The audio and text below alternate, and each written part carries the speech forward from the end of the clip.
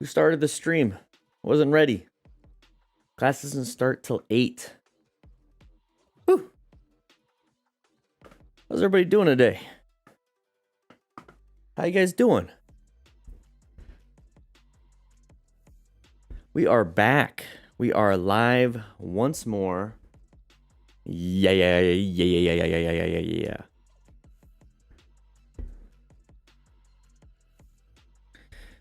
Woo-wee. Just fixing some stuff up. Yeah, I need some coffee. Squally, can you get some coffee? Can you get some coffee? Essay, how you doing, man? Just fixing some stuff up. Let me know how the audio sounds. Just before class starts. Pooping in the pantalones. How you doing, Colson? Chris? Yeah. How you doing, man? Good morning from San Diego. Sounds good. All right, I got this little thing.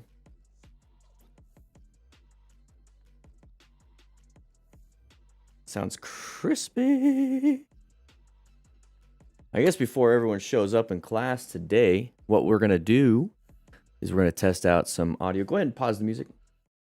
Thank you. We're going to go ahead and test out some audio. Because this thing supposedly sounds like absolute dog doo-doo. So before class, we're going to go ahead and work on that. How does this sound? Does it sound terrible? How does this sound? I don't know. I can't tell. Let me go ahead and monitor. Faint. Hey, Oliver. How you doing? I gotta go ahead and sounds bad. Well, that's not very nice. Just kidding. Thank you for the feedback.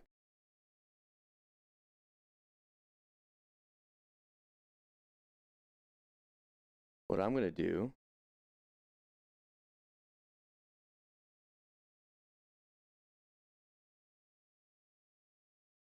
that's it.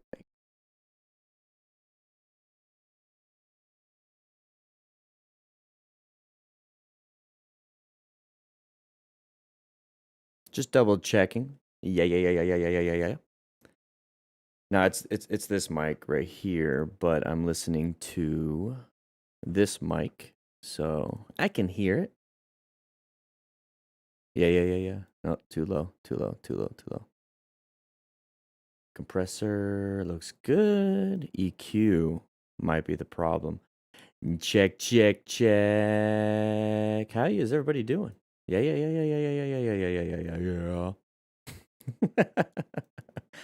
What the hell am I doing? Oh yeah, that does not sound like my voice. But that's okay. That's okay. Check. Mic check. Mic. All right, put the music back on. I don't know why I tell myself to do that.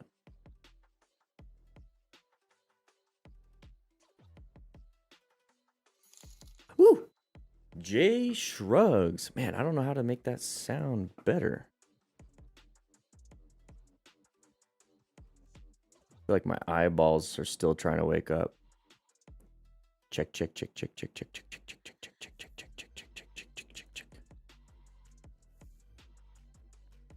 Yeah. Hey, what is up, everybody? It's going to be talking about some motorcycle crashes. And yeah, I think I got it right. All right, cool. Sounds like I'm going to echo. Damn it.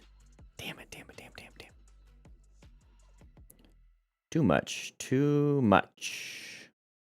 Shh. Good enough.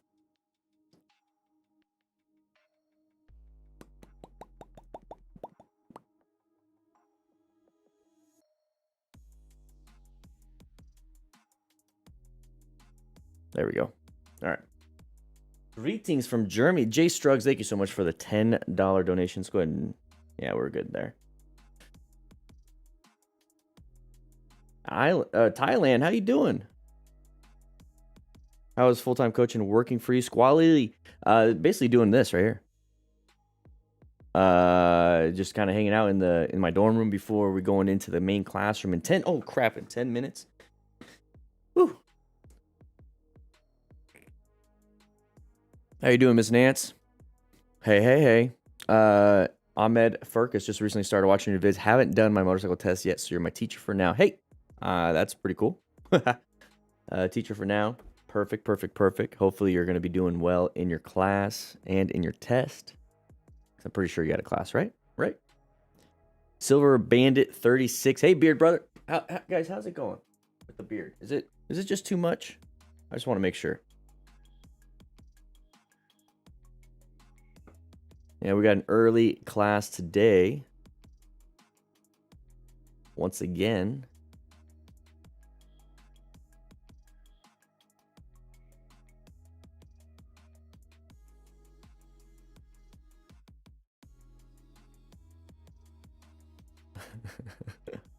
Just reading some of your guys' comments.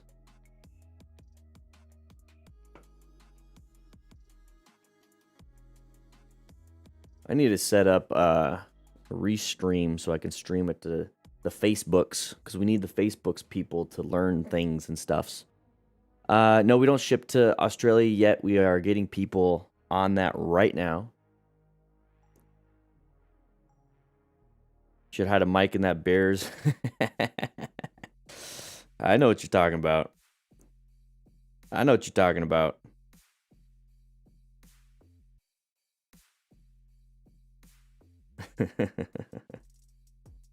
Ooh-wee. My Dutch Bro stock is doing great.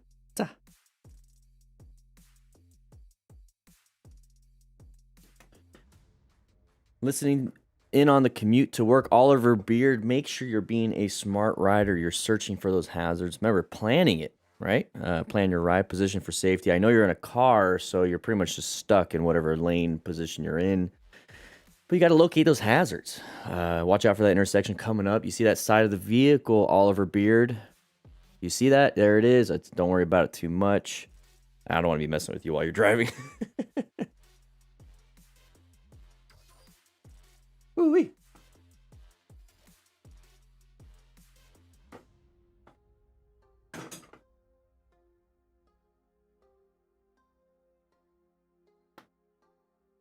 What do I think about the Virago? I don't know, man. That's a pretty interesting bike.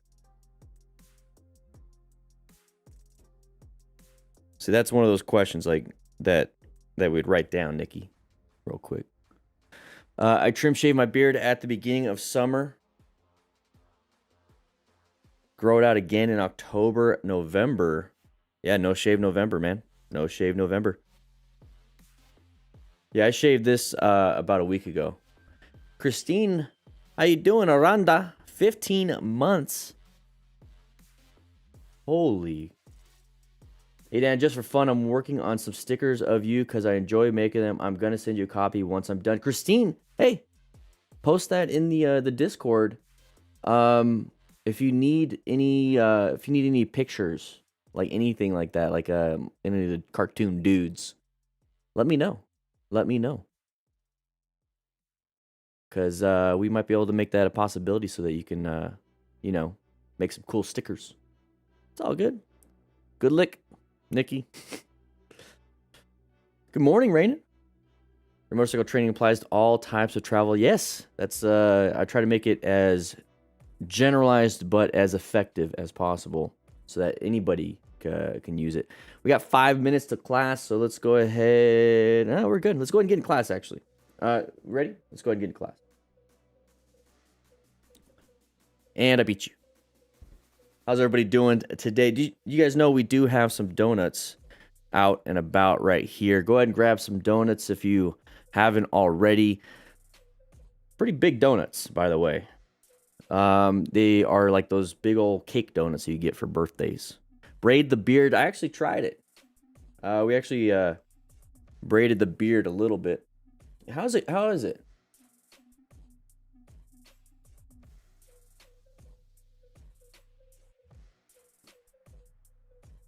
We're going to keep the headset on today, except for that one. Let's go ahead and get back to the classroom. You're welcome, Canadian Camaro. I know, Nikki. Hit that like button. Yeah, guys, hit the like button, by the way. That's how you guys sign into class. I haven't been saying that lately, but you guys should be hitting that like button. It's very, very, very important that you do so. Because if you don't, well, you don't get credit for today's class. Okay. Today we got a few motorcycle crashes and oh, we haven't started yet. Oh, 5 more minutes. 5 more minutes. All right, 5 more minutes. Now let me get my...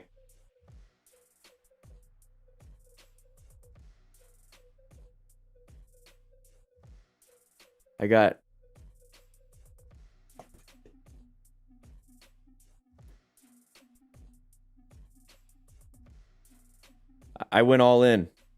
I got Crocs.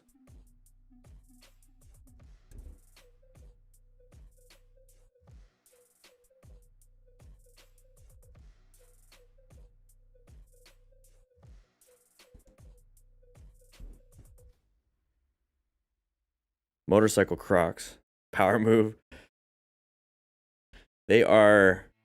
I made fun of them for the longest time. Let me see first how this looks. This looks fine. Okay. That looks good. That looks good. Love it, love it, love it. Okay. Okay. The Michael Myers of footwear. I get it. I get it. High-vis Crocs. I actually got some more Crocs on the way. I am sorry, guys, but they are the most comfy shoes I've ever worn. And that says a lot.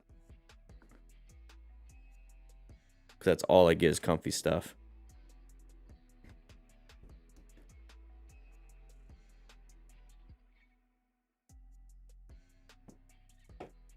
I feel like I'm really high up on this podium. Like my waist is like right here. Did the podium like shrink? Ah. There we go. That looks better. I wear them indoors. These are my indoor Crocs. Like I even put it in sport mode. That's sport mode, from what I understand. You actually get to run about 20 miles an hour faster, which is weird because I've never ran even close to that before. But yeah, that's what happens. High speed who swerved at the very last moment saved his ass. All I could remember was you saying progressive brake pressure is not enough. You need other tools. Yes, you need to be able to swerve too. All these other things, right? All the red stage maneuvers. Got to get back to work. Y'all have a good day. Hey, Daniel, love your name. Have a great day at work. 1 second. Let's go ahead and go. Whoa, where'd I... No. Where'd I go? Interesting, huh? Crocs in sport mode.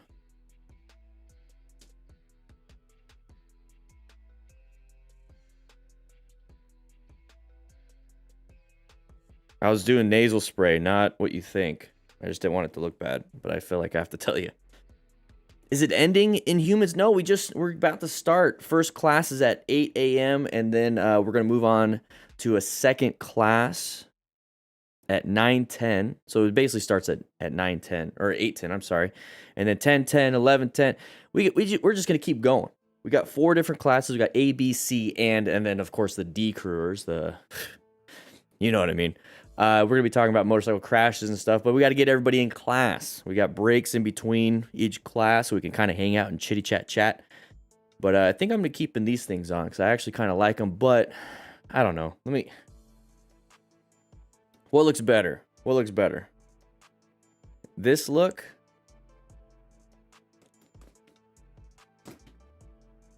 Or this one right here?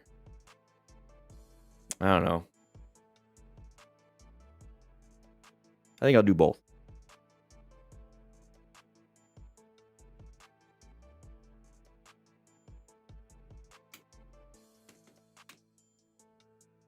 I think for the first half, I'll do this.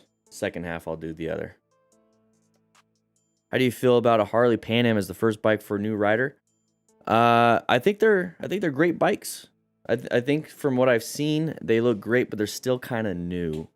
So I wouldn't know too much about that. I know Blockhead rode one of those bikes, but guys, we're going to be taking down a lot of people's questions today, and we're going to be trying to answer them the best as we possibly can.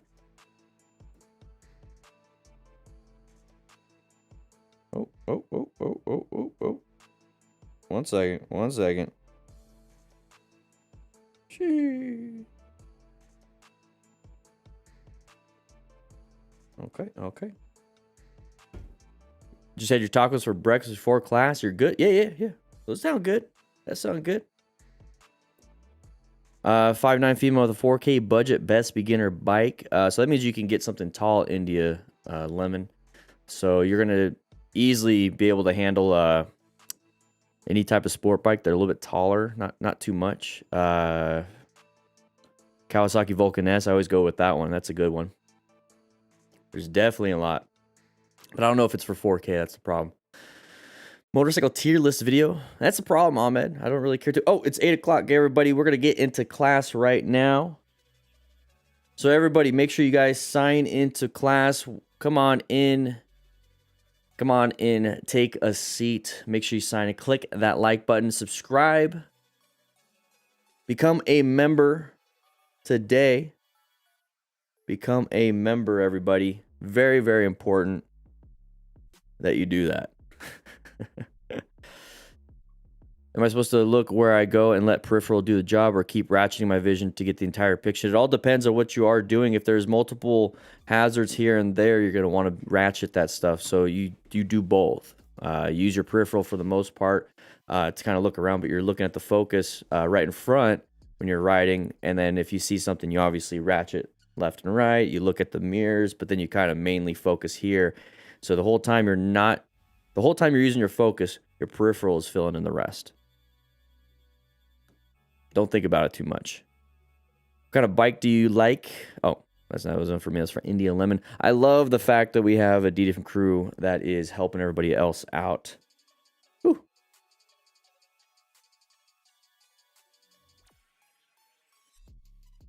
There we go. Make sure you sign in. Good luck, Mateo. Do you think Rockford will make phone cases for other brands of phones? They do have a universal adapter. Go to their accessories section, and they have something for like about $20 that you just put on the back of any phone case. So you can use whatever phone case you want. I just prefer the Rockform just because it's all one piece. But it comes with a magnet, comes with the attachment points. Changing your squid ways, JDM. I'm glad. 2 more minutes, and we're going to have... 2 more minutes. We're going to have class starting. Riding addiction disorder. Do I need to get help if there is any? No, I know what you mean, though. Probably like right when you first started riding, you're like, man, I'm just going to ride everywhere. I'm going to ride across town, but just cuz, and come back and then go back across town. Trust me, I put like 3,000 miles in the first week, and I didn't even go out of town. You'll be fine. You'll be fine. It's a phase.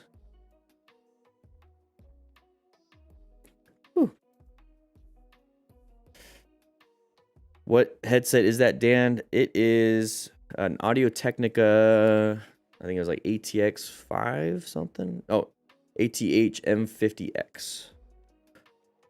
Yeah. It's a phase. You'll get over it. It's okay. 1 more minute, and we're going to get to class and start class, actually.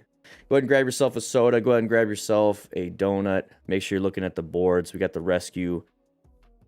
We got the rescue stuff up there. We got the color code chart up there.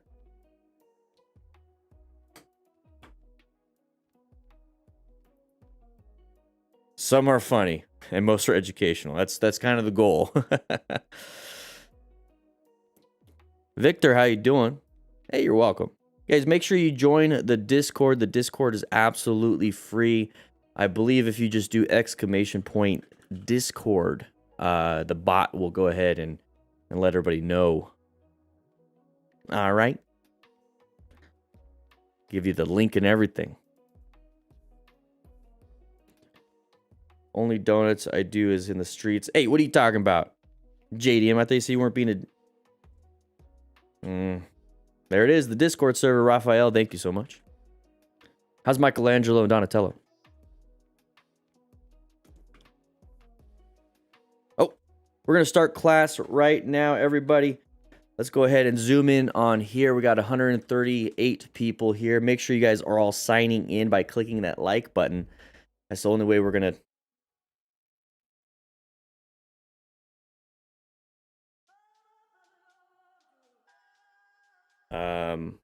Stay up. Of course, right when I start.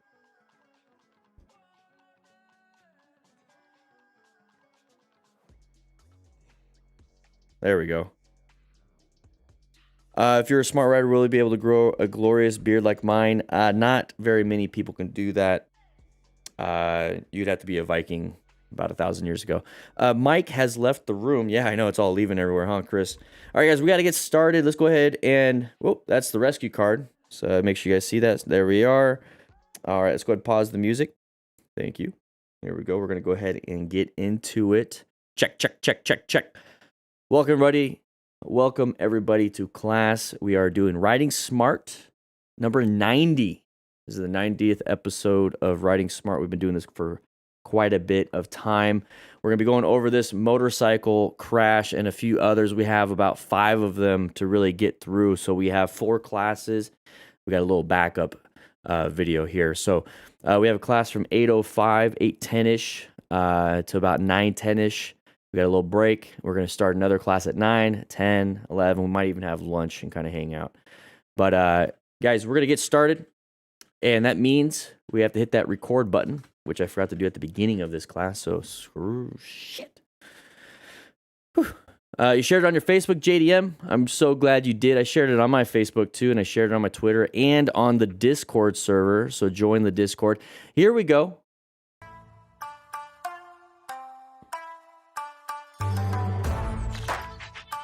Woo-wee. Lots of crashes here. Let's see what happens. Sandler Ernst riding around with the... This inconspicuous puddle without any worries, which turned out to be quite deep. Uh-oh, water. Road surface hazard, possibly. A little bit too much. Oh, we're losing traction. Hydroplaned, and we fell on the... Oh, passenger. Are you okay? You got to watch out for hydroplaning. I mean, that looks... Oh, she's got a DSLR camera. No, put that down. Are you okay? Who cares about his foot? I mean... At this one, I want to point out that in Vietnam, they ride scooters. That's their means of mobility. They typically don't wear gear. They typically wear shoes. Oh. So I was really worried when her shoes went flying off. Yeah, where'd her shoes go? Where'd her shoes go? All right, so basically hydroplaned. You could...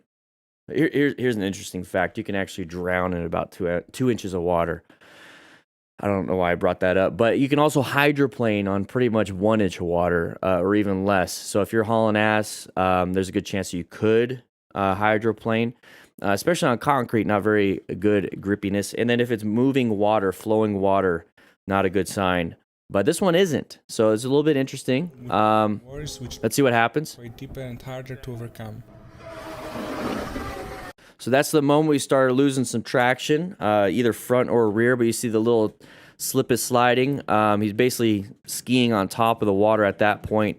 Not very good, but then we're going to grab a little bit of traction and then start to dump it.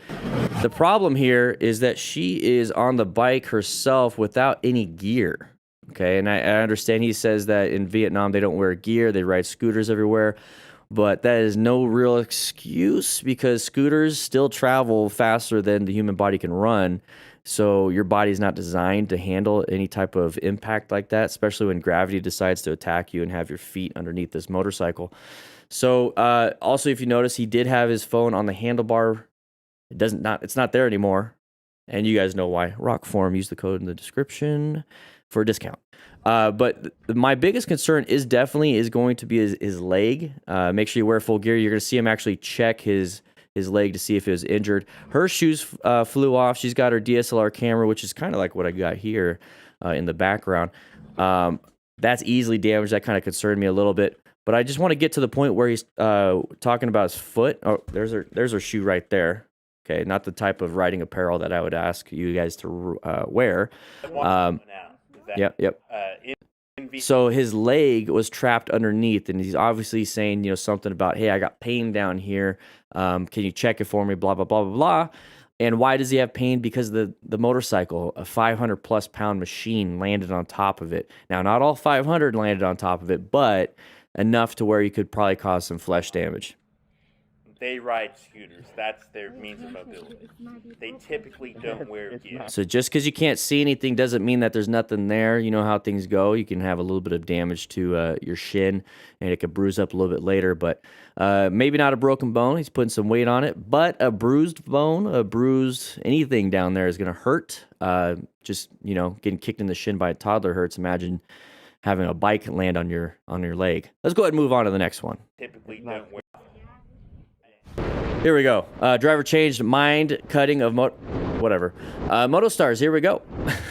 We got an intersection orange stage. Watch out, that person is acting kind of funky on a green light. Good job with the progressive braking. Done 06. Moving on, you're going to go ahead and say hi to him, probably punch his mirror. I'm not going to watch that. So hopefully you don't do that. All right. He's got his GPS. Interesting to have it as a landscape. I like to have it vertically in portrait mode because then you can actually see more. It's kind of a weird choice right there. Anyways, let's go ahead and go back to here. Now, we're going to be talking a little bit about intersections and what is this? Orange stage. If you don't know what the color code chart is, this is what it is. When you're just kind of zoned out, you're in white stage. Yellow stage, you're zoned in. So you're paying attention to your surroundings. You're looking for things. You're planning your ride. If you don't know what planning your ride is, we do have a lot of cool motorcycle training videos on motorcycle training concepts. But orange stage is intersections. That is going to be any type of hazard situation. Corners, intersections, just automatic. Orange stage. You're prepped and ready. You're covering the brakes. You're looking around. You're kind of in a paranoid state, and that's the point. You need to get into that, but then also get out of that back into yellow stage after an intersection or after a corner. Red stage is what he did. Red stage is going to be that emergency maneuver, which is going to be that progressive braking, but in more of a, how can I say it, emergency mode. So we're going to get up to here. He's recognizing something is happening. This weirdo is doing some weird things, straddling that line on a green light. That's the uncommon thing in a common situation.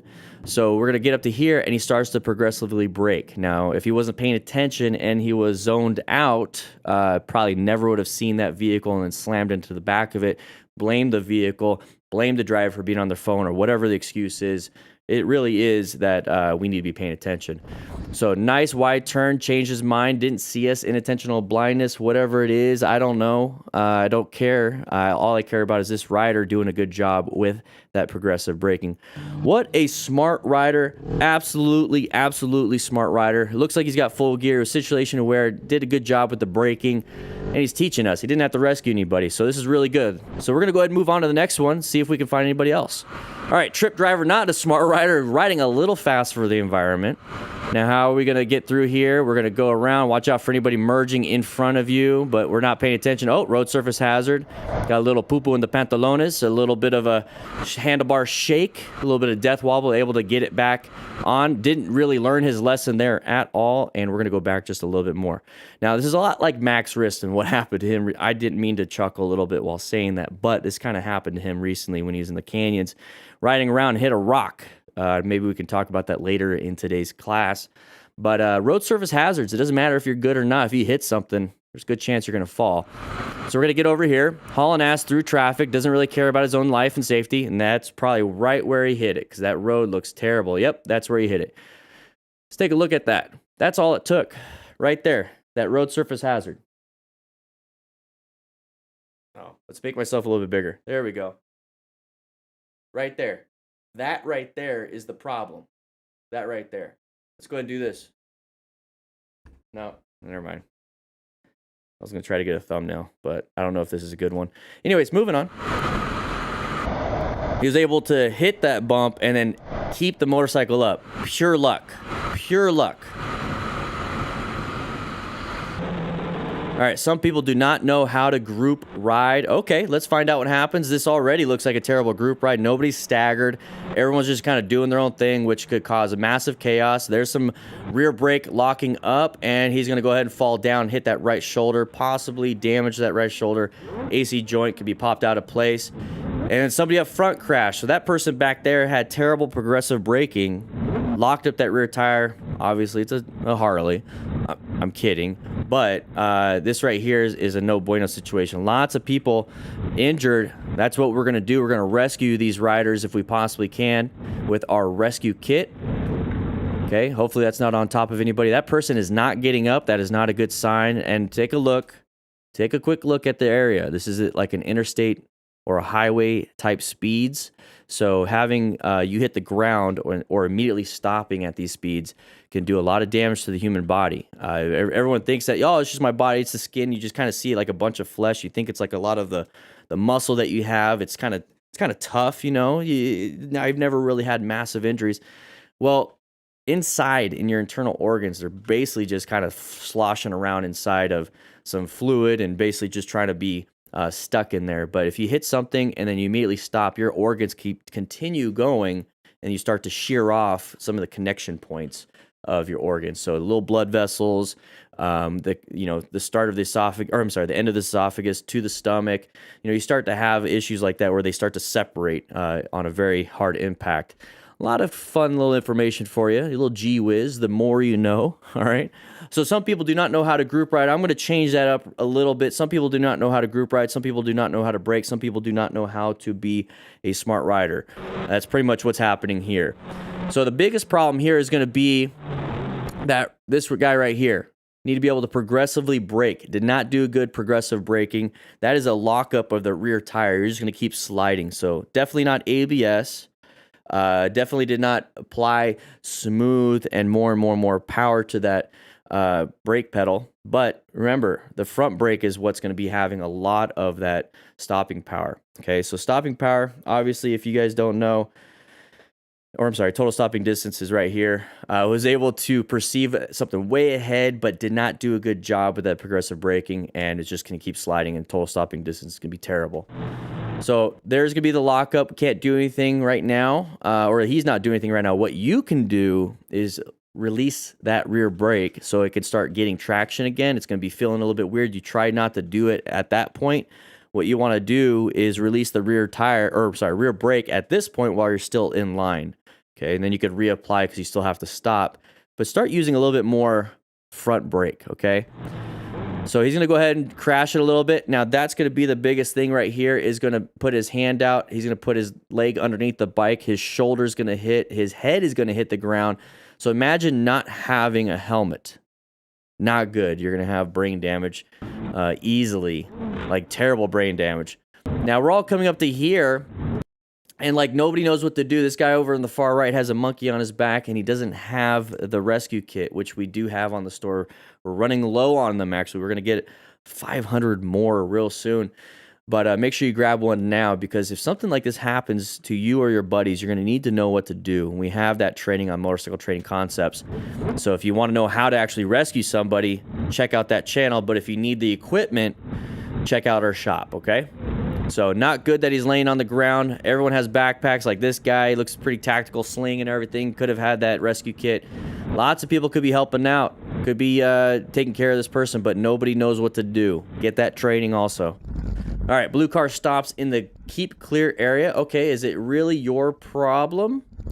He didn't realize you were going to stop. Are you in the intersection yourself?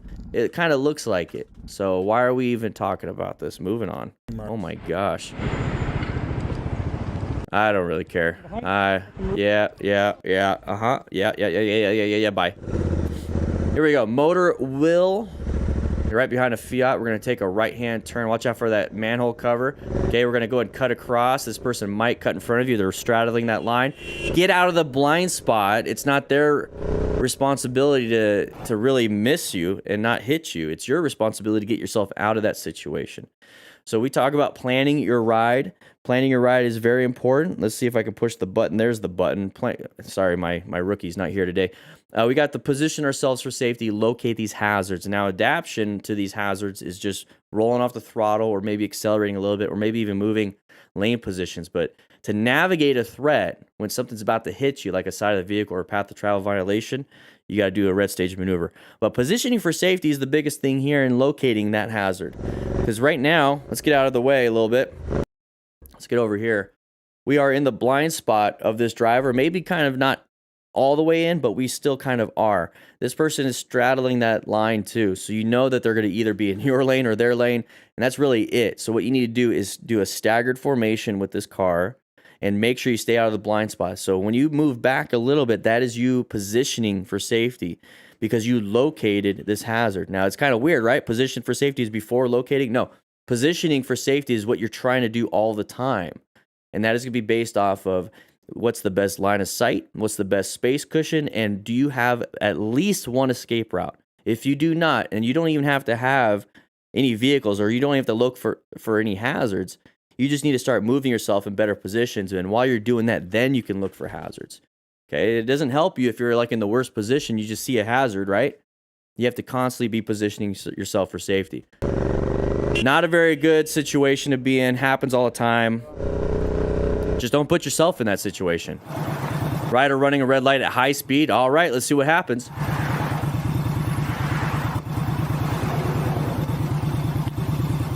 What's gonna happen? Ooh, uh-oh. Sides of the vehicle. Whoa!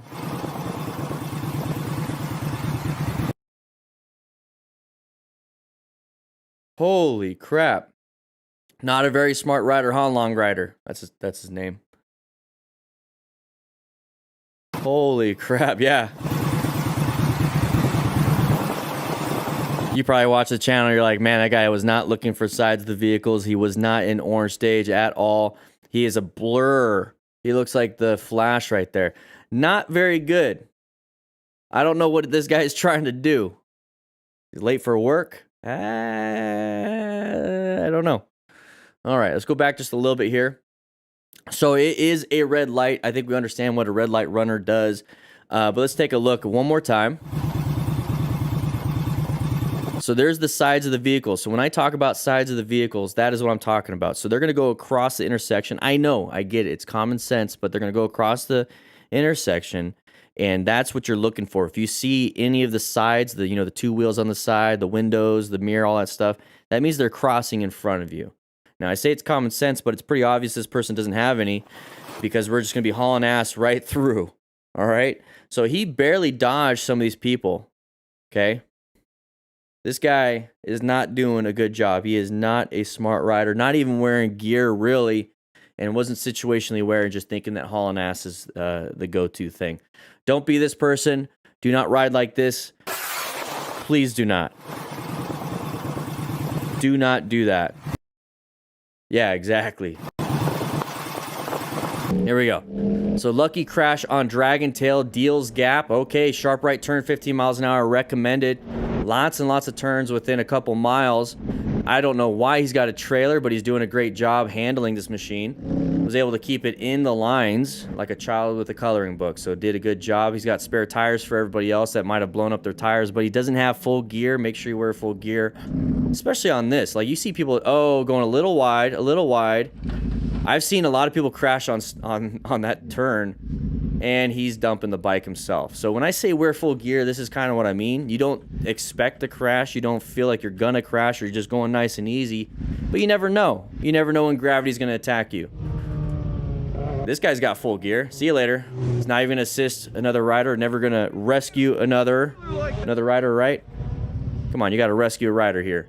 Going a little too fast. Looks like he's about to work on somebody's bike, right? Oh no, yeah, watch out. I don't know if I can. I think I have my shoulder up. There, what did I say? Yeah, you can't lift the bike up because his shoulders got hurt. His probably left shoulder got hurt. So that could be an issue. So if you crash and the bike is underneath you and you're injured, you can't get it out. Probably be able to get it up to two of us. Or get it off of you. You're gonna have issues. You're gonna be stuck there. And that's a very scary situation. And it's a very vulnerable situation. I've been on many calls at 2 in the morning with old men, old ladies, slipping in between the toilet and the bathtub, and they just can't get up. They just can't. And if they're living by themselves, they're stuck there until somebody comes by 2-3 days later because they haven't seen their grandma. No. I've been there too. Didn't smell very good in there. So be very careful. Understand your limitations and vulnerabilities as a human being. Hey, interesting concept here, having a gas tank going the other way. This looks like a DIY. Down, you didn't go down as hard as what you could have gone down. You rode it out into the ditch. Oh man. All right. So not too much to really talk about here. We're gonna just go ahead and power through that. Just make that one interesting, Nathan. All right, here we go. Coast Inv 36. All right, nice U-turn going around. Don't haul ass around that turn. Make sure you get, okay. At this speed and the surprise on the road can be very difficult to avoid. Oh yeah, very difficult to avoid. Yeah, your rev bomb's not going to do anything, buddy. You're lane filtering at a high rate of speed in an orange stage scenario. Watch out for the side of the vehicle right there. And we go ahead and endo the bike and hit our face into the side of the vehicle.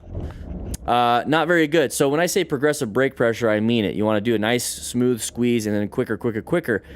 He actually got traction and slammed the brakes, so that caused him to fly up and over. So those tires grabbed traction. They really did. So here's the thing, everybody. I have no idea why he wanted to do a U-turn right here. It looks like the road is nice and open up ahead. Maybe there's something interesting he wanted to get on camera for the motovlogs and the YouTubes and everything. Don't do that. Don't do that. Don't try to find things and do stupid stuff like this. You're going to make bad decisions. So we're going to go ahead and do a super wide U-turn, okay? So let's go ahead and practice our U-turns. Try to get it within 20 feet, okay? So high speed right here. I don't know what the whole point of that was, you know, pointing at somebody. Oh, he's just changing the mirrors because his mirrors kind of...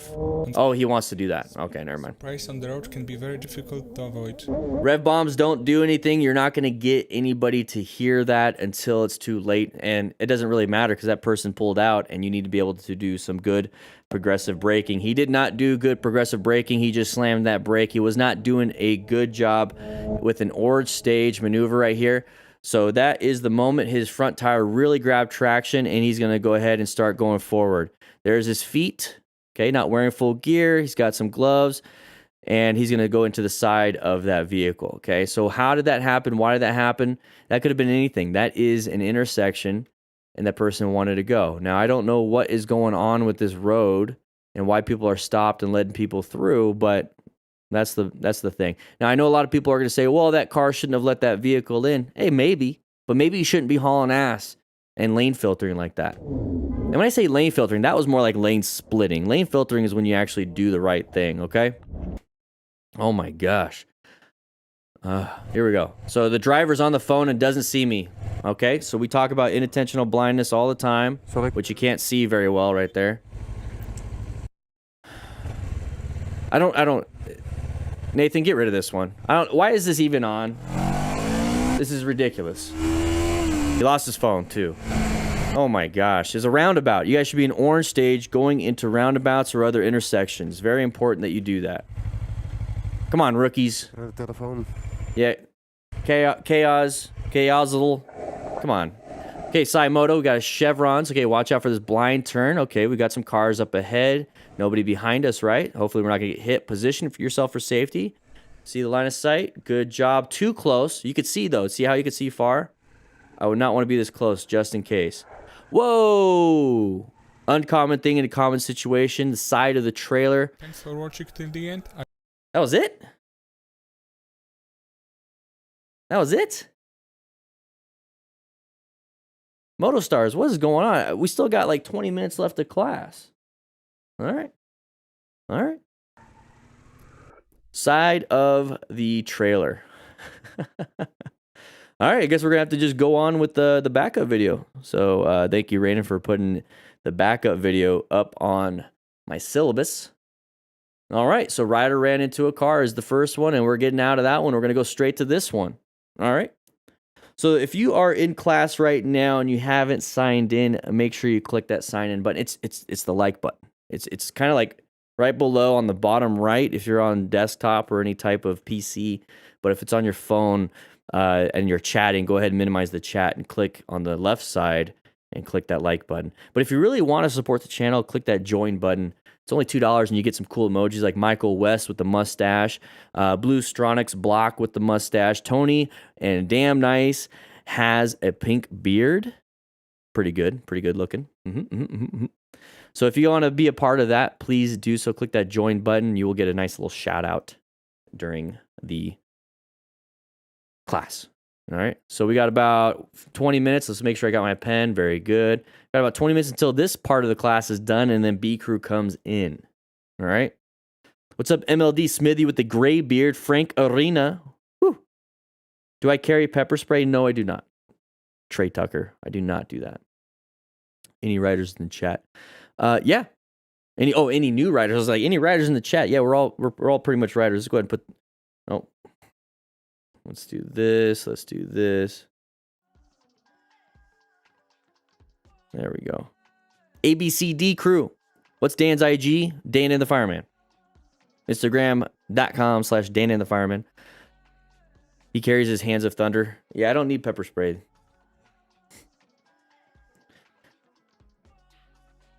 So Nikki, with the questions, can you go ahead and write down their names too, if you haven't already? He knows your pressure points are. You guys are insane. Let's go ahead and let's get right back into it. Let's get right back into it. This is going to be another crash video. If it goes a little bit longer and we're going to have to use part of this for the second class, just stay for a little bit more. Just stay for a little bit more. We have another class. We're here for a long time. We're here for a very, very long time. I think I am scheduled here till 1 p.m. Mountain Standard Time. It's only 8:30. Okay, we got 4 more hours at least. Okay. All right. Let's go ahead and get this going. Let's go ahead and pause the music. Thank you. Here we go. Dun, dun, dun, dun, dun, dun, dun, dun, dun, dun. Oh, whoa. What's up with that? Hey, he's not doing too good. Or she's not doing too good. Missolini. Who doesn't accept lane speeding by bikers is capable of. Okay. I don't know why they did that. Oh, terrible braking. Handlebars were turned when we slammed the brakes, so it caused us to dump the bike. That's what happened there. Keep your handlebars straight. Keep looking straight. Apply the brakes. You can look, but keep those handlebars straight when you apply the progressive brake pressure. Okay. So progressive braking right there. It's just squeeze. I get it. It was more of a panic, like, oh crap, something happened. But we can't be having panic brakes. Okay. Practice those braking. Practice. What was that, Motostars? Your transition. You misplaced it. Can't have that, Nathan. We can't be doing that. Okay, we're professionals. There we go. We're moving on. The lady apologized later. Okay, that's nice. Whoa. He lost his phone. You guys know why. Such Lass, are you a Champions Club member? I have been for well over a couple years. All right, let's go back just a little bit more. So she apologized. Not good, right, Brian? Thank you so much for becoming a member. Rookie, how you doing? She was upset. She said she's sorry. She apologized. Now look at the situation. We're filming with a potato, but we're going to go ahead and get into this merging problem. We have a terrible line of sight problem right here. Now, line of sight is basically a straight line along which an observer has unobstructed vision. It's great to have it on screen so I can read it. But that's going to be the biggest problem here. Now we're going to have to start to perceive. So we perceive something. We're going to go ahead and react, okay? And now we're going to go ahead and start squeezing that brake. It's just not going to be enough. Okay, so there's nothing this rider could have done. He really could have done nothing. So remember, planning your ride, position for safety, locate those hazards, adapt to them, navigate. So you have total stopping distance. So we have perception like we just talked about. Reaction is the moment you're starting to squeeze. And in between reaction and total stopping distance is braking distance. So the amount of time it takes you to actually brake to come to a stop. So progressive brake pressure is really going to be the thing that's going to get you to that point. So you're going to be squeezed. Let's go and get myself a little bit bigger. You're going to go ahead and start the squeeze, and that weight's going to transfer to the front, and you're going to squeeze some more, and then you're going to come to a stop. The goal is to not slam the brakes like in the previous video where that person just kind of dumped the bike and handlebars are turned. And that's what I'm saying is eyes where you want it to go. So if you're looking this way and you have your handlebars turned and you slam that brakes, you're going to fall down to the right, left, fall down to the left, all that stuff. So look straight. Apply the brakes. Now, you can look a little bit, but you need to keep those handlebars straight. So that's what I want you to do. You also need to keep an eye out for escape paths. Take a look at this. We got an escape path here. So maybe if he had to, he could have actually accelerated through this escape path. Okay, so and that's what I'm saying. If you have to, go ahead and swerve. Very important that you have multiple options because this is a red stage maneuver. You need to act or something's going to happen. You definitely don't want to go into the brown stage. And we all know what brown stage means, all right? Did a good job, though. Did a great job here. She's a sorry. Moving on. All right, big group ride, about to get ready. It looks like they just did their pre-ride meeting. He did not do the pre-ride meeting. And why did we just move on after that? Motostars, what is going on? You can't just start that and then end it there. So pop clutch. Okay, popcorn. Pop clutch. Where are you at? Oh shoot, he's not putting the actual names of the people. So we are at 1 minute. Okay, so 102. He just says crazy moto moment. Nothing from the Popo clutch. Popo. See, I thought that was Popo clutch. It's not. See how difficult that was for me? Popo Tooch. Popo Tooch. I feel like I'm having a seizure here. All right, let's go ahead and go over here just a little bit. Let's start that back up. All right, so big group ride. They're doing a pre-ride meeting. You know, they're going to say, hey, we're going to go ahead and get to this point, but if you get lost a little bit, just meet us there. We'll be there for about 30 minutes. Make sure you guys are talking to each other on your Cardo Pack Talk bolt so that you can't get lost, you know, so that way you can communicate. Hey, hit a stoplight. And you're like, okay, I'll wait for you. If you don't have a Cardo, you're not going to be able to do that. So that's what they're doing probably, right? I don't know. That's what I'd be doing in a big group ride. Maybe they're just watching some of the friends do some crazy things. Like maybe this person right here already off the bike. So he's going to go ahead and try to Flintstone it right here. So putting your feet down and dragging across the ground will not stop you. I don't know if I have to say that, but it won't stop you. So that is not going to be the appropriate maneuver. So what do we see here, everybody?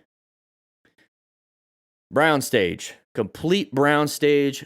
Didn't know what to do. Screwed up. Going way too fast. The person on the other side is like, I'm getting my rescue kit. We're about to rescue this rider. We're going to make sure we can stop any major bleeds. But, you know, I'm remaining calm. It's not my emergency, his emergency. And our own safety, pretty easy to do.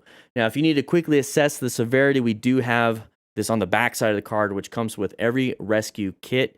And you could go ahead and check all those different things. But let's go ahead and go into slow-mo. Let's see if I still remember it. There we go.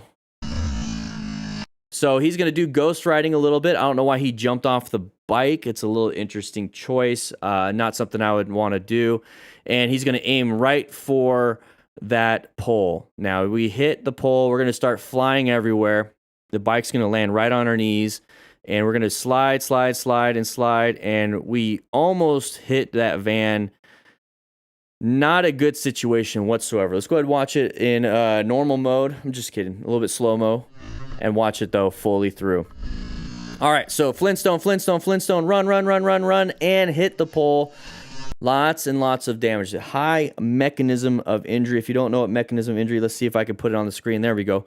It's going to be how we determine what type of damage pretty much happened to the body by watching the scenario, watching the situation. Somebody jumps off a roof, let's say a normal roof, about 12 to 13 feet. You might have broken bones. It could be compression fractures to the spine, or you could be fine. Or you could have a rolled ankle. But if you know that they jumped off a roof, you know you're going to have leg injuries and possible spine injuries. If somebody gets hit in the head with a bat, you know that there's going to be a head injury versus having injuries to like the knee. So when you see something like this, what do I see? I see a massive amount of injuries because now we're hitting hitting the pole. Now we're bouncing around and it's at high speed. So we call it multi-system trauma. So you have injuries to the lungs, injuries to the organs, injuries to the brain, so the nervous system, injuries to the musculoskeletal system, injury to the skin. Skin's an organ; it's the largest organ you have. So you're going to have lots of different problems here. Cardiovascular system, so bleeding out, multi-system trauma, not a good mechanism of injury. So what we have to hopefully mitigate that is gear. So make sure you guys are being smart riders, acquiring and utilizing personal protective equipment. We have links in the description. It's for RevZilla. It's at ddfmcrew.com/beginner gear. It's going to take you to RevZilla, and they have a lot of really good beginner gear. Relatively inexpensive, but safe gear. Make sure you wear it. Yep. All right, Ed G. Here we go, going through intersection. Now we're back in the yellow stage. Uncommon thing. Okay, got around it. Good. Going a little too fast. Side of the vehicle. Horn's not going to do anything. Where's your front brake, dude? Front brake. You have to use the front brake.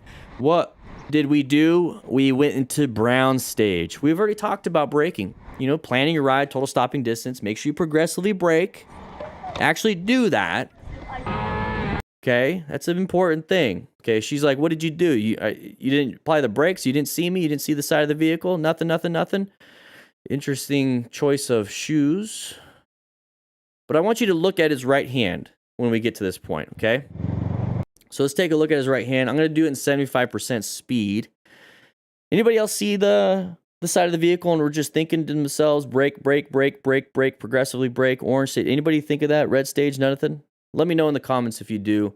I'd love to hear that you guys are actually utilizing the system because it means that something is working, right? Anyways, here we go. We're going through here. This is 75% speed. I want you to see that right hand the whole time. Just stare at that right hand right now. Just stare at it. Okay, now we have the side of the vehicle, horn, horn, horn, rear brake, rear brake, rear brake, rear brake, rear brake, and we impacted. If we just used progressive brake pressure on the front brake, we might have not hit this vehicle. We might have not hit this vehicle. So let's see his hand though. You notice he never reached for the brake. Let's see if he actually never adjusts his throttle. He never adjusts his throttle. So complete failure of emergency maneuvers. The only thing he did was use the horn and the rear brake. Let's think about that. If you're a car driver, never rode a motorcycle, what is it you do? You smash that brake with your right foot, and then you honk the horn with your left hand. This right here, I can tell, was a driver of a car for many years and translated his emergency brain, his animal brain, into motorcycling, and you can't do that. When you're motorcycling, when you're riding a motorcycle, you need to think and constantly be aware and constantly know what it is that you're supposed to do, because you don't have a cage like this vehicle right here. You can't slam the rear brake with that right foot like you would do in a car, and you can't just use the horn because that's not going to do anything. You need to progressively brake, pull in the clutch if you have to, and then also apply that rear brake too at the same time, okay? This is definitely a car driver turned motorcyclist turned gravity victim.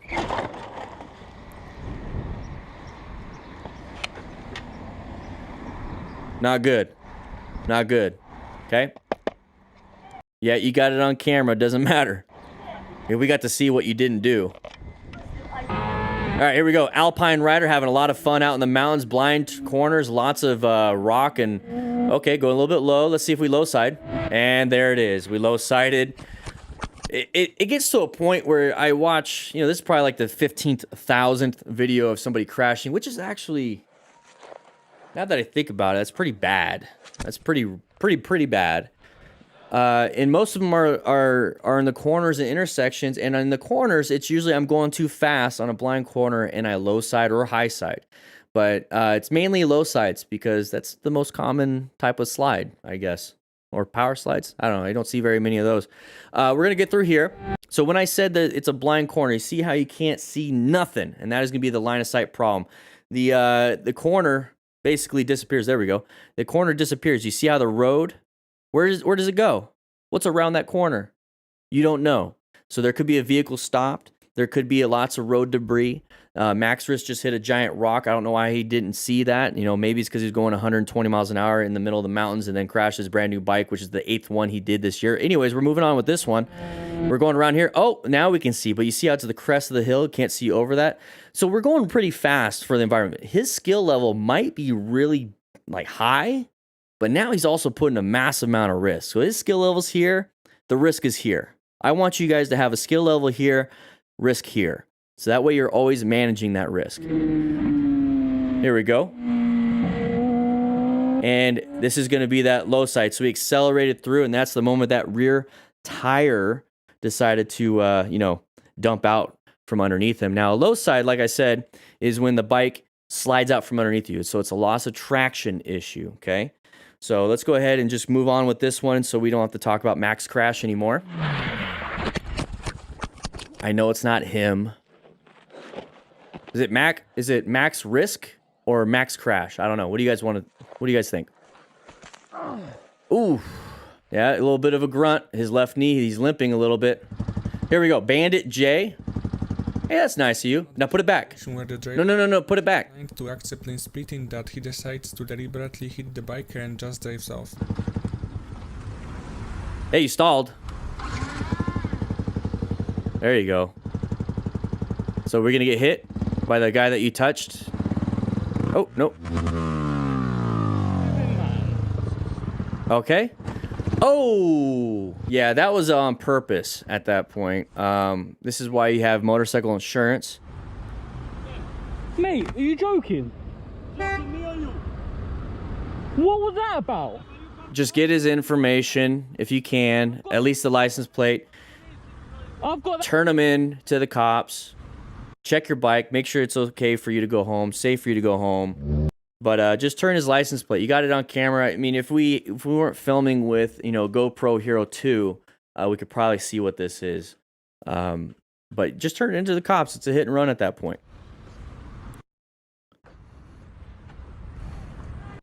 Here we go. Irving Della. All right, moving through here. Nice job swerving out of that situation. But how did we get in that situation in the first place?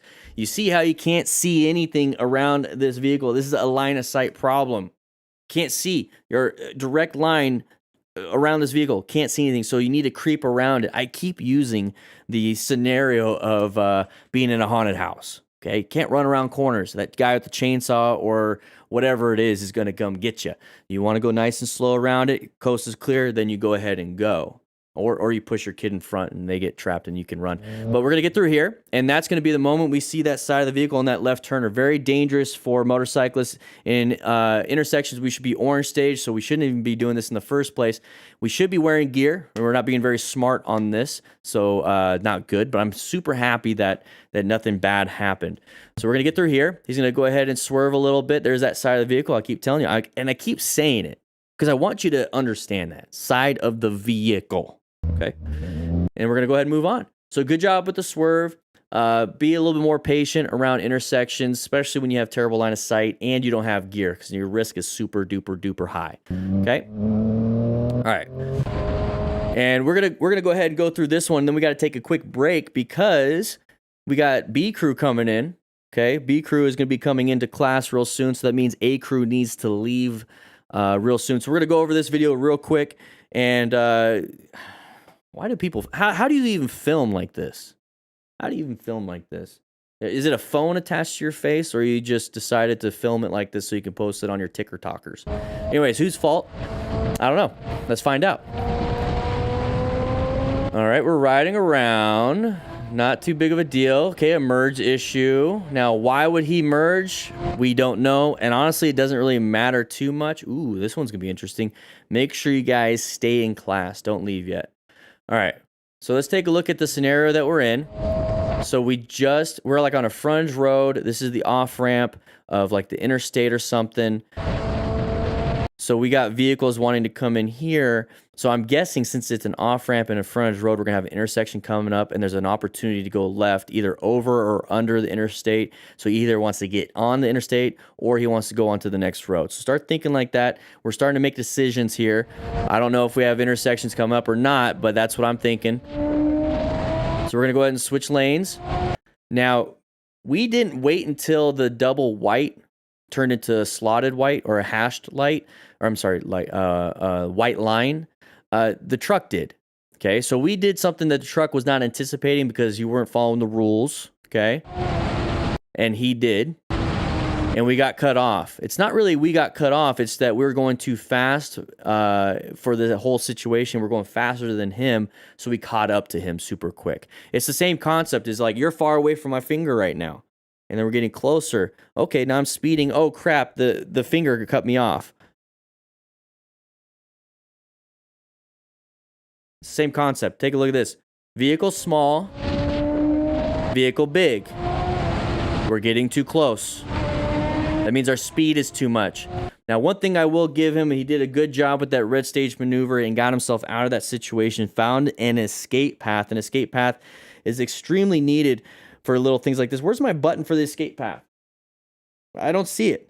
Oh, it was right in front of me. Here's the escape path right here. Making sure you're planning your ride. He found it, took it, did what he had to do, got himself out of there. Okay?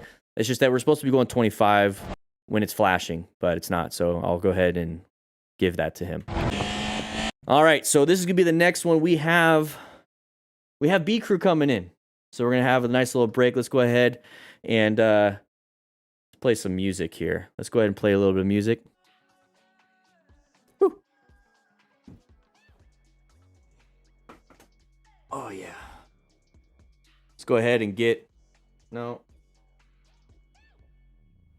I don't want to screw around with that. So B crew, come on in. Come on in. We're going to take a quick little break for about 10 minutes. I just want to hang out with the class. So if you have any questions, please ask away while everyone's, taking a donut. 5 years, I think you said in a past class. What's going on?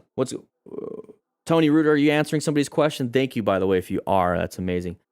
Helmet lifespan, there it is. Yeah, 5 years. So you have and we'll answer this at the end of class too. I feel like I'm going to, we're going to go ahead and make a quick video at the end of class and post it on the Discord of all your guys' questions that Nikki is taking down. But I'll go ahead and answer this one real quick.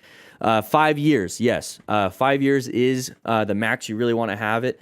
Just kind of think about it. 5 years from the born on date. The foam on the inside is that grayish foam that is polystyrene. And that gets brittle. So think of your tires too. At first they're malleable and they can grab, but then if they get dry rot and whatnot, they kind of start getting cracks and they're no good. So think of that as the inside of your helmet, that foam. So when it's cracked and it's just kind of dry, it's not going to absorb as much impact, or if any impact, it's just going to crack and there you go. So all the forces are going to be transferred to your brain. Another thing is that it can get deteriorated by the sweat and the grime and the makeup and whatever it is that you're wearing. It's going to get into that foam and start to deteriorate it. And also it's going to start to deteriorate the padding. So sometimes you might have to actually replace it.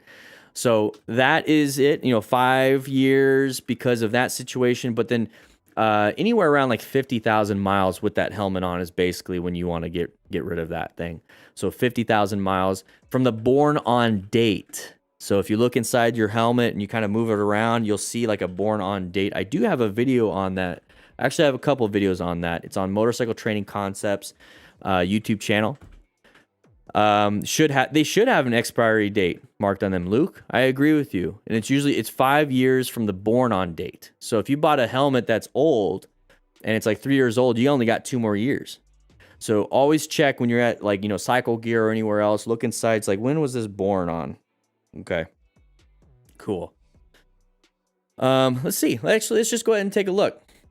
So, motorcycle born on date. Let's see. Let's see if we can find the image. Motorcycle helmet. It's on the inside of the helmet. Nobody shows it.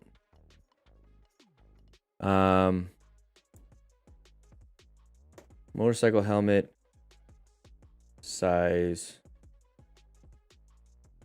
inside, because it's usually right where it says the size on the inside of the helmet. If I just had my helmet out here, I'd be able to show you. I did show you in my video, but we're in the middle of a break right now getting B crew into class. Ooh, this is a pretty helmet. Whoa, that's a nice helmet. Let's get out of that. Yeah, I don't see it.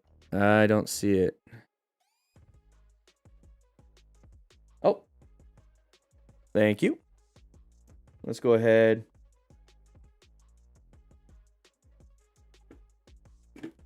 Okay, let's see.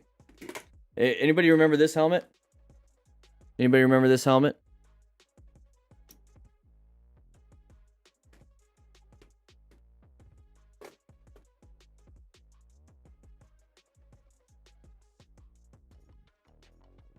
I think I sweated through this thing.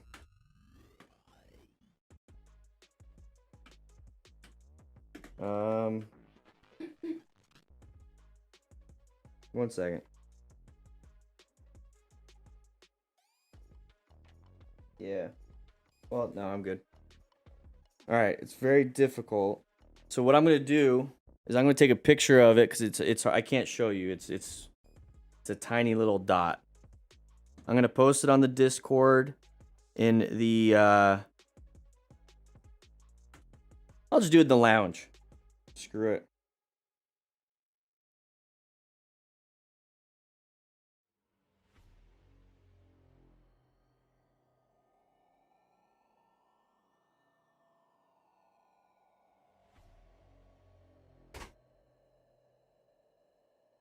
I'll post it in the lounge. So we have a free Discord. If you're in the lounge, say hi. So I'm going to put born on date for a helmet. Replace at 5 years. Boom. So that basically says 2014.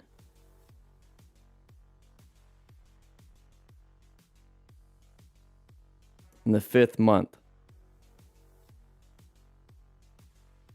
Hi Puffed. Hi Declan. Hey Marksman 90. How you doing? Hi Such Lass. It's good to have you here. If you don't know where the Discord is, watch this. Discord. Dan, who did you get your endorsement from? I'm in the Vale area as well. Citisook. I got it from the DMV in Yuma, but there's Team Arizona and Ride Arizona MTC here in Tucson. Ride Arizona MTC might be the closest one to you. They do their classes at the Pima Fairgrounds, so that might be closest to you. What's up, Psychiatric Soul Negahama? How you doing? How you doing? We got about 2-3 more minutes in class. Make sure you guys sign in by clicking that like button. Very, very important. If you really want to support the channel, just join the Discord. It's absolutely free. But if you really want to support it, click that join button. Okay, if you become a member today, you get a nice little shout out. We have 2 new members today. It's only $2 a month. $2 a month, $24 a year. And you support the channel quite a bit. Thank you, CK75. How you doing? Surely helmets deteriorate with miles spent in them rather than years. They can, but just like dry rotted tires, if you don't even ride them and they're just kind of sitting on the rack, they're going to dry out. Same thing with the polystyrene foam. It's going to start to get brittle. It's going to get brittle.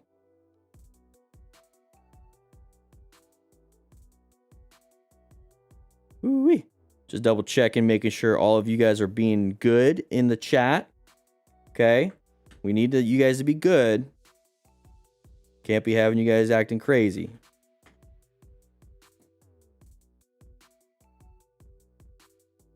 I see it. So many highs. Yeah, I know, right? And Tony Reuter, exactly. And it helps out, honestly, tremendously. It really does. And you get a cool beard. You get a cool everything.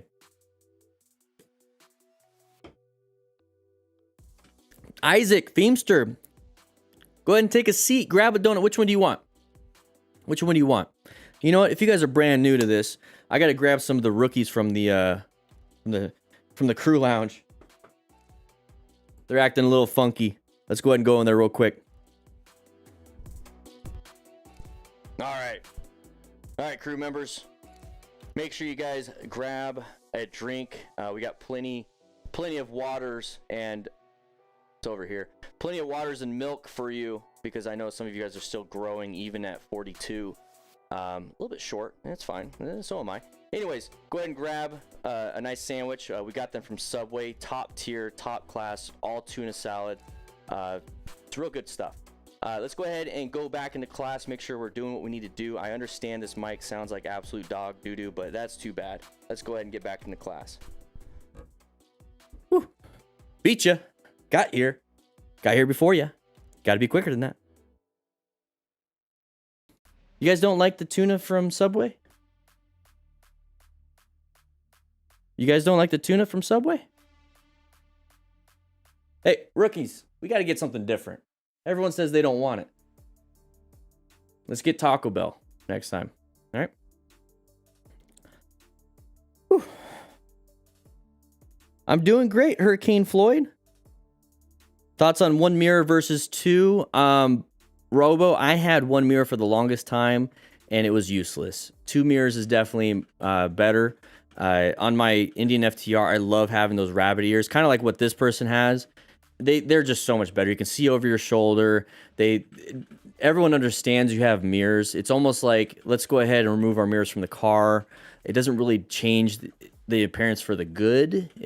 So everyone understands a motorcycle has mirrors. So just keep the mirrors on. You're going to look good. It's fine. And plus you can put your helmet on it and all these other things. It's pretty cool. It's pretty cool. All right, it's 9 o'clock, everybody. We got to get back into it. We do have this video right here. Okay. We're going to be talking about this. So B Crew, welcome B Crew. If you're just now joining, it's 9 a.m. Mountain Standard Time. This is B Crew. We just had a class about an hour ago, starting an hour ago, and that was A Crew. So if we still got some A Crewers, please comment and say A Crew in the house or something. I don't know. What do you guys like to say? What do the kids say? What? No, I'm not gonna tell them to say it. No. Okay. Say hi, A Crewers. Welcome to B Crewers. We're gonna get started. All right. Let's go ahead and pause the music. Woo. So this person's Ford Focus engine blowed up. Turn it off. Oh my gosh. Oh my gosh. I saw a meme earlier, or just something. Are they even called memes anymore? I don't know. It was about like a motorcyclist doing a gender reveal party. You know how they do the burnouts with the tires, and it could turn pink or purple, or pink or blue, depending on what kind of tire you got in the compound. Blah blah blah blah blah. So they're like, blue, it's a boy; green, it's a girl; white, it's a head gasket. I don't know. I didn't understand it. Can somebody help me out with that? So I think they got a head gasket. Moving on. Terrible joke. Who wrote that in the script? All right, Math KTM, here we go. Bicyclist is almost beating you. We're going to look behind us, get mad. We got sun in the eyes. What it means to keep a safe distance, and his aggressive behavior leads to a complete disarray. Uh-oh. What are we going to do here, everybody? We're going to cause more problems? Yes, we are. All right, let's escalate this. Let's make it better. Go ahead and get your phone out, get your camera, because it's going to save you in this situation. Truly, it will. 2 dudes. Oh, I'm sorry, 1 dude. Oh, there's still 2 dudes. Oh, whoa. You got to put the car in park, dude. Oh, how embarrassing. Not only did you hit your wife, but you hit somebody's motorcycle. You have to put it in park. It's almost like somebody parking their motorcycle and forgetting to put the side stand down. All right? Whew. Here we go.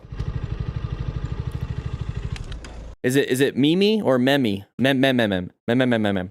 Anyways, here we go. They're like, let's go ahead and argue. Let's go ahead and fight. We got into a little... Okay. So I don't know if he has his foot on the brakes right now or he's just kind of holding the car, but you should realize, to not do this. Now, thankfully it wasn't a higher vehicle and she's underneath it, but you could easily snap an ankle just doing that. No buenos. The whole situation is now their fault. He stopped. The KTM stopped. I still wouldn't have done that.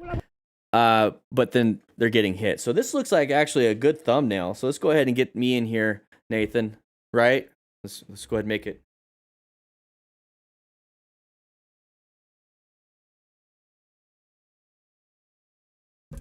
Sorry, we have work to do. We have work to do. Okay. Meh. All right, here we go. Can't pronounce the name. We are lane filtering-ish on a big old Harley boy with ape hangers. Oh, side of the vehicle. Good job. We're going to talk a little bit about this. It was a great job braking. He planned his ride very well.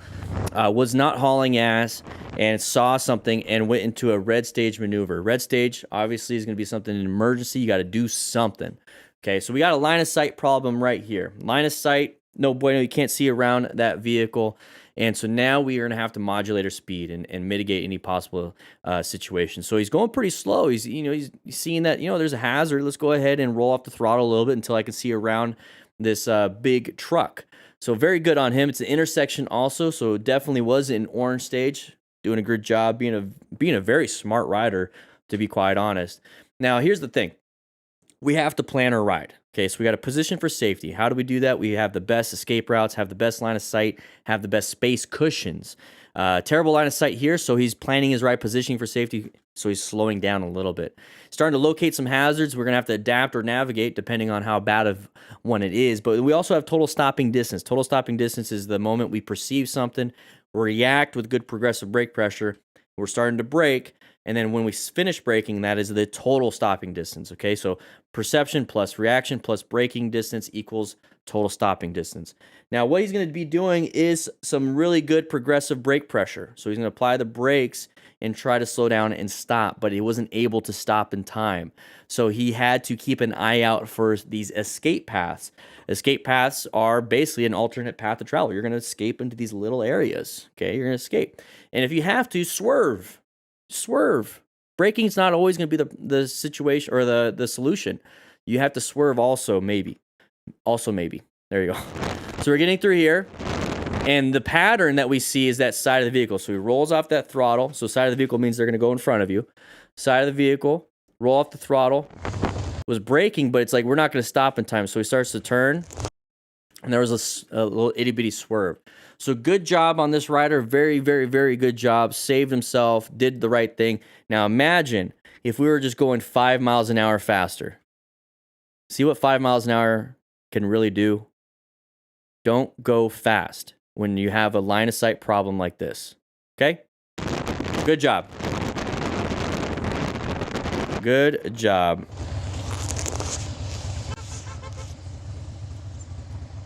Whew. Hey, Chad Heister with the donation. Thank you so much. Appreciate it. Nearly hit by a van and who was annoyed that I filtered past him in slow-moving traffic. And that is okay. Whatever. People are upset. You know, they did that. Almost killed that Kawasaki rider. Okay, that would have been terrible if they got hit. If this blue there it is, would have killed 2 people. Absolutely insane. Absolutely. We got to get another thumbnail, buddy.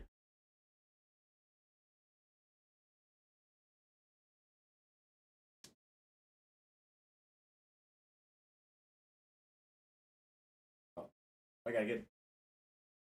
There we go.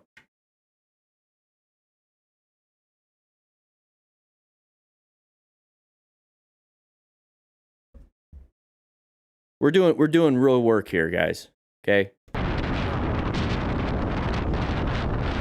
So it wouldn't have been good. Don't know the whole situation beforehand, but look how dangerous this was. Who knows if he was actually pissed off? Maybe he was just trying to pass and couldn't figure out how fast the motorcyclist was, and then got himself in a dangerous situation. Who knows? Who knows? But if this person hit anybody right now, boom, we get hit too. It's a domino effect.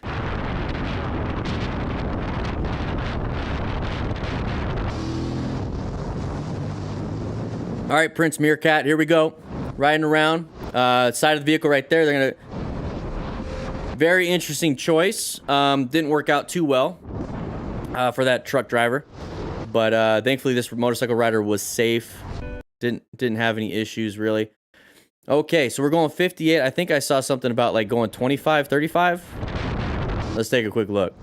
So we're going 50, 60. Okay, so 25.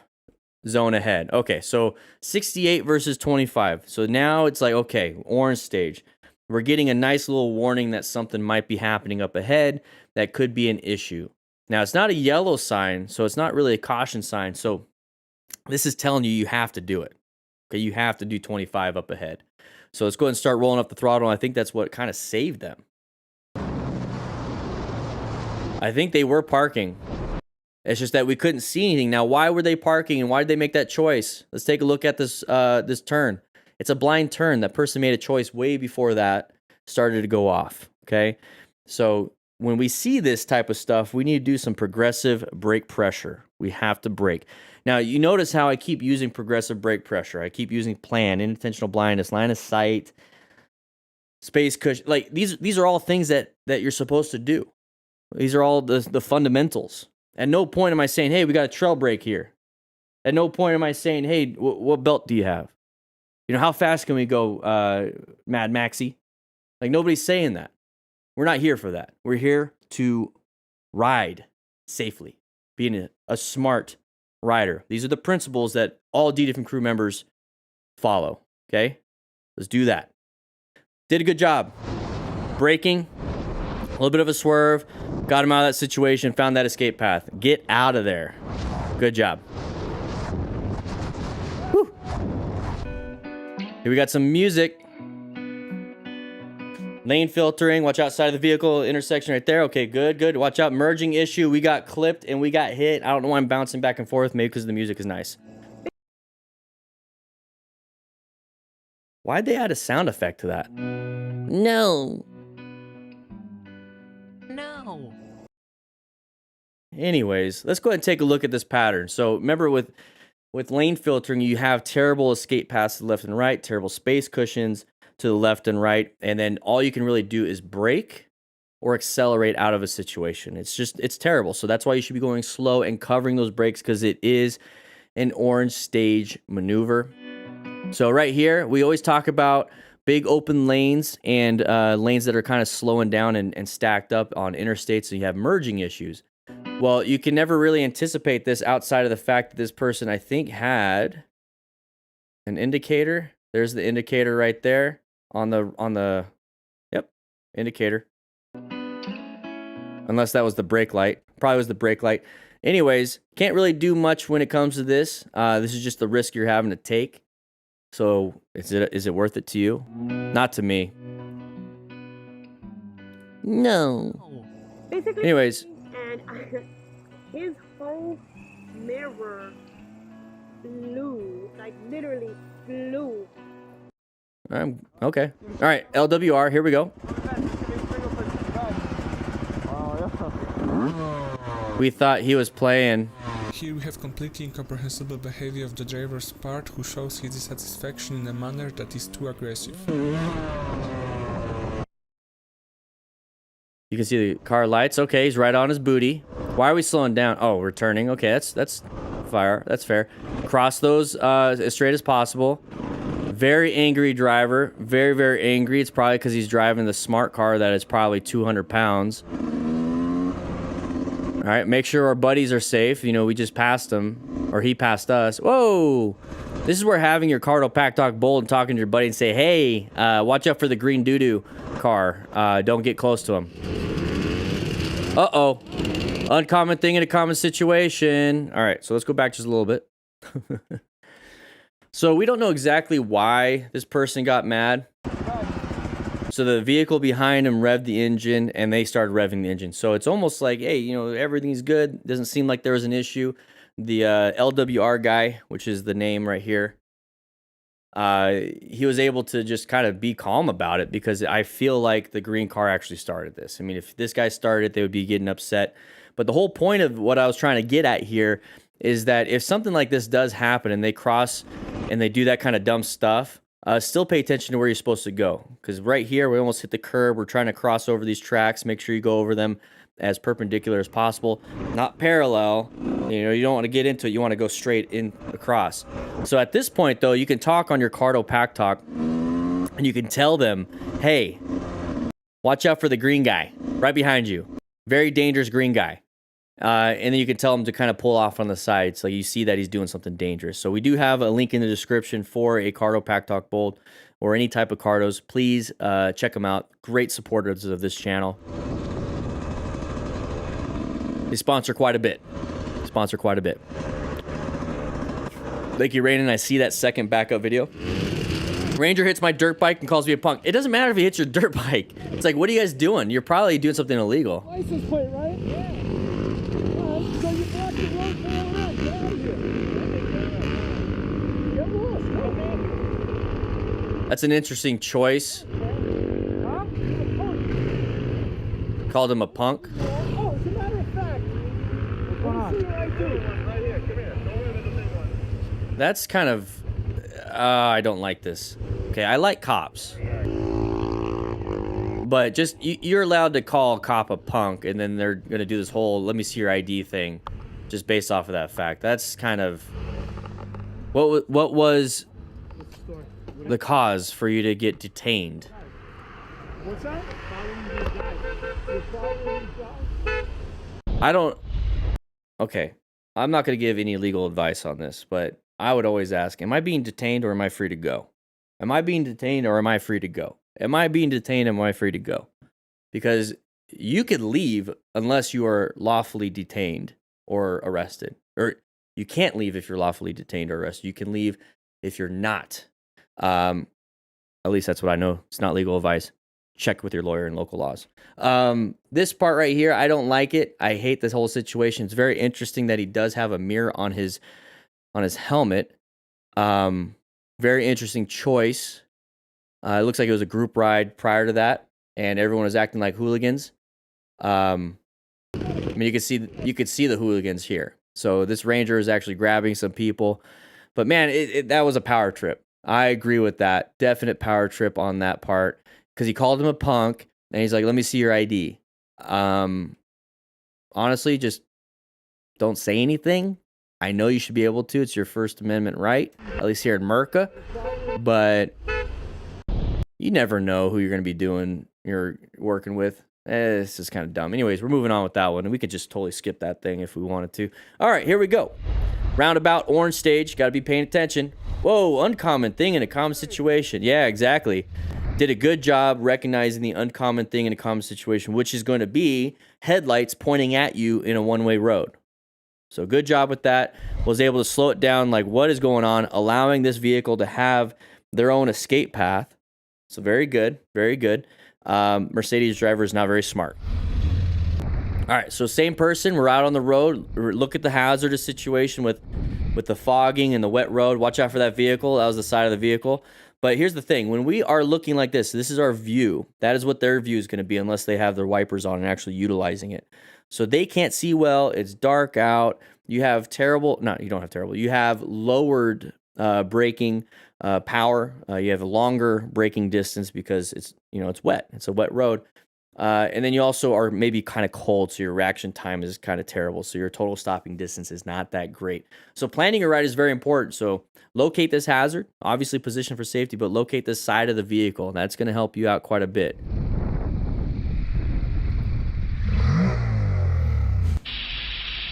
So Nurion going pretty fast, or at least that's what it feels like. There's the side of the... Oh, crap.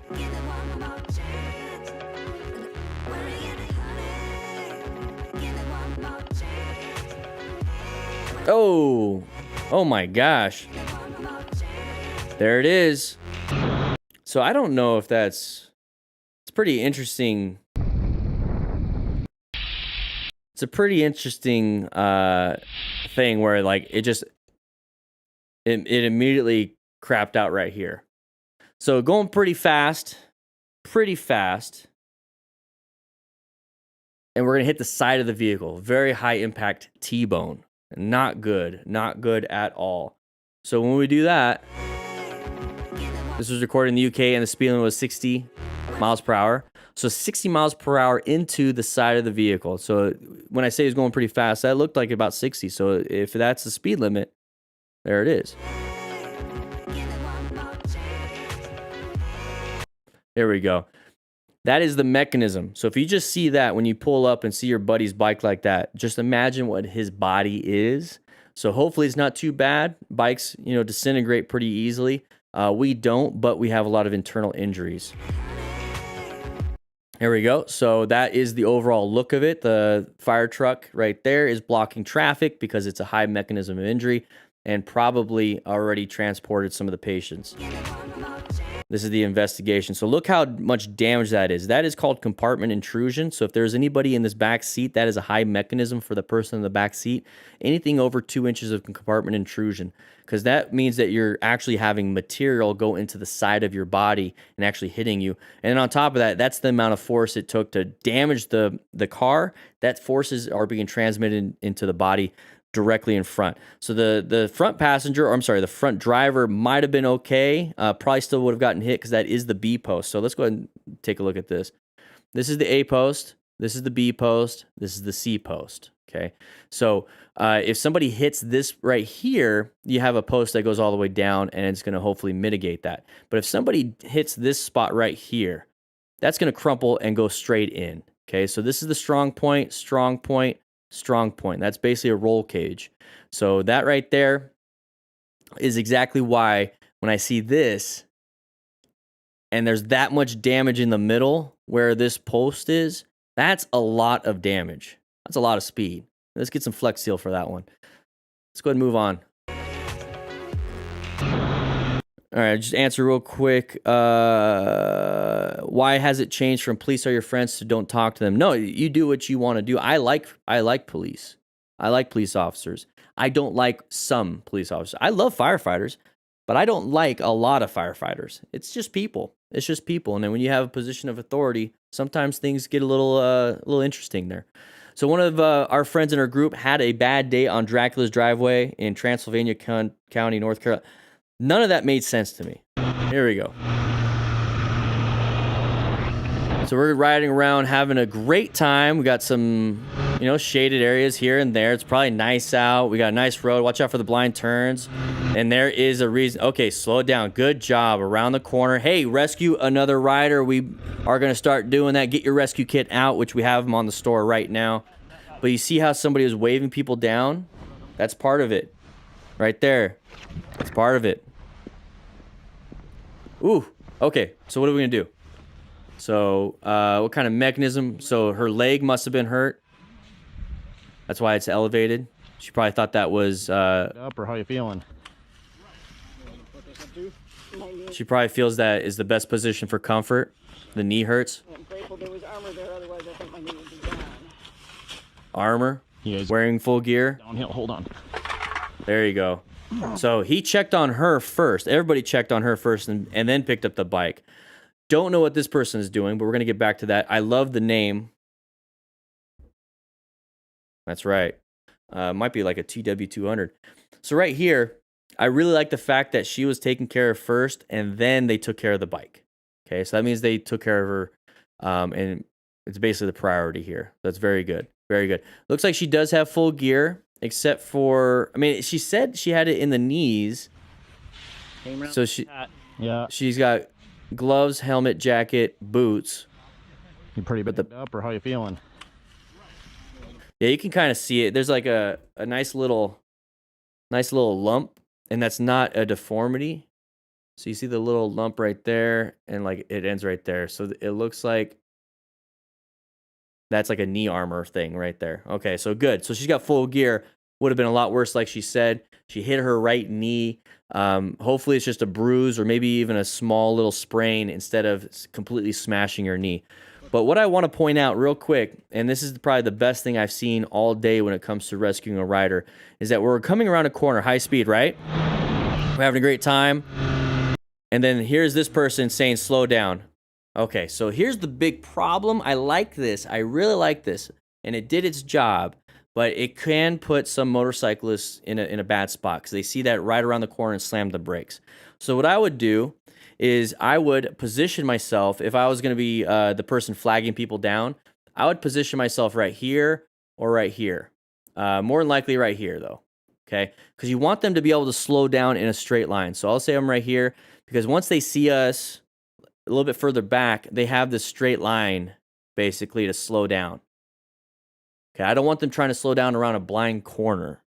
So go ahead and move back even further. It's supposed to be 100 feet, in either direction. But if 100 feet is around a blind corner and it's not good for you, go ahead and go even further. So if you're a motorcyclist and your buddy crashed and you have a buddy that is rescuing that buddy, but then you're over here directing traffic, this is where having that cardo, because if you're around the corner, you can tell them, hey, we got a car coming. Hey, we got a car coming. Hey, we got a car coming. Whatever it is, so that they can be aware of it at least 200 feet away. So that's actually really cool to see this, because that is what's needed. If you're not safe on the scene and you get hit, who's rescuing you? You got to take care of yourself. That is why you need to ensure your own safety. Okay, you need to look for hazards. All right. And then right here, thankfully he was able to not panic brake. But you see how you should have done it a little bit earlier? Good job pulling off, and we're gonna help out. Love it. Love it, love it, love it. Because being a smart rider is rescuing injured motorcyclists with medical training. And that right there is exactly it. So I know we have to get a thumbnail. So let's go ahead and get a thumbnail.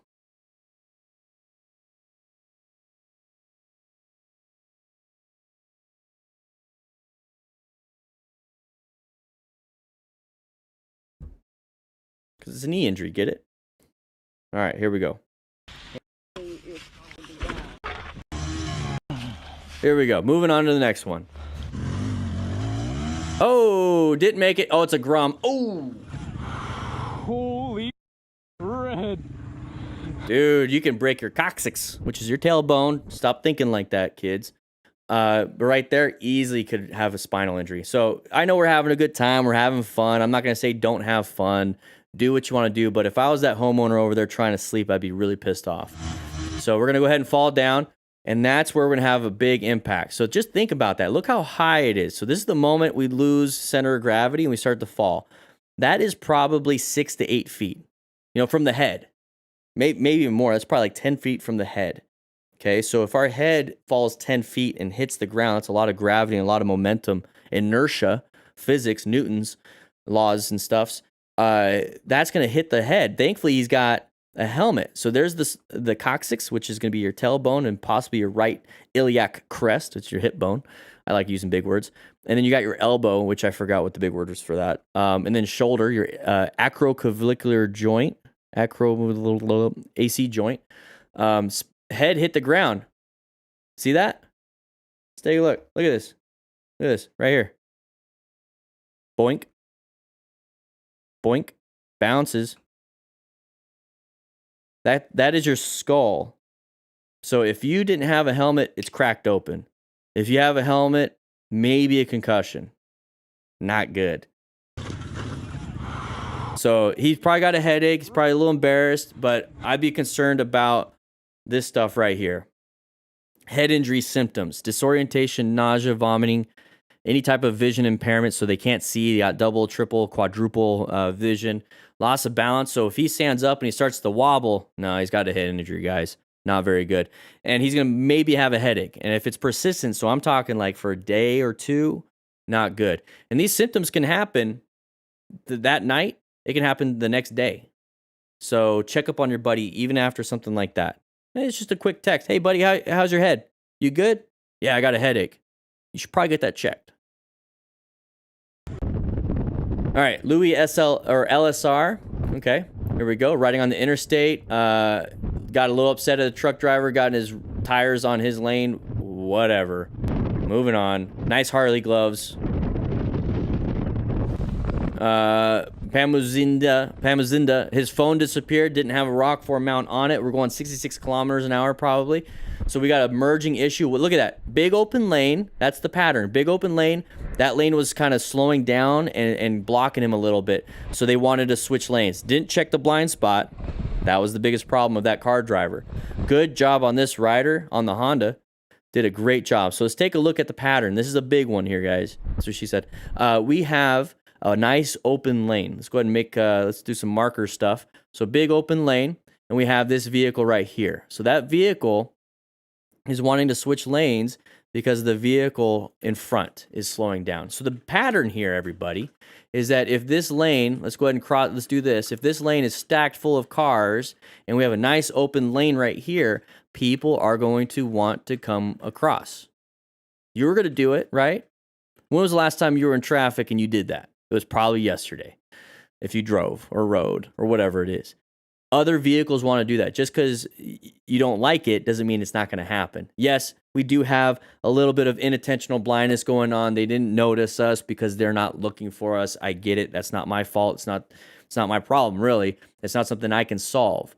So my problem is getting hit and having my phone fall off because I didn't have a rock form out using my code in the link in the descriptions and things and stuff, and you get 25% offs.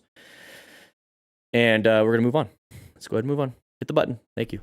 So he did a good job rolling off the throttle and did progressive brake pressure. You see how he's doing nice smooth movements. It went down to 43 from 60 something, and now he's back on the throttle to go ahead and get out of there. So G Money rides, here we go, riding around with some really interesting gauntlet gloves with a Range Rover in front. Okay, so they're straddling the line. Don't get close. Just don't get close. I understand you want to go fast. It's a nice open road, but we have an intersection coming up. We have to be in orange stage, so be prepared for that. Don't worry too much about what's happening with that person. I don't know why I have to keep telling people this stuff. I feel like I'm talking to children. which I didn't. I'm sorry if there are children involved. It's not anything against you. Right here. So they're supposed to go in the first available lane. Didn't do that, but we're going to go ahead and accelerate to get in between because we assume they're going to go on the far right. Just wait. Just wait until they pick a lane. If they stay on the middle and they straddle that line for like 15 miles, I wouldn't be behind them for 15 miles. But the thing is, if this is just right here, they're still picking a lane. Let them choose, and then you move on, which is what happens. So it's like, oh, well, not that part. We scooted in.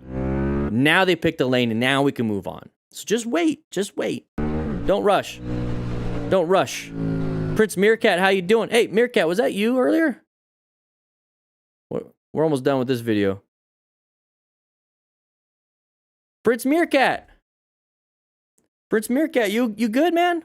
Thank you, Dan. I was hella depressed today because I had a motorcycle accident last Friday. It was just been a rough week. Love the content. Hey, Prince Meerkat, come on, join the Discord. Have a great time. Somebody do exclamation point Discord so we can get him into the Discord.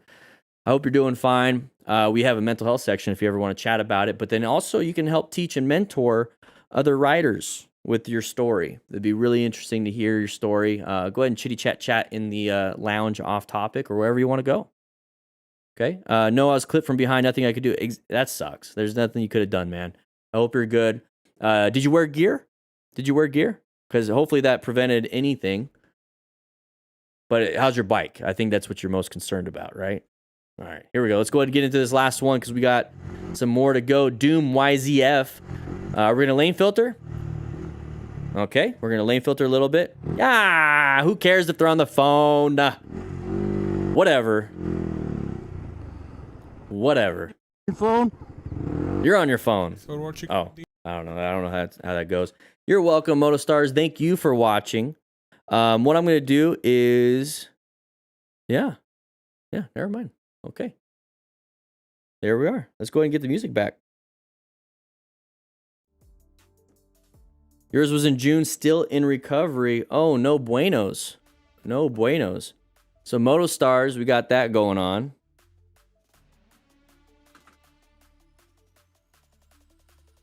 So what we're doing now is we're at the end of B crew class, basically. I'm going to use your other backup video. I think we should be good after this one. I don't know. Let's see. We got one. We're going to have a lot of footage here, Nathan. We're going to have a lot of footage here. Whew. Thank you, Raina, for all this. Maniac HD Writer, how you doing? You've been in some of these videos before. Your weatherman lied to you. Oh, you're not having a good day. I can't ride right now because my 97 Shadow leaks fuel. That's no buenos. Hey, Dan, what was the first bike you ever had? A Nacy Y. Guys, by the way, if you write a question, Nikki is taking it down, and at the end of today's class, whatever it is, you know, right now it's B crew. We got C crew coming in real soon. I'm just going to power through all these questions. I'm going to post that video on the Discord, so make sure you guys check it out. Riding season is almost over here. Are you actually typing it? Yeah. Oh my gosh. No way. You could just copy and paste. I know. Okay. What?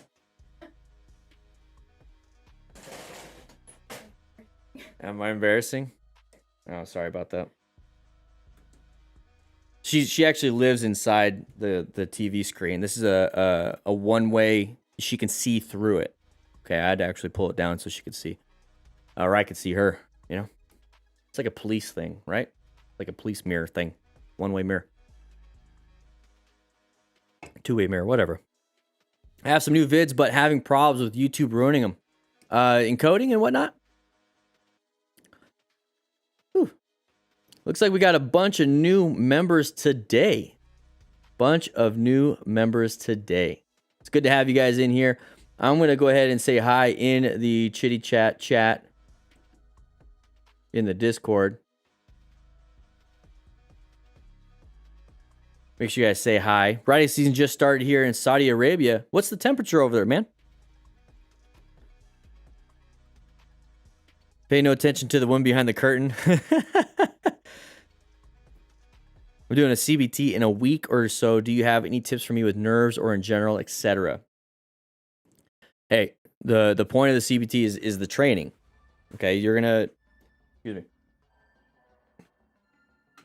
With nerves, just understand this. You've already done more research than most people. I've seen people take their endorsement with literally just saying, "Well, I've been I rode when I was a kid, and I just feel like riding now. I didn't feel like I need to do any training," and they still pass. So the fact that you're even here looking at this stuff and paying attention in class, you're gonna do really well. If you really want to practice, like without a motorcycle, you can get on a bicycle and practice your counter steering and figure eights and U-turns. A lot of it's going to translate. The only thing that doesn't is the friction zone and throttle control and how heavy it is. Don't think too hard. Okay, if you're constantly thinking, you're going to give yourself anxiety about it. Just accept it. Just go in. Just be like, yeah, I'm going to do it. I'm going to do it, and then just do it. Sometimes you just have to do that. Sometimes you literally just have to do that. Hella JT 14. Yeah, it's live. Yeah, it's live. Every Friday at 8 a.m. We're going to get right back into it. Anyone got a spare room in Arizona would love to move there from the UK? Ian, we do, but it is about $40,000 a week here at the facility at DDFM HQ. If you're not a member, that's how much it costs. But if you are a member, it's only $2 a month. $2 a month here at DDFM HQ. Let's go ahead and show them what a room here looks like. Let's go. Here we go. This is what your room would look like here at DDFM HQ. Just kidding. This is the Chiefs room. You don't get a bathroom. You have to share it with everyone else. So just imagine that part cut off. You don't get a treadmill. I brought that from home. But you get a nice little Murphy bed. So if you don't know what a Murphy bed is, let's go ahead and put it back up. There we go. Super quick. Rookies are really lightning fast. Murphy bed's up. We're going to go ahead and work out a little bit later. But let's go ahead and put the bed back down. Boop. There it is. Even the lighting changed. Let's go ahead and get back to class. Whew. $2 a month. $2 a month, everybody.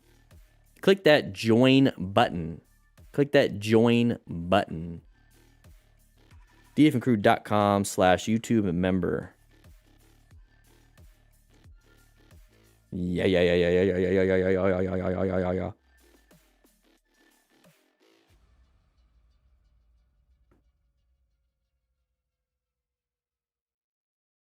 Just 1 second. There we go. Just double checking everything.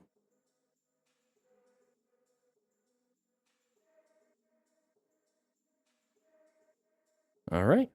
Here we go. Let's go ahead and get back into it. Let's get back into it. Just got your permit, Christina. Weather is crap here in Washington. If I can't ride motorcycles, I'll watch them. Thanks, Dan and the Fireman. I've learned a ton from watching you. Christina, get in the Discord. Get in the Discord. Everybody get in the We have so many people watching right now and being a part of this motorcycle class. Get in the Discord. It's absolutely free. Absolutely free.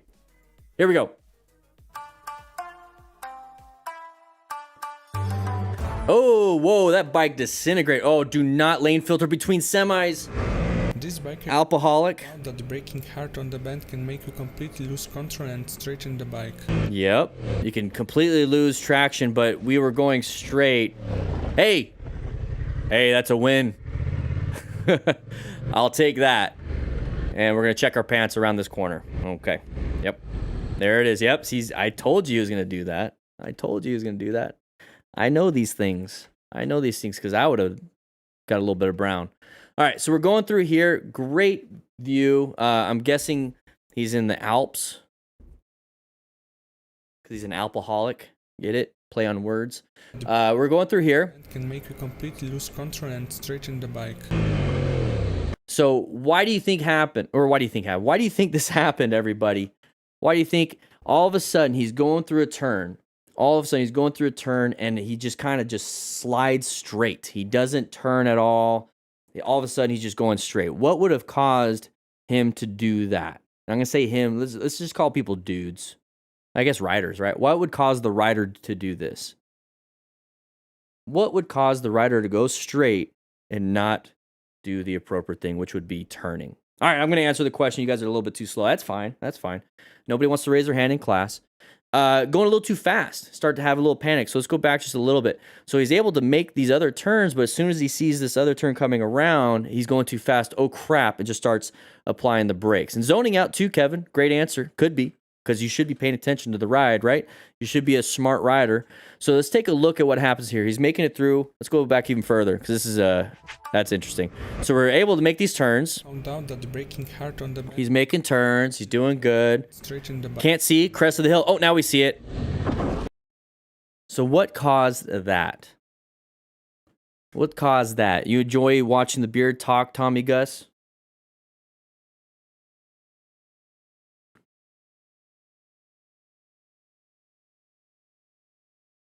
There you go. That one's for you, Tommy. Does Dan take donations? I do, Maddie, a little bit. You just click that super chat button.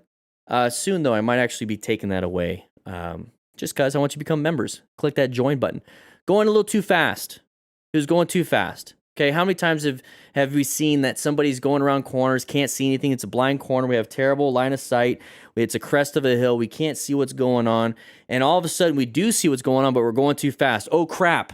Starts to squeeze the brakes. He did good. Oh my gosh, did do good progressive brake pressure. He didn't slam it. He was doing a nice squeeze. Think of it as like an orange. Okay, you're squeezing an orange. So you got an orange in your hand. You got some juice. I don't know how people do it. I've never made orange juice like this, but just think about it like this. So we got your glass right here. Let's go ahead and bring out my Mountain Dew. Go ahead and squeeze, getting that orange juice inside the cup. Now let's say we're about to do it and we go like this and slam it. You're gonna get juice everywhere. Right? Now, you don't want to do that. Let's think of a Corona and a lime. You don't want to just slam it. You're just kind of squeezing to get it in, right? Interesting choice of words. But if you slam it, juice everywhere. Progressive brake pressure, same concept. Squeeze versus slamming it, okay? So think of it that way. Right here, going a little too fast. Can't see anything. Oh, crap. So what happened was a brown stage maneuver. Brown stage maneuver. Christine, you like the GIF that I posted? All right, Jack, here we go. Learner plate. Oh, sorry. She didn't mean to do it. Moving on. Good job. I love it. So red car decides to shoot across 3 lanes right in front of me. Okay, no buenos. Side of the vehicle, side of the vehicle, side of the vehicle, side of the vehicle. Ooh, we all saw that, right? Whenever you see damage on a vehicle, sometimes it's not their fault, but you have to start thinking, well, they've already been in one crash. What's another? Okay. Let's take a look at that one. So we got the side of the vehicle. We're traveling through here. Okay. We're in this lane. We're going to switch to this lane. Doesn't really matter. Blah, blah, blah, blah, blah. This is a Honda Rebel. I can already tell from the headlight. So Sean got a great bike. I don't know if it's 300 or 500. Great bike. I know it's newer than 2017 because the old ones don't look like this. Anyways, we have a side of the vehicle right here. Nice bright orange, okay? So that is that pattern that I want you to be looking out for. I want you to be paying attention for those things, especially if it's like an intersection. So coming out of a parking lot, an actual intersection, a T intersection, a roundabout, side of the vehicle. Because what that means is that we're traveling. I'm going to go straight to you. Traveling. Oh, crap. So side versus front or rear. I guess, how do you do rear of the hand? I guess that's the rear of the hand. Front of the hand, side of the hand, or this side of the hand. Side of the vehicle, front of the vehicle, behind the vehicle, all that stuff. Pay attention to that. It's a path of travel or a possible path of travel violation, which is obvious in this situation here. So we start to see this. There's that side of the vehicle. What do? We start to do something, okay? We already saw that it's orange stage because we saw the side of the vehicle. We got more vehicles coming up. At this point, we are going to start to squeeze, and utilize some good progressive brake pressure. And that's what happened here. So very good. Now, this is what I was talking about here. This person is not very good with judgment of speed or judgment of, pulling out in front of a vehicle because we almost hit them. Who do you think hit them first? Yeah, your mom. Anyways, we're going through here. And we're going to move on to the next video. Go ahead, do that. I don't... At that point, it's fine. As long as you're safe, I'm good. All right, almost rear-ended when traffic came to a dead stop. So position for safety. Find that escape path. Find. There you go. Did a good job. Got in that position. Position for safety. So this right here is what I like. I want you to get this in your head. This is an amazing position for safety because we have good line of sight. So for position for safety, planning your ride, you need to look for a good line of sight. You need to have a good line of sight. You need to have good space cushions, and you need a good escape route. This is an amazing escape route. You got a good space cushion to the right and in front. Can't really swerve left because you're going to hit this vehicle. But look at your line of sight. You can tell what's actually happening here. This is really good stuff. Now, the problem is the vehicle behind you is not paying attention because the vehicle behind you is a white staged vehicle. They're zoned out. They're not paying attention. And that's kind of what happened. So whenever I come up to a stop, I like this spot because I'm off to the side and the vehicle behind me is trying to avoid me. They are slamming the brakes, means they're trying not to hit me, right? Well, if they're going to swerve, where do you think they're going to swerve? They're either going to swerve far right in this situation because, there's construction. But if we're at a stop sign or a stoplight and there's multiple vehicles on each side and I'm kind of parked here, they're going to go for the gap, which is right here. So my hope is they're going to hit this vehicle and not me. I want them to hit this vehicle, not me. And the best way that can happen is if I get into this lane filtering position, and I could even get up to like here. I can actually lane filter because I have this escape path.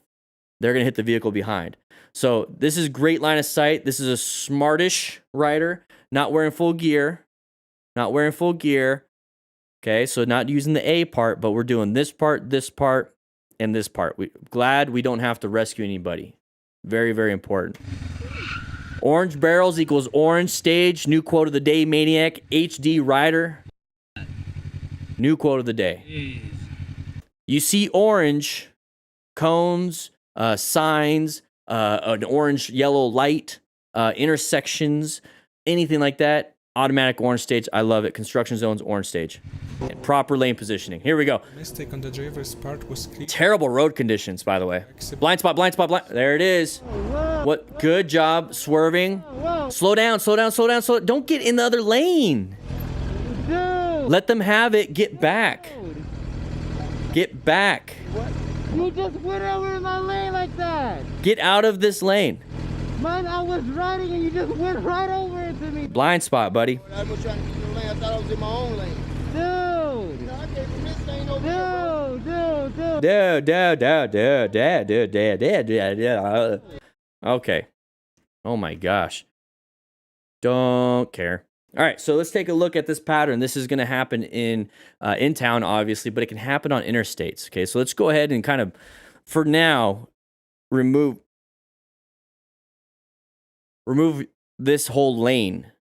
And we're just going to focus on these two lanes because this can happen on the interstate, like I said, but in town. So look at the pattern. I want you guys to write it while I'm talking, okay? Write it in the comments. I dare you to beat me to it. 3, 2. You thought I froze. 1. All right, so we have a big open lane right here. Great open lane. This is why we're in it. We love it. Love it. But right here, we have a stack of vehicles, especially this one. This one's like, man, I'm stuck behind this one, and then the person up front. That's a no bueno situation because this person is probably going to want to switch lanes. This person might even want to switch lanes. So that means we have a possible path of travel going into our lane. Okay, so we have to be prepared. So planning a ride is positioning for your safety. So right here is where I'd go because this is going to be the best space cushion. You got the best line of sight. And if you had to, just like he did, was escape. Okay, I don't want to be in lane position 2 or lane position 3. I want to be in lane position 1. Okay, I want to be in lane position 1 in this situation. Very, very important. Okay. On the driver's part was bad road conditions. difficult. So now we're in the blind spot. It's a no buenos. We got brake lights up ahead on this vehicle right here. So this person's like, screw it, I'm just going to go. They didn't check their mirrors. They didn't check their blind spots. I don't know why. It doesn't really matter. Accept his argument. Because we have to plan our ride a little bit better. So at this point, what we could be doing is progressively braking. Okay, so it is an escape path to go backwards a little bit. When I say backwards, you're not really going reverse. You're slowing down while they're maintaining speed or speeding up. So therefore, it's kind of like doing this. You're not moving. They're taking off and increasing that gap right there. That's that space cushion that's being increased with their speed. So go ahead and decelerate, progressively brake while they try to get in here, and you should be good to go. Now, if you have to, this is why I say lane position 1 is the best one, is that when you progressively brake, you can start to kind of move over a little bit. Progressive brake pressure isn't trying to stop. It is just a way to brake. Now, if you want to stop, you squeeze, squeeze, squeeze, squeeze, smooth and fast. But if you just want to slow down, you could just squeeze a little bit. The last thing you want to do, and the only thing I don't want you to do, is just smash it. Don't do that. Don't do that. That's a no buenos, okay? You just went over in my lane like that.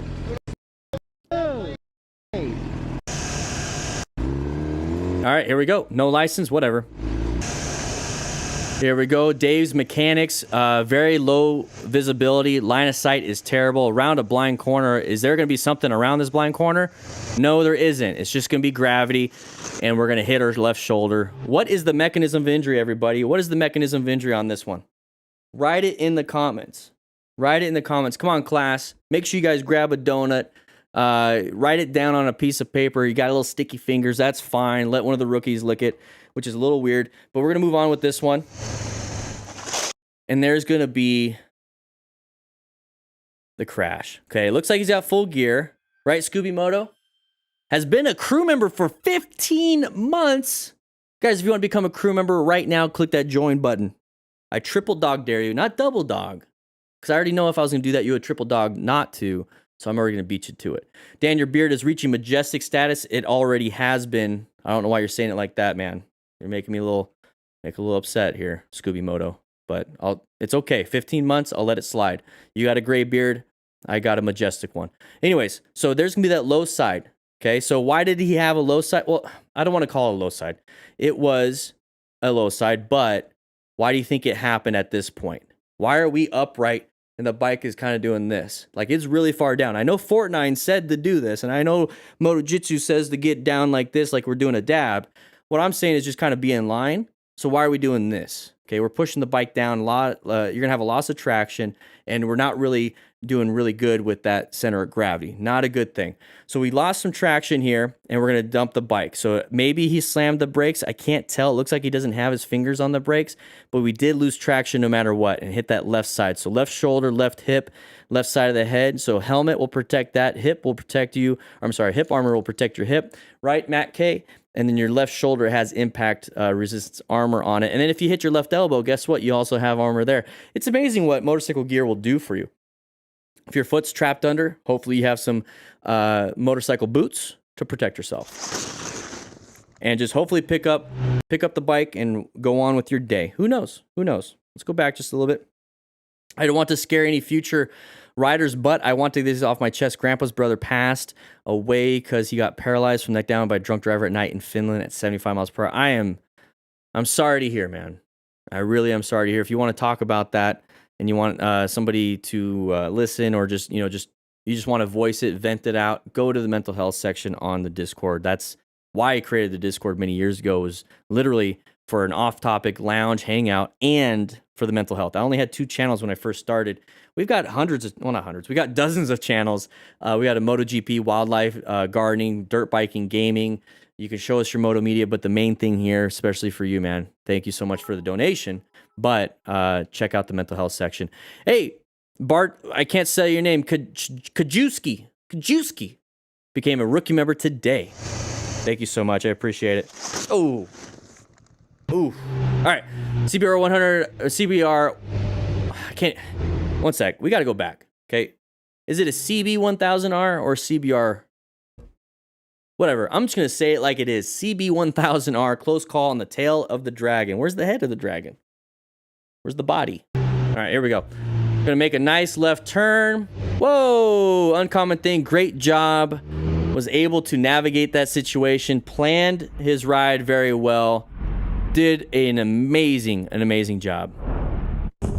Here we go, Jerry Pacheco. All right, so we're right behind this. Oh, good job swerving. Oh, whoa. Woo. Hey, you dropped something. Good job with, there's more. Good job with the swerving. That was a red stage maneuver. No, I'm all right. Okay. I was just stopping for you. Okay. No, you're good? Can you help me push it in? Yeah. That's what she's. Anyways, yeah, let's go ahead and help. Oh, a grill. The grill fell down. A little bit closer. Quick, huh?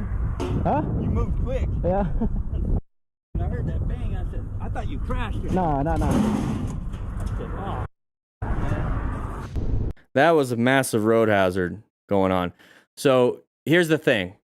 I don't like following trailers. I really don't. I will scoot back far enough so that when I see the stuff fall off, I have plenty of space to navigate that threat. And that's really what it is, planning your ride.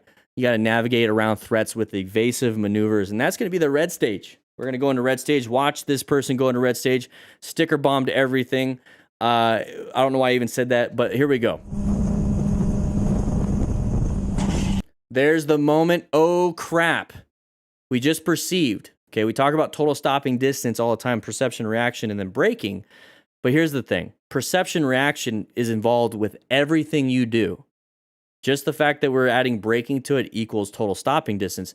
But we have perception reaction and swerving distance, or I don't know, anything else, distance, location distance. We have to be able to see it. We have to be able to react. And we have to be able to do something. So what are we reacting to?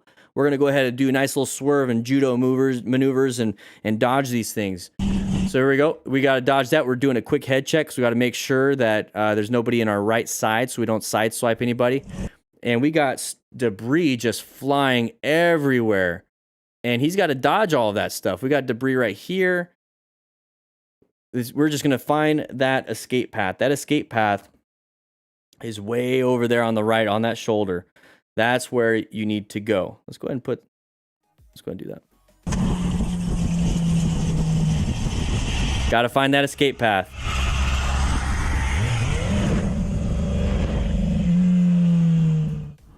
Whew.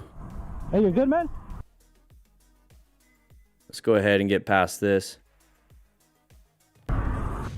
There we go. So Nathan, I just turned the music on. I forgot about it. Have a question that you would like? Yeah, exactly. Nikki's writing down all these questions. I'm going to power through quite a bit. USMC from MT. Thank you for your service. Don't eat all the crayons. I know the green ones taste good. I heard the yellow ones are pretty good, but we're running out. Okay? We're running out. We have to get those really thick, big ones because you guys can't handle the small. Your dexterity as rookies are terrible. Here we go. Dutched the one riding through here. Wasn't prepared that the driver without any reason would suddenly stop. Oh, side of the vehicle right there. Okay, we're good. Orange stage right now. We got to be paying attention because this is intersections. Why did that person decide to do that? We don't know. There's no reason to stop. There's no pedestrians. This person's just a dumb bubblegum dumb. Ja, zou je iets naar voren kunnen gaan? Trying not to be mean. Omhoog tillen. Because it looks like an old lady, so maybe that makes sense. I wouldn't want anybody talking bad about my grandma, so I won't. All right, so learn to lift your vehicle, or I'm sorry, your motorcycle. We have a video on that, a motorcycle training concept, so you don't hurt your back. I show you 2 different ways to do it. One if you're strong and one if you're not. That's pretty much it. You're either strong or not. Simple. All right. So she applied the brakes for no real reason. So take a quick look at the situation. There's no pedestrians. That vehicle already went through. The other vehicle went through. So that means there's nothing really blocking it. So why did they do this? We don't know. There was really nothing this motorcycle rider could have done. It's like, why? Okay. My only guess is that she decided that is not the exit she needs to take, so she's going to stop and turn left. I've seen people do that. I know people that have done that. So what she should have done is actually just went through and then followed Google Maps on the way out if she has Google Maps on her flip phone. Not good. Thankfully, he's got full gear. Being a smart rider, able to mitigate the damage to himself with that gear. And you see he's got engine crash guards right here, so hopefully it's going to protect the engine, and that's good. That just paid for itself, by the way. All that stuff just paid for itself.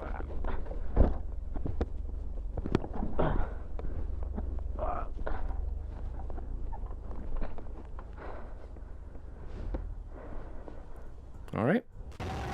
Oh, geez, that noise. Light rain, traction control, rain mode, not activated, high throttle, lean angle. I can't read it that fast. So one tip, Moto Stars, if you can't read it that fast, you need to let it stay on screen for a little bit. I get it because I push a lot of buttons like this and it's just going to automatically go away. It's super quick within 4 to 5 seconds. Boom, right there. But right here, it's like if you're going to have this much, that's pretty crazy. Anyway, high throttle, lean angle, all contributed to me laying it down. All right, here we go. Oh, okay, let's go start from the beginning. Sorry about that, everybody. Oh, so that rear tire lost traction, basically spun out. And there he is. Nice impact to the back of the head. We're going to go ahead and scorpion it just a little bit, but backwards. No buenos. Let's take a quick look at what really happened here with the crash. Look, he's off the ground. He's floating. All right. There's the impacts. We're not wearing full gear. I think this looks like a great thumbnail, Nathan. 1 second.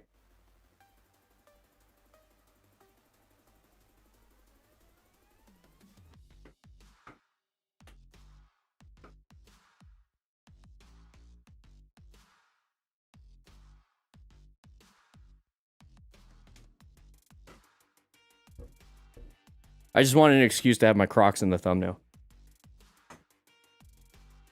There you go. He got white shoes on too. All right, here we go. So there's the head impact. So the spinal impact, the tailbone impact, all from a low side, weird thing like that. All right, here we go. Oh my God, backstabber.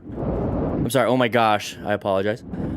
Oh, interesting with the equirectangular view. I just wanted to say that.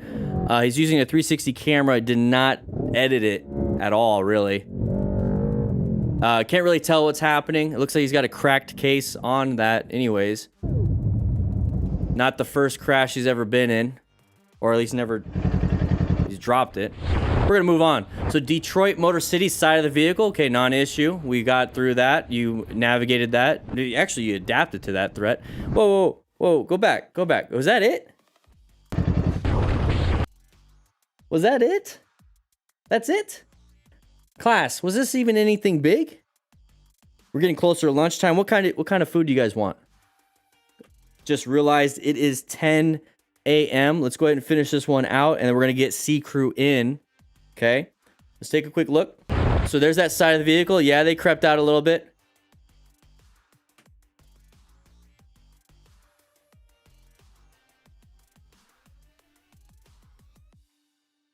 Okay, that is standard, basically.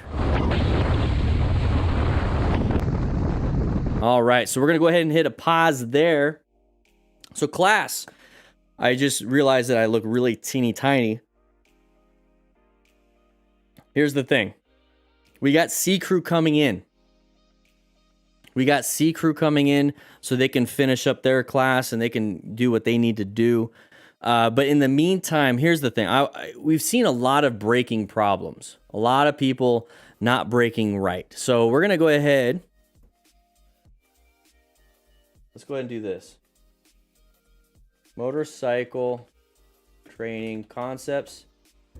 This is our training organization. We have a lot of videos from Prep Medic. So he did the rescue videos for Prep Medic. From Prep Medic, and we have braking. So what we're going to do is that let's go ahead and watch a quick how to ride in city traffic video. While I'm riding, I'm going to be... All right, so what I'm going to do, let's go and turn off the time. We'll leave the timer on. I'm going to turn off the lights. We're going to watch our instructor here today. He looks pretty juicy, looks pretty good. Look at those shoulders, the muscle tone and everything. Anyways, go ahead and grab yourself a drink. C Crew, come on in. Let's go ahead and watch this real quick. What is up, everybody? DanDanTheFireman here. Today, we're going to be going over the color code chart, but while I'm riding, I'm going to be planning my ride. I'm going to be using the color code chart. I'm doing everything I possibly can with the smart rider principles. So let's go ahead and jump right into it. So right here, what we have is a red light. So it's an intersection though. So I'm gonna be an orange stage. I'm also positioning myself for safety. I got really good escape routes to the right and the left. I have my camera on the back end because we have a white vehicle behind me. I'm keeping an eye on that person because I want to make sure I have 360 situation awareness. I cannot lane filter in Arizona. So if you can't lane filter where you're at, this is where I sit. I sit about right here. I'm not going to be exactly inside their spot. I don't want to share the exact part of their lane, but this is where I'd be. This is how I position myself for safety, because if that Toyota behind me wasn't paying attention, they don't want to hit the truck that was to my left. They don't want to hit me. They might swerve right if they're a little bit smart. So I'm hoping they would hit this Honda in front of me. So I'm going to maintain a good space cushion. I know the speed limit's roughly around 45 miles an hour. I'm going 45, 46. That's what this person's doing. But if for any point, I'm going to go ahead and put myself in a more dangerous spot, because I don't like this space cushion right here. This is total stopping distance is not good. So what I'm going to do is roll off the throttle just a little bit. You see how the space cushion's increasing? And now when I'm comfortable, I'll go ahead and pick up speed and match their speed. That way I am not decreasing or increasing my space cushion and being kind of like an impatient rider, or being somebody that's holding up everybody behind us, okay? So if you notice, I'm in a good position here for line of sight. I can see that white car way ahead. I can see the intersection that it's green way ahead. I'm also looking at signage right here. The center line, or the center lane, is for turns only, so hopefully nobody does that in front of me. But we're going to be from yellow stage right now, moving more into orange stage. This is a lagging, this is like a very long green, so I don't know when it's going to turn yellow, but at about this point I'm like, okay, if it turns yellow, I got to go through it. It's not safe for me to stop. So we're going through it, that's why both hands are on the handlebars. Boom, we are back to yellow. Oh wait, now we're going to be in orange stage because this is a curve, somewhat blind. I'm going to go ahead and keep looking at the curve. I know I can put my hand down and turn a little bit. I did not have to look at the rider. So now we're going to just go ahead and plan and set up and all that stuff for this turn itself. I'm in the middle, and that's going to provide me the best escape paths to the right and left. It has decent vision. The best vision would be outside, but I'm going to go ahead and utilize this because it has good enough vision for me. And I'm going to keep my space cushion right here, and I'm going to be in orange stage right here. I don't want anybody, you know, coming over to my lane position. So you notice I kind of went into lane position 2.5, maybe 3, the outside portion, and that's because I do have an escape route of the shoulder if needed. This guy's going pretty fast. I just realized that I'm keeping up with him. I'm going to go ahead and slow it down. I don't want my speed to jeopardize anything legal or the normal consequences of, you know, going too fast in a turn. So speed limit's 50. I'm going to go ahead and go back down a little bit. They can go ahead and have their fun. So now I'm in yellow stage. That's why I'm kind of relaxed and everything. Let's go ahead and put cruise control. My hand is, from all the editing, it's starting to hurt a little bit. Anyways, my main concern at this point is that we are getting into more of an industrial. So you have a lot of, you know, big trucks that want to come out. They're pretty slow to take off in their turns. We got a lot more traffic when it comes to oncoming traffic, but we have this nice median. That's great. We have 3 lanes. So I'm going to pick the right lane just because that's what my GPS says I should do, because I got a turn coming up going right pretty soon. And that's the beauty of having a GPS system on your phone using the rock form mount, which just click the link in the description. You'll get 25% off any of that. But that's what I use my phone for. It's either that or I have music with my Cardo Pack Talk. But that's pretty much what I use it for, because now it's like a video game UI. I know that we're going to turn left here, and then I got a sharp turn, a 90-degree turn at the main road up ahead.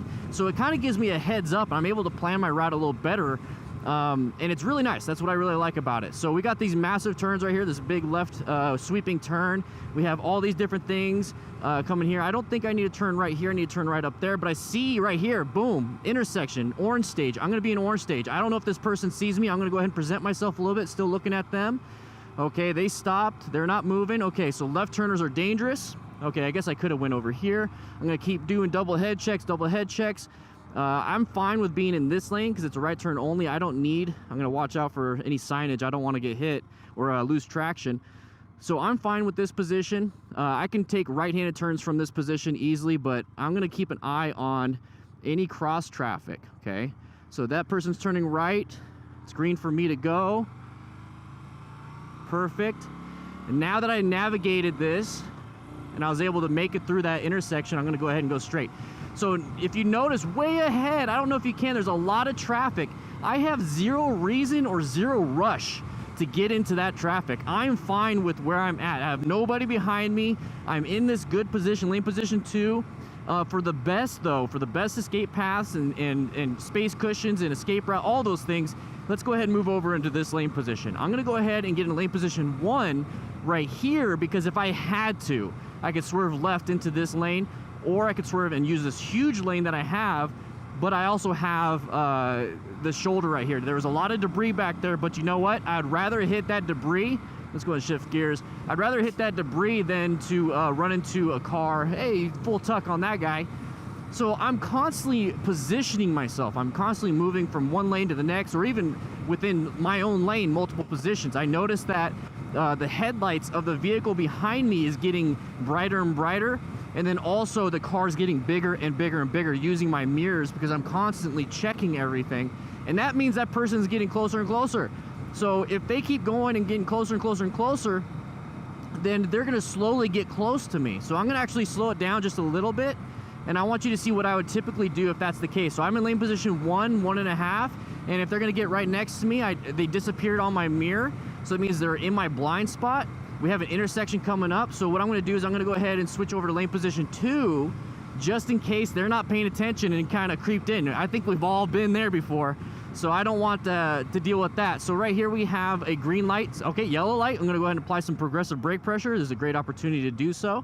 I'm not gonna put my foot or park my bike in this center spot because that's where a lot of the oil and drippings go. So I'm gonna position myself right here. I'm gonna put my left foot down. Everything's good. This is why you need motorcycle specific gear, because they have really good grip. And while I'm sitting here, I'm keeping an eye on the traffic behind me. We got this orange vehicle. It looks like they're slowing down. If I had to, I'm just gonna jump off the bike.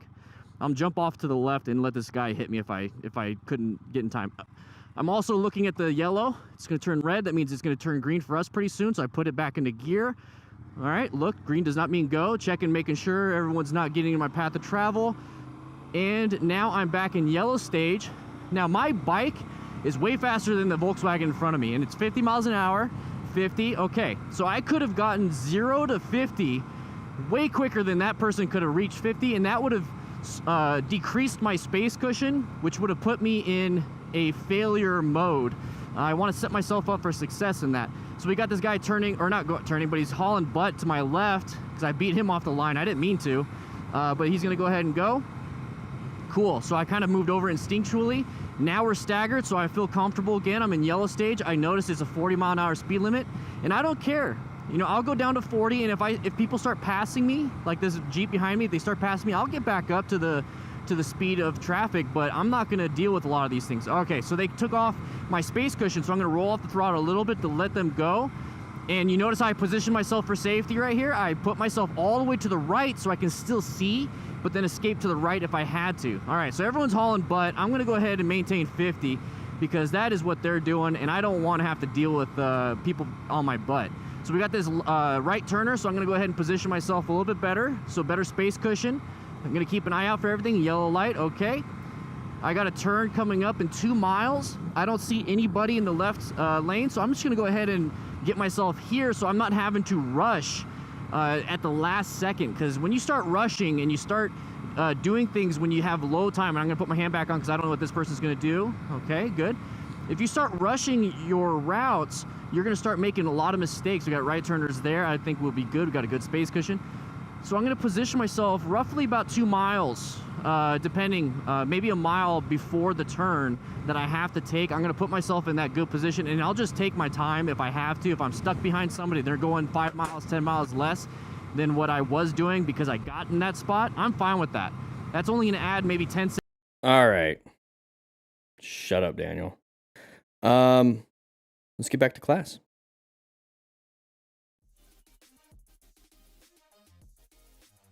Hey, yeah. Everybody, we are about to start C crew. So if you are here for A crew, write it in the chat. Hey, A crew, right? Hey, A crew. What about B crew? You get B crew still in here? C crew, Tony. I know, Tony, you've been here since A crew, man. Are you getting 3 credits today? You gonna be here for D? You gonna be here for, who's gonna be here for all of them? Who here was started with us? We got some donuts. I swear I combined so many words. I appreciate your production. New but old age 59 rider here in North Carolina. Keep up the good work with a $19.99 donation. Hey, man. Thank you so much. I appreciate it. I really do. It's going to pop up here. It's going to pop up here. There it is. Let's go and get it on screen. There it is. J. Ross Bell. And David Ackerman with the 10. Oh my gosh, came right up after that. Woo.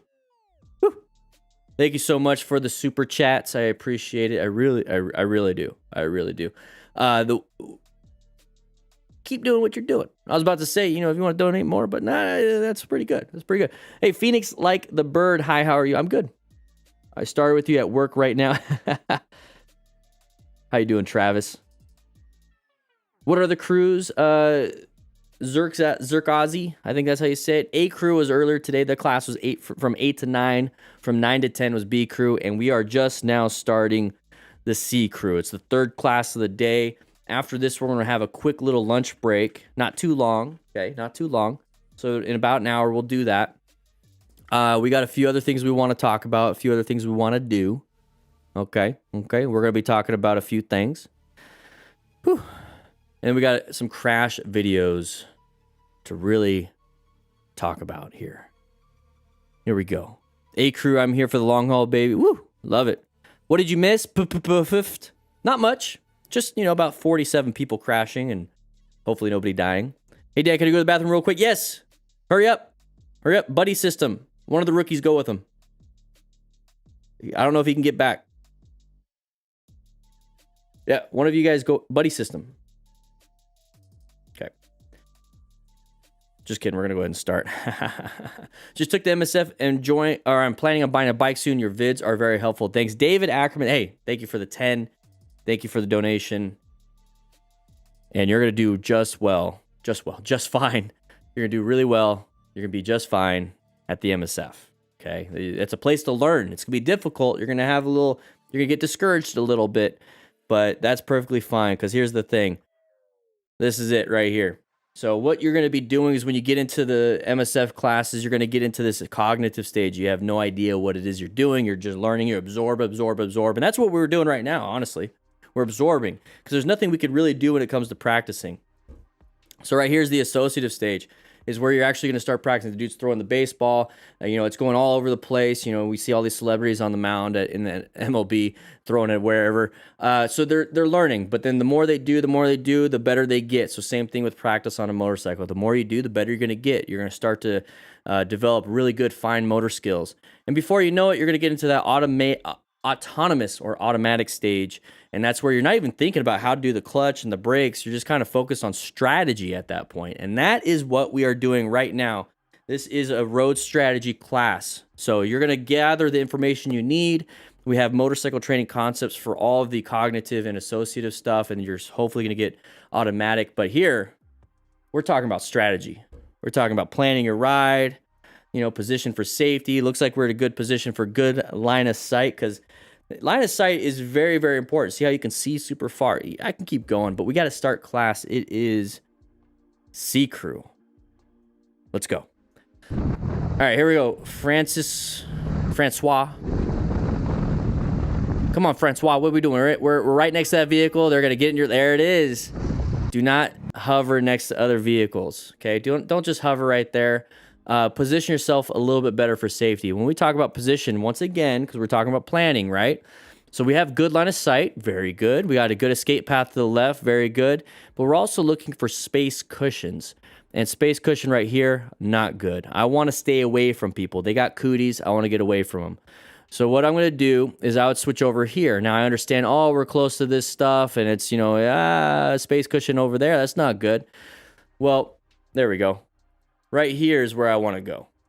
And this is because I have a better space cushion between this vehicle. And then I can also have a space cushion between this vehicle. But then if I had to, I can swerve. And if I had to have better line of sight, all I would have to do is roll off the throttle and go back further. Because it's that whole concept, and I keep showing this to you guys, that whole concept of right now we're super close to the vehicle. Okay, we're a big object, can't see around it, but the further we go back, so decelerate, decelerate, decelerate, you can see around the vehicle and you can see my majestic beard. So Bluestronics block, hey man, I really like your videos. You have teach me a lot. Keep it up, brother. Hey, thank you for the 10 Canada, the Canada 10. Appreciate it. I think it's more than $1 or the US dollar now, so I do appreciate it. Anyways, we're moving on. There's the moment. So he was actually situationally aware. He saw the fact that the vehicle was crossing the line, did a nice little honk-a-honk, and moved on with their day. Okay, it actually worked. Here we go. Both clearly stopped. We follow like a whoa, whoa, whoa, whoa. Whoa. Dude. They're like, screw it, I'm in the middle of the road, I gotta go. And here we have the driver who's driving too confidently. Whoa! Testing the patience of these bikers. Okay, so maybe he's just being a turd bucket. Or a bucket of turds, however you want to say it. So it's a stop sign. Where are you going? You're all over the place. Maybe they... Look at this guy. Maybe they pissed off this guy and he kind of found them again. That's all I can think of, because no rational person would do this. So this is irrational. So I don't know if these guys are all going in circles on this nice looking road, but who knows? Yeah, no big deal, non-issue. Move on. Let them do the dumb stuff in front of you. What the? Yeah, exactly. Dumb. All right, so oh, what are we doing here? Oh, no, don't do it. Don't do it. No, that's a terrible, don't. How come he's not listening to me? Oh, that's why. Oh, and look, they're gonna run over your crap. Watch out with your foot. Dude, you're done. Your bike is done. That thing is smashed. No! Vai! Volta agora. Oh man. No. There's your burrito. Was it worth it?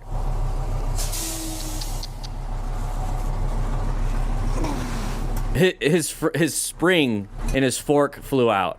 You see that? You see the fork spring? That thing is destroyed. Right, Alan Norman? Welcome to the crew.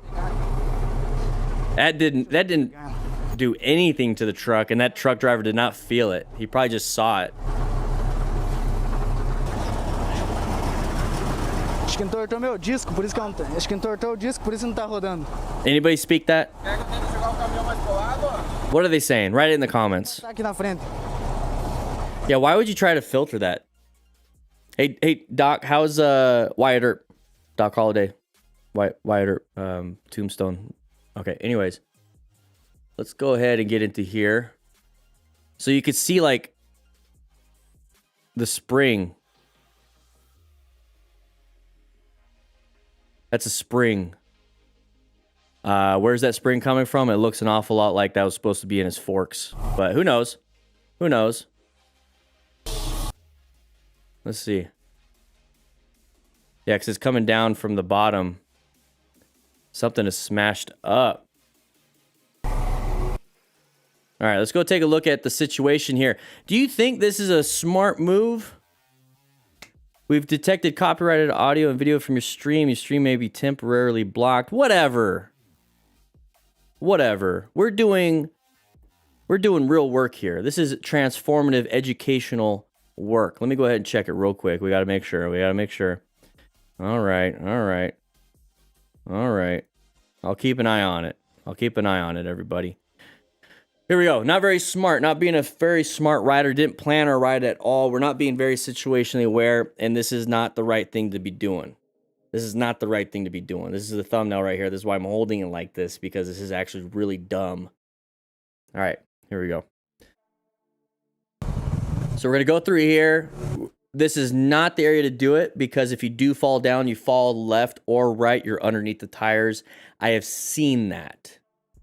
We've all seen that. If you've watched one of my previous videos, it is not good. You will die. It will pop that helmet like a watermelon. Okay, so we're going to go through here. You hit that muffler. You're right. Somebody said that in the chitty chat.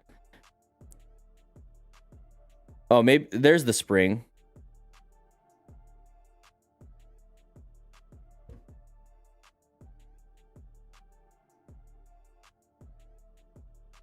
Where did that come from?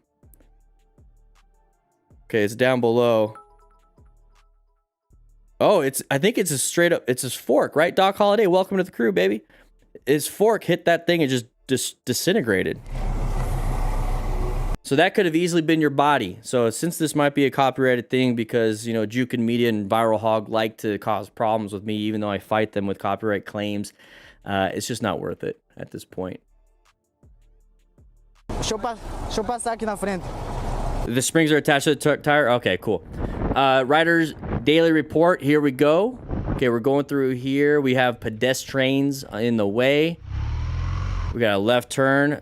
Non-issue. People do dumb things. You are aware of it. Good job. Here we go. We got more. All right, we're going to go turn left. Okay. Whoa, whoa, whoa, whoa. They were not supposed to do that. Good job with the braking. It wasn't the best, but hey, close calls are better than crashes. You do what you need to do. All right, JDC going through here with his buddies up front. Just kidding. I don't know if he has any buddies. This rider is passing him. We got buses. Are we in a lane filter? Nope. Didn't plan your ride very well. They applied the brakes. You almost hit the back of a bus, but you hit your buddy up ahead. And now everyone's going to laugh at you on multiple different channels like MotoStars and Dan and the Fireman. All right, pick up his bike for him. He can't do it himself. There you go. Side stand. Boom. There it is. Oh, his right foot hurts. So right on that ankle, that right foot, where do you think you have motorcycle gear and protection? Protect it. Last thing you want is something like that to destroy your foot. All right, Jigsaw T. All right, we're going to have an animal. Usually they slow it down for animals. So 100 miles an hour, 86 miles an hour. Oh, we're going to low side. There it is. Yep. Whee! Disintegrated the bike. You see the gloves? He was sliding and he probably felt a little bit of the heat transfer from the ground, just a tiny bit. Kind of concerned about it. Oh, how are you going to get home now? I don't think that's going to matter. I gotta turn off my bike. I don't want the battery to die. It's not going to blow up. What you could do in that situation is click that engine shut-off switch. It's the same concept. So there's the bike, airborne. So, hey, perfect, thumbnail. Just kidding. We're not going to use this one. Well, should we? Let's go ahead and go back.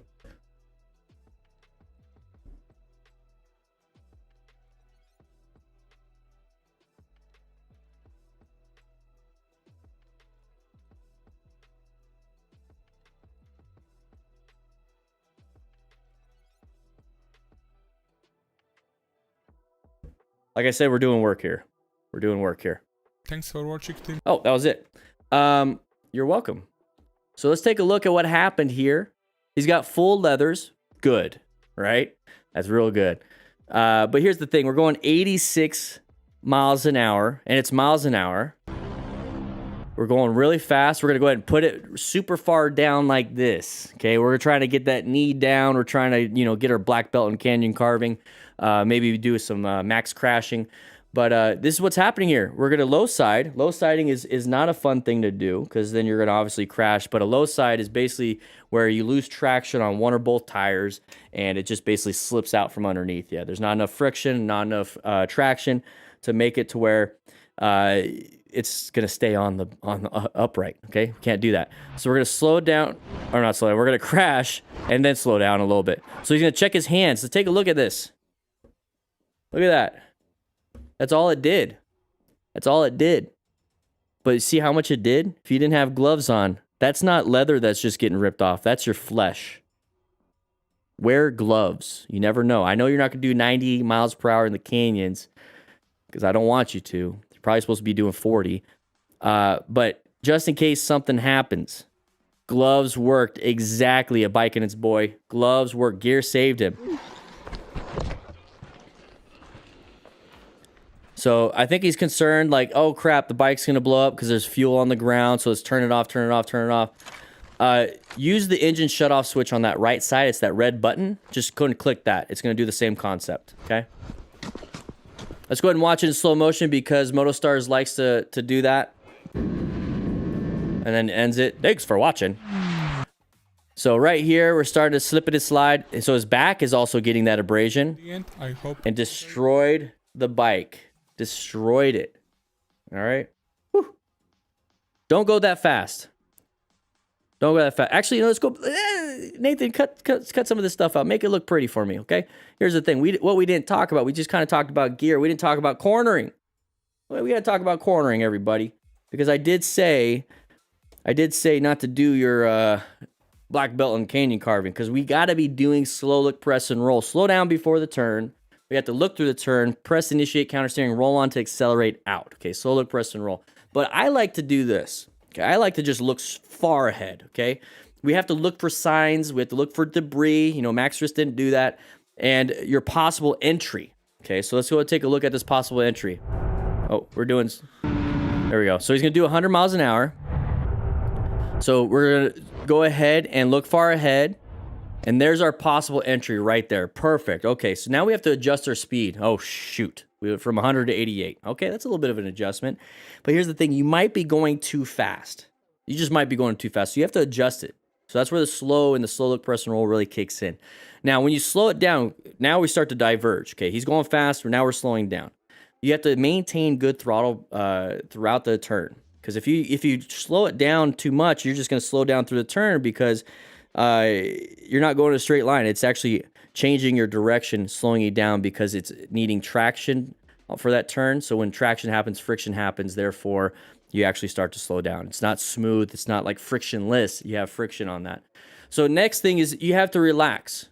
You can't be doing jerky movements and doing crazy things, okay? No jerky movements. And you have to keep looking. You have to find the exit. Let's see if he finds the exit in this one. Okay, we're going through it, maintaining throttle. Hey, there's the exit. Oh, crap, we already fell. Okay. Destroyed our bike. Almost destroyed our hands. Damn. Damn. Interesting stuff. Interesting stuff. Hey, Liam, how you doing? You caught us live. We might actually have to end this early. We're powering through. I don't know how. We got 1, 2, 3, 4. Which one is this? Motorcycle crushed by truck. Okay, thank you, Rainy. We got that one. So let's go ahead and do this one. Maybe we won't have to finish early. Because we actually got 2 more at least. 2 more videos at least. So, C-Crew, how you guys doing? You guys want pizza? It's Pizza Friday. We'll go ahead and get pizza, okay? Let's go ahead and get over here. Hey, Matt Evans. Are you... Oh, you're not Mike Evans. Mike Evans is the football player. Hey, Dan, I've been watching your videos for a little over a year now. I have a year in the saddle of my 2002 R6, and your videos have helped me starting out on a mid-weight super bike. Hey, I'm glad you are. I'm glad you're having a good time on that bike. Keep being a smart rider. Please. You want Hawaiian pizza? All right, we'll see what we can do, okay? We'll see what we can do. We'll have one of the rookies go ahead and get us some pizza.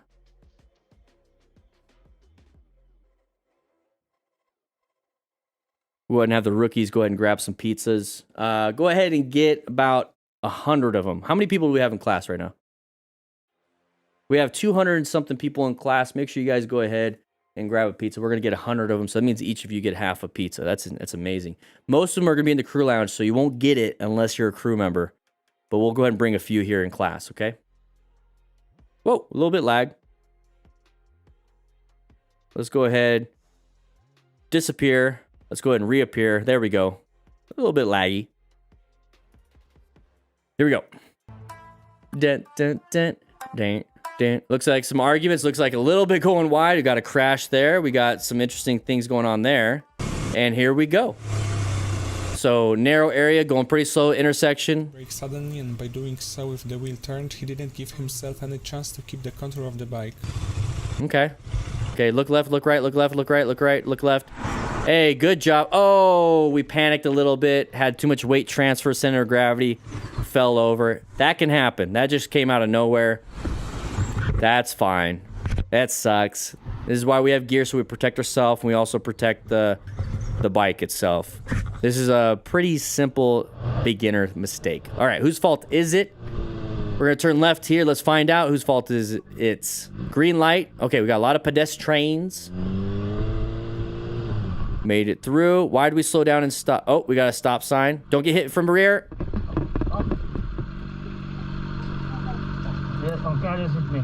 Yeah, we got the stop signs from the bus. He did the right thing.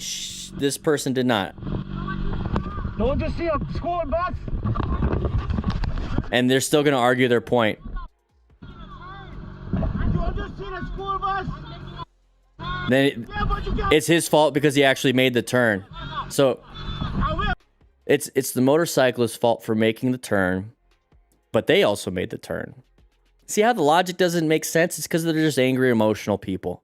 When you're angry and emotional, you don't make good statements. Okay.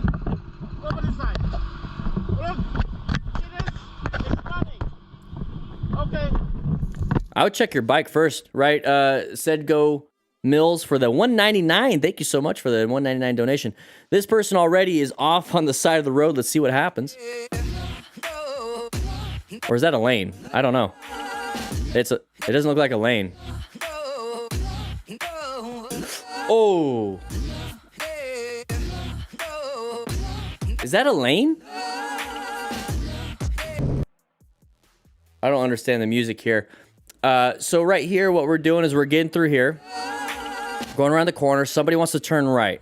Okay, we start to do that whole concept of getting too close, getting far away, getting too close, getting far away. Right now, it's a small little dot. We start getting too close. And right here, we're going to have to do something. We have to do a red stage maneuver. We got to get ourselves out of here. We have to swerve. We have to emergency brake. We have to do whatever it is we have to do to get out of there. If you start to go into brown stage, which is either you don't do a single thing and you just go straight and hit something like in a target fixation problem, or you slam the brakes, or you swerve into the object. So right now, we did absolutely nothing. Did absolutely nothing. And thankfully, nothing happened, right? Thankfully, nothing happened.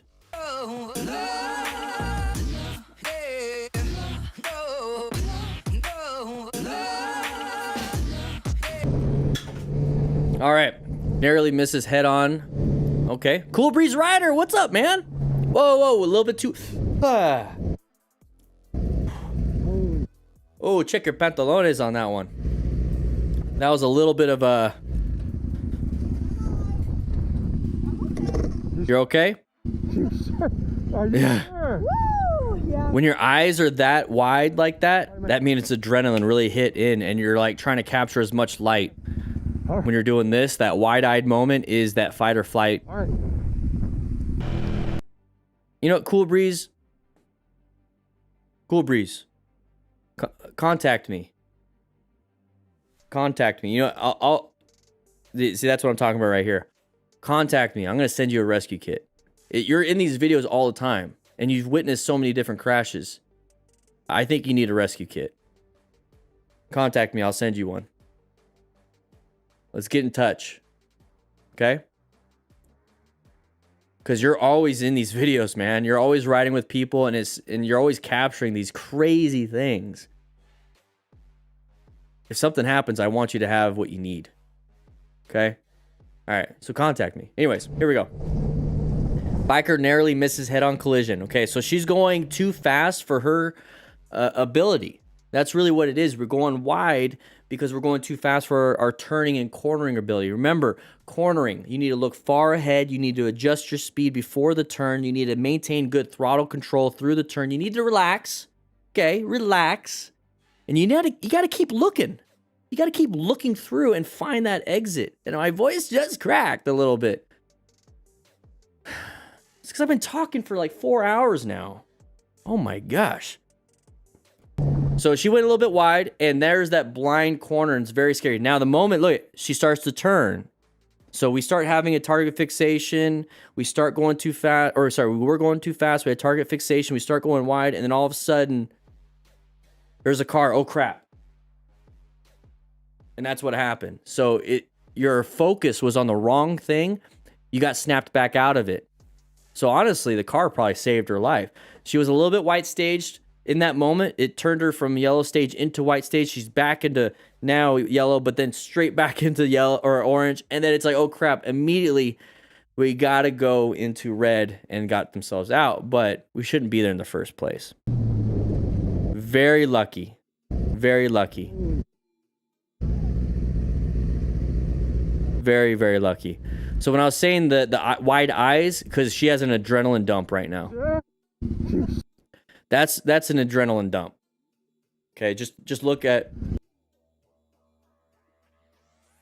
Okay, after something like that, you want to go ahead and pull off on the side of the road and relax a little bit, because now you're going to have that massive amount of energy, and you're going to start making jerky movements. You're going to start thinking about the incident instead of thinking what's supposed to be happening in front of you. So go ahead and pull off to the side of the road, check your pants, make sure there's nothing in there, and then move on with your day. But Cool Breeze Rider, please, please, please contact me. I'll send you a message, but I want you to contact me, okay? So this right here, no buenos. No buenos. So let's go ahead and get a thumbnail. Sure. Woo! You sure? You sure? Let's get a thumbnail here.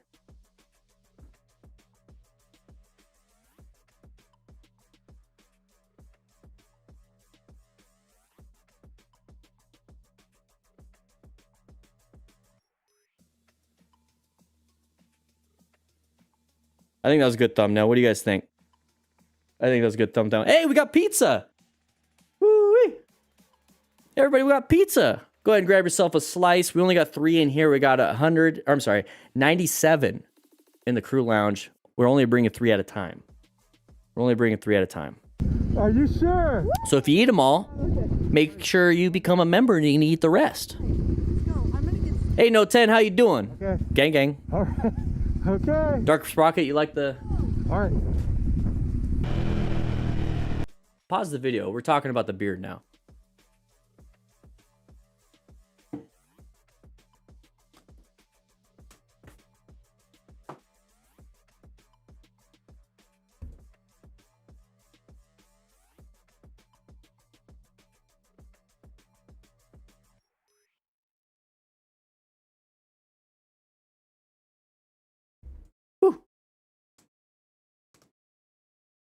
Let's keep the hat off for a little bit.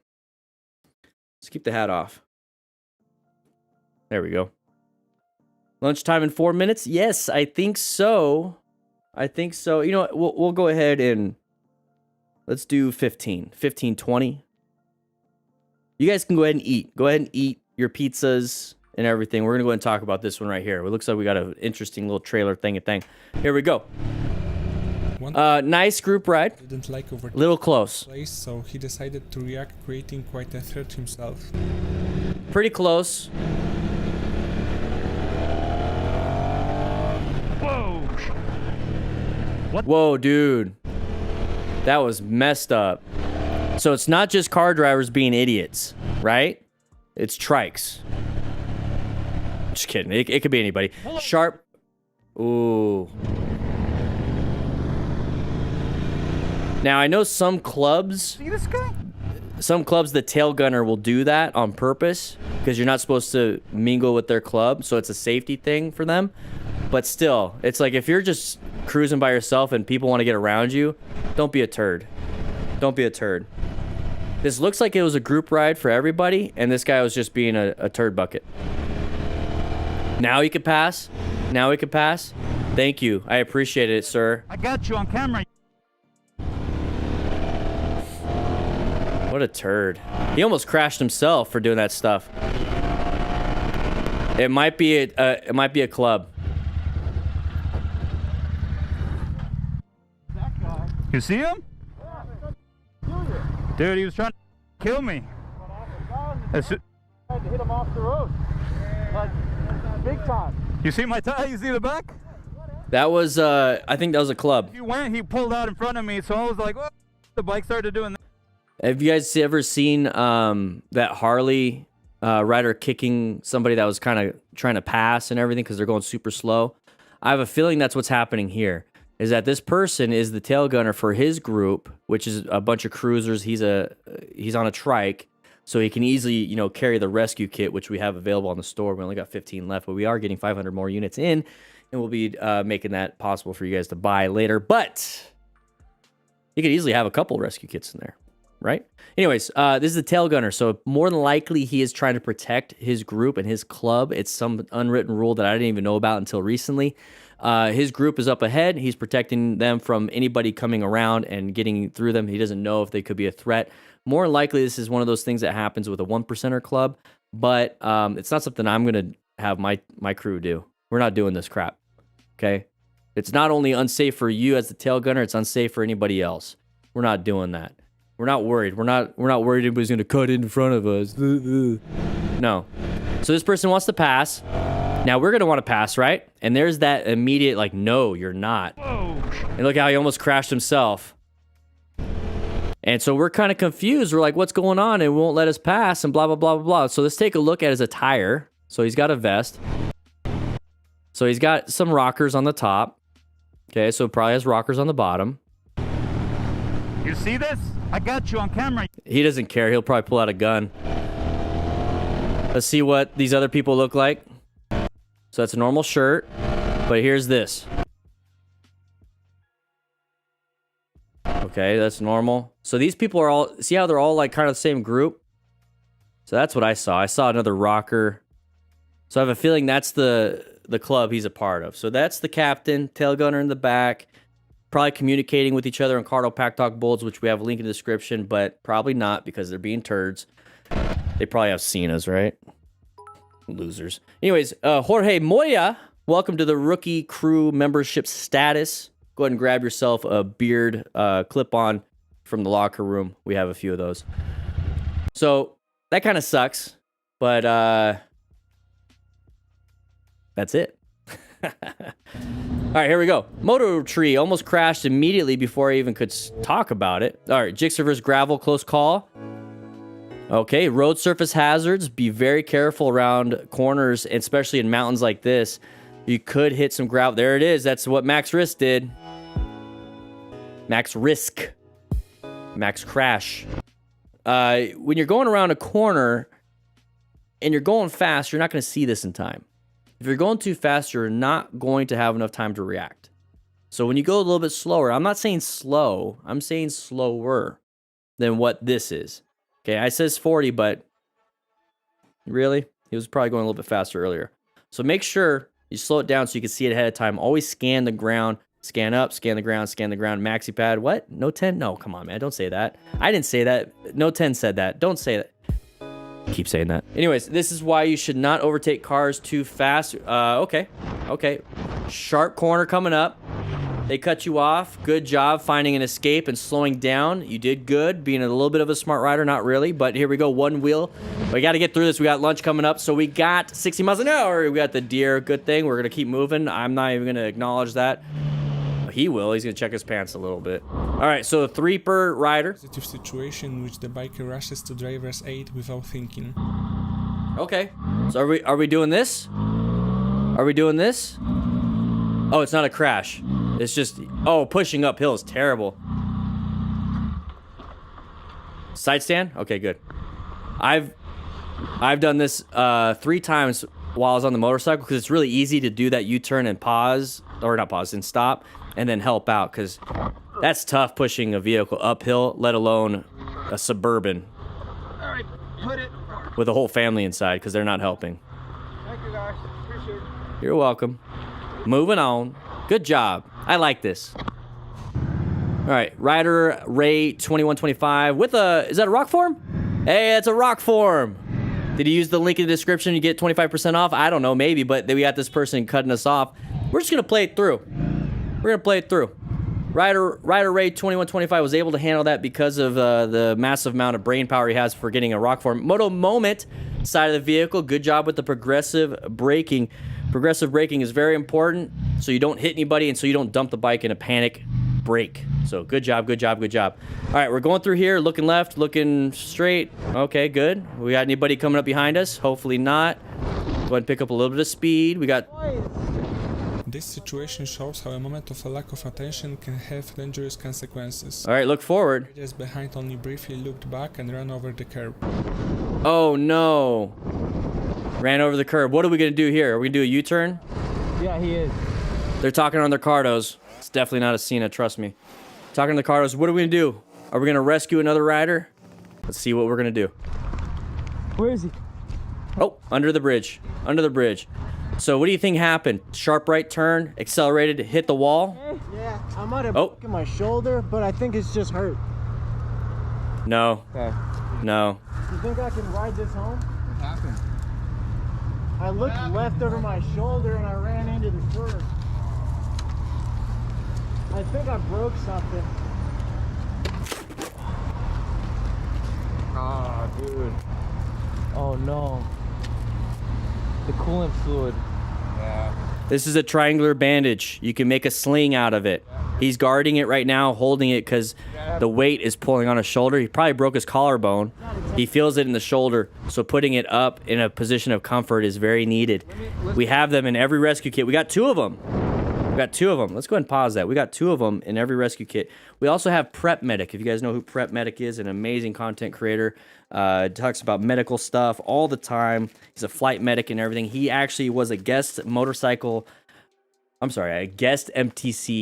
coach, instructor, whatever you want to call it. And he's talking about how to use everything inside the rescue kit, including how to create a sling out of that triangular bandage. So let's go ahead and move on to the next. All right, so we got a Honda Rebel or something like that. Oh, you got a left turn in front of us. Good job with the braking. A little bit of a panic, but thankfully we weren't going super fast. We're going 35 the speed limit. Imagine if he was hauling ass. It would have been a no bueno situation. All right, get off your phone and pay attention. Nobody cares. Women just parks their car in the street during traffic. Hey, it happens all the time. I don't know. So we're just kind of waiting around, hanging out. Nobody knows what to do. We're having cognitive problems. We're going to move on with our day, call it a day, and that's it. What are we even talking about this? Anyways, Gary Starnes. All right. Whoa, person's not paying attention. Good job with positioning for safety. You planned his ride really well. Unlimited lawn care driver almost hits me. No. We're going to go back. Let's hear what he had to say. Almost hits me. Yeah, okay.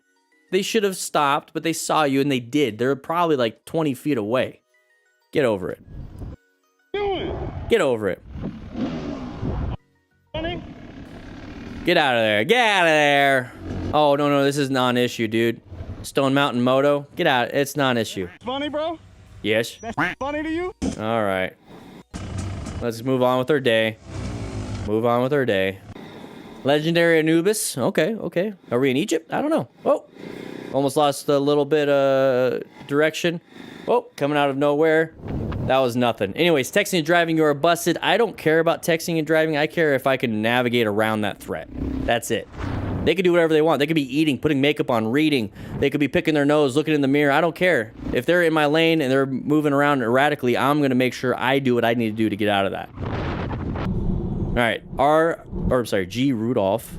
Here we go. We're going around. We're in a car.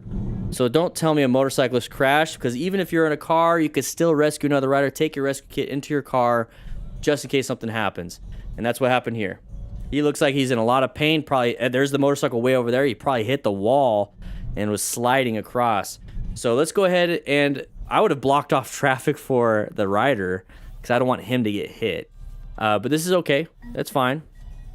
What about the guy? Thanks for watching till the end. I hope you've enjoyed it. See you soon in the next video. Okay. Okay, Motostars. Okay. Whew. So you guys were wondering, probably not, but you're wondering how to do that sling and swath, which is going to be, like I said, what Prep Medic. Let's go over here. Hey, look at, there's me. There's me. Let's do motorcycle training concepts. Motorcycle training concepts. Hey, look at, we got Prep Medic helping out, becoming a guest instructor. Let's get out of that. Let's go to playlists. Let's do this. Hey guys, I'm Sam. So this is why you need a trauma kit. But what we're gonna do. Hey guys, my name. There we go. Prep Medic. So what's going to happen here is we're going to go ahead and eat some pizza. We're going to watch this video because we need to learn. It's only 3 minutes long. But that doesn't really matter, right? Let's go ahead and switch over.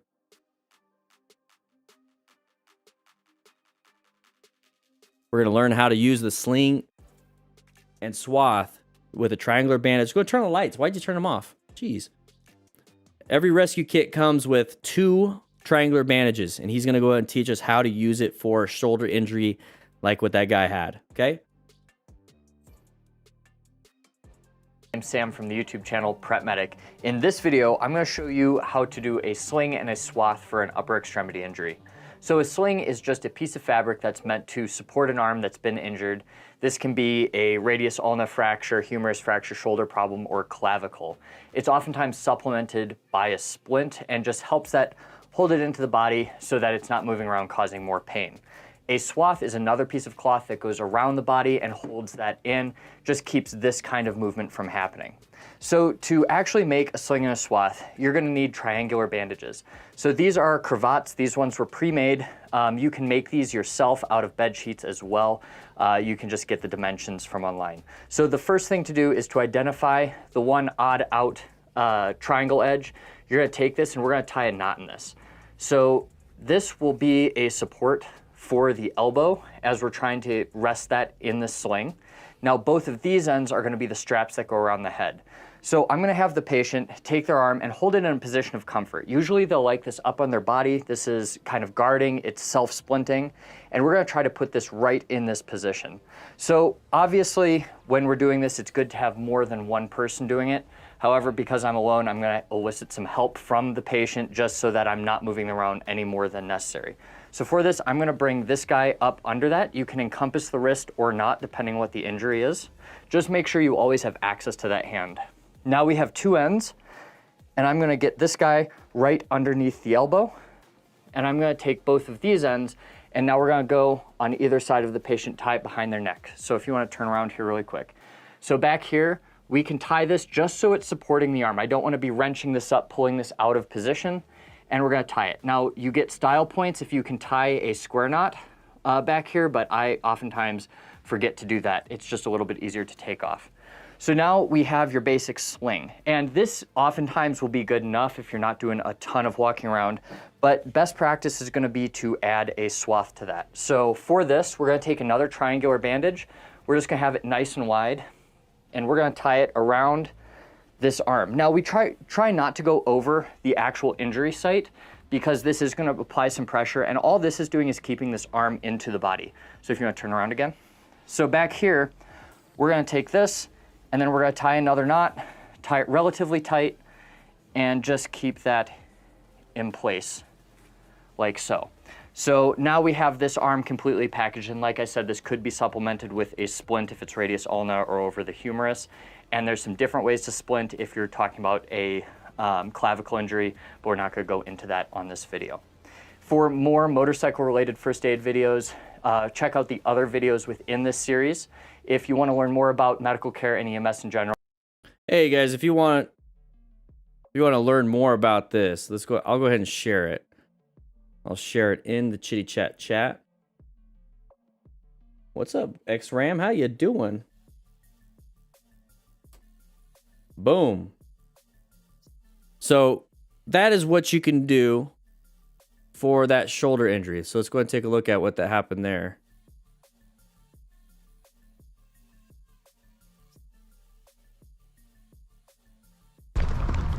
Where is he? Right here. This is why you want to do it. Hey man, you okay? Yeah, I might have broken my shoulder, but I think it's just hurt. That's where you can add that sling and swath. Okay, everybody? Not a good situation. Not a good situation. Rebel 300, 500 all day, baby. Yeah. Sure. All right. So we got this video down. So we have C Crew. C Crew, you are finishing up. Grab a slice of pizza.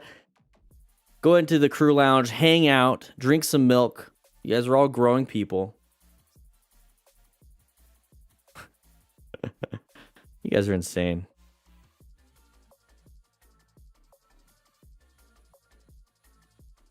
Just double checking a few things. There we go.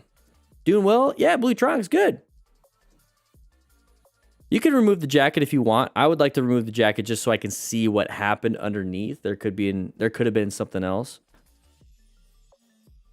So what I'm going to do is, in the meantime, is I'm going to let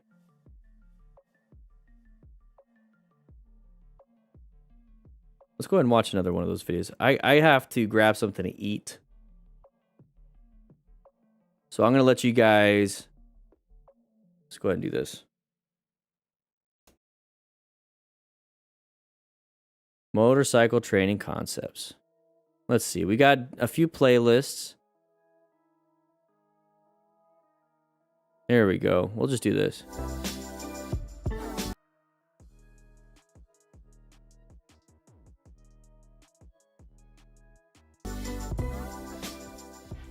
There's a ton of motorcycle controls on the motorcycle. You have all these buttons, all these different things that do things.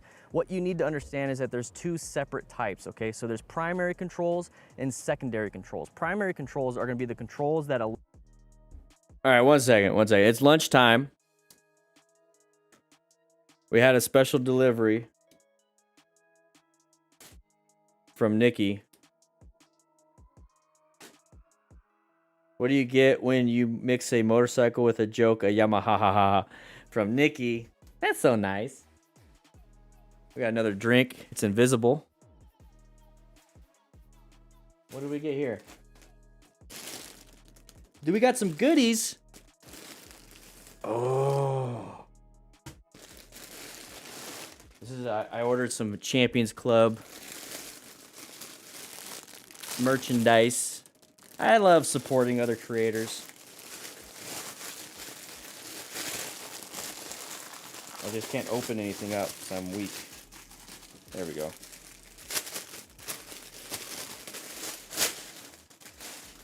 Yamaha. That thing looks massive for a medium. I am not 6'8".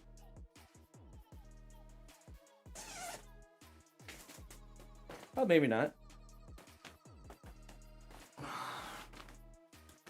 Maybe it looks a little tall. I need to stop being so fat.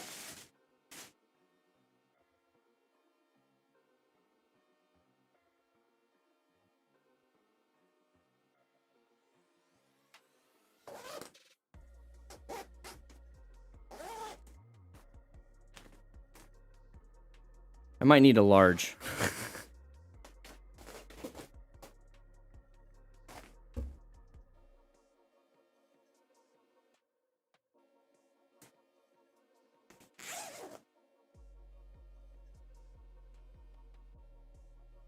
Ooh, it is warm.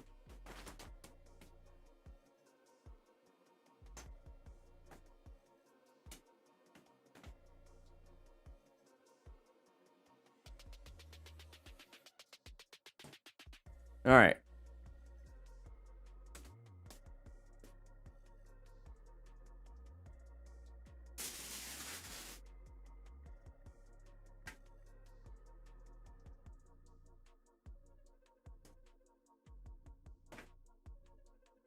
If anything, I'm going to frame it.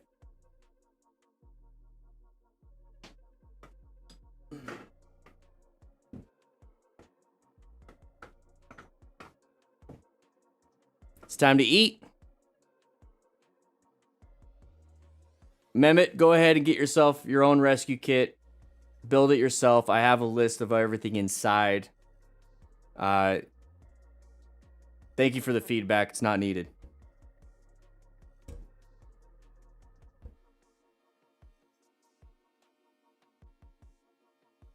Allow you to operate the motorcycle, like the throttle, front brake, rear brake, shifter, clutch, stuff like that. Secondary controls are going to be the horn, the high beams, and then the turn signals, and then all these little other things. They're very important, but they don't actually operate the motorcycle. So we're going to go over the primary controls first, and then we're going to talk about the secondary. So the primary controls are going to be your throttle, which is going to be on the right side. You have your front brake lever right here. You have the clutch lever on the left side, and then on the right foot, which we'll show you pretty soon, is that's going to be the rear brake pedal, and on the left foot is going to be your shifter. So those are the primary controls. Secondary controls, you have all the other controls basically are secondary. So you have your engine start, you have your engine cutoff switch, which is red, which we'll talk more about. You have your key ignition area right here. You have your horn, you have your turn signals, and you have your high beams. So if you notice, a lot of the stuff is going to be on the instrument panel, and a lot of the stuff is going to be within thumb reach on each side. So let's go ahead and go over the throttle real quick. Okay, we're going to go from right to left.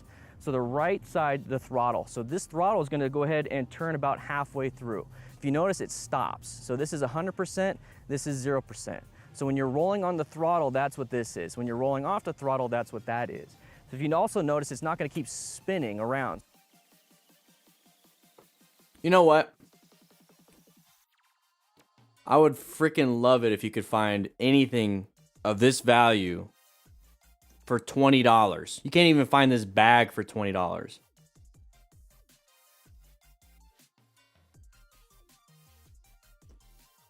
No, Mehmet, you said what you said. Why aren't you backing it up? You said $15 to $20 for a rescue kit. Where can you find it? Please link it in the description, or I'm not linking the description. Link it in the Discord. Tell me where you can find something for $40 and a big one for. Let me know. Let me know. 2 tourniquets, multiple different things for life-threatening situations. The rescue card, the rescue booklet that's coming out. Go ahead. I'd love it, because I would like to buy it for $20 and then sell it for a markup, because you're not going to be able to find it. All right? Sit down. So it's actually very, very, very secure, and you're able to actually turn pretty well, even with a throttle hand with proper controls.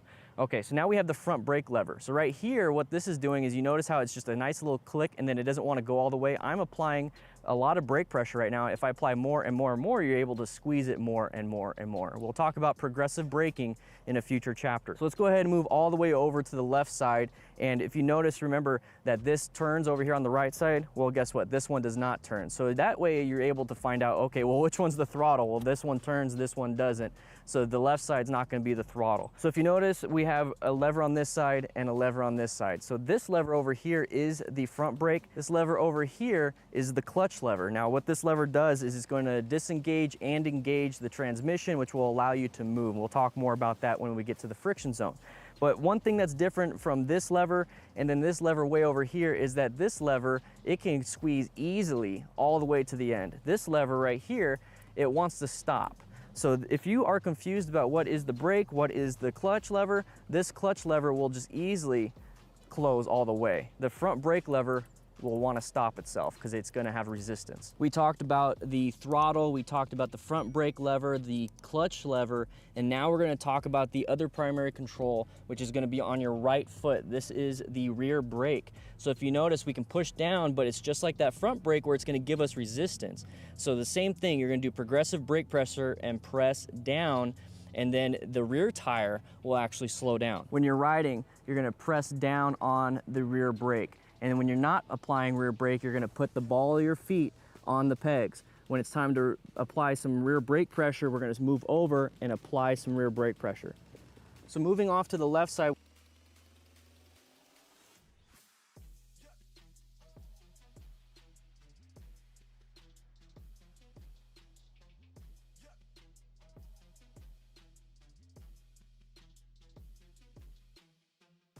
we have the shift lever. So this is gonna be the shift lever. So right now the bike is in neutral. So when I press down all the way and you hear that click, that is gonna be in first. It's half a click to go up into neutral, and then a full click from first to second. So if you notice, I can keep doing this, and all I'm doing is going 1 gear at a time. I can't hold it up and go from second, third, fourth, fifth, sixth, or whatever it is. Also, same thing applies when you go down.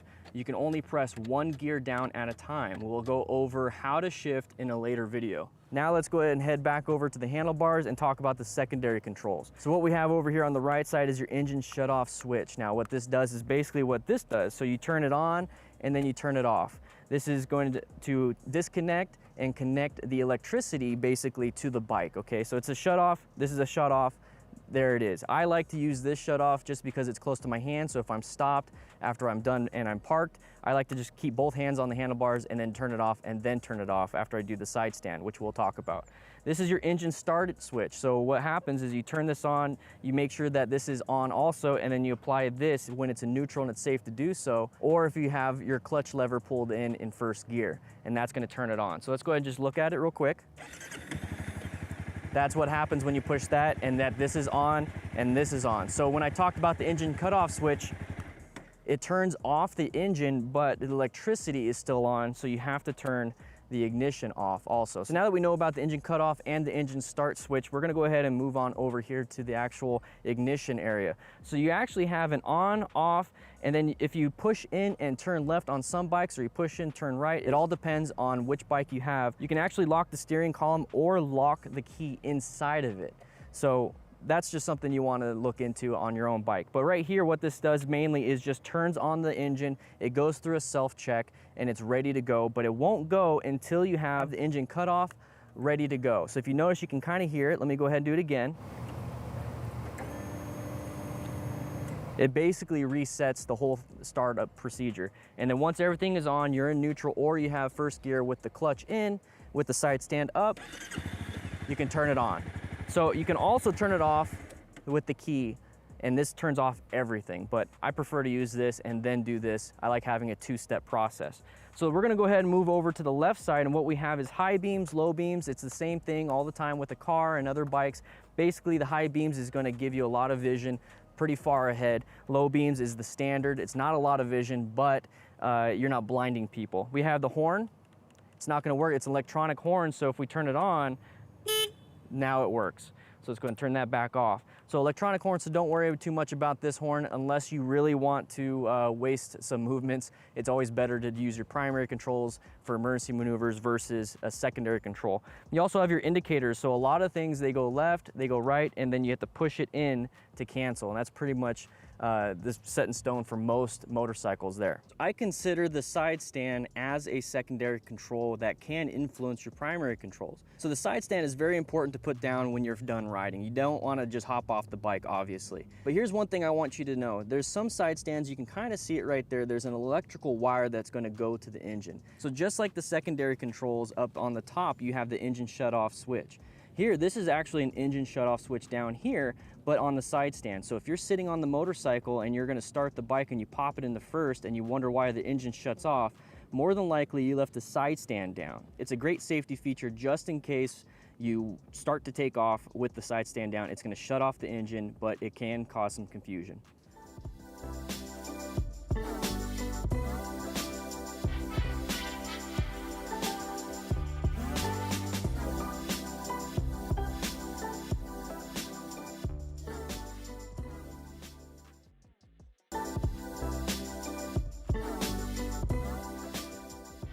Now that we understand the controls and we're pretty familiar with them, what we're gonna be doing is mounting and dismounting the bike. I have full gear because just in case I tip over and fall down, I don't wanna have a brain injury, elbow injury, shoulder injury, or anything like that. So I'm going to wear full gear to do it. Okay, so basically what we're gonna be doing is holding the front brake lever to stabilize the bike, swing the leg over, stand the bike up, straighten the handlebars, kick up the side stand, and then get ready to go.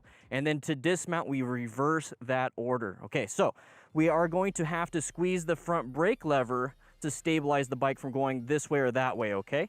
Now we're gonna swing the right leg over and get in from the side stand side. And it's easier to do that because the bike is leaning that way. Now that we're at this point, I have feet on the ground, and now I'm ready to turn the handlebars and straighten the handlebars to go straight. Now that I'm here, I'm still gonna keep squeezing this front brake lever, but I'm gonna look to my left where the side stand is, and I'm going to make sure my right foot is secure and then slide up that side stand, and I'm ready to go. Now I could do the whole process of turning things on and taking off. Now to dismount, let's say I finished riding or I did whatever I need to do and you're practicing this, reverse the process, squeeze that front brake lever, look down to your left, put the side stand down to make sure it's secure, lean it over to the side stand. I feel it catching. I'm gonna go ahead and turn the handlebar to the left. I'm gonna raise my right leg, swing it over, release the front brake, stand here, look good, make sure everything's secure, and I can walk away. That is the process of getting on and off the bike without the engine on. This is something you can actually practice at the dealership if they allow you to do it. I want you to get on and off as many times as you feel comfortable and then move on to this next step. This next step, I'm gonna show you how to keep your hands and wrist flat while turning the motorcycle. This is gonna be very important when it comes to your tight turns from a stop, your U-turns, figure eights, any slow speed maneuver. So once again, squeeze that front brake lever, move that right leg over. When I get stabilized straight up and down, I'm gonna turn the handlebars with the front brake lever still there. And then I'm gonna put the side stand up and release the front brake lever. So now I am up and about. So without turning the motorcycle on, I want to practice moving the handlebars left and handlebars right. I want you to know how far it can turn left and how far it can turn right, and some of the problems with sport bikes with the throttle hand turning right, and I'll show you that. So what we're going to do is try to keep a flat wrist. So we're going to have the wrist completely flat. This is not flat, this is not flat, this is flat right here. So with the hands flat, what I'm going to do is turn all the way left and look left. When I'm going to go ahead and turn right, I'm going to go ahead and turn right and look right. Now right here, I feel like my forearm is hitting the throttle and it's making it so I can't do a flat wrist. One thing you can do is almost hold it like a lightsaber when you turn right, and that is a good thing to practice before going in a tight turn from a stop. So let's go ahead and turn left, look left, turn right, look right. My hand is now switched, and if you notice right here, this where it hits and it doesn't want to turn anymore, that is a full lock handlebar turn. That's very important later on. So once again, look left, look right, look left, look right, look left, look right. And what I'm trying to do is practice a flat wrist on both handlebars. That way, when I do slow speed maneuvers, I'm not revving the engine and then going too fast. So I'm practicing this right here, flat wrist, but also looking where I want to go at the same time. So let's go ahead and dismount, squeeze, side stand, lean over, handlebars turned, leg still squeezing, release, and now we can focus on the next thing.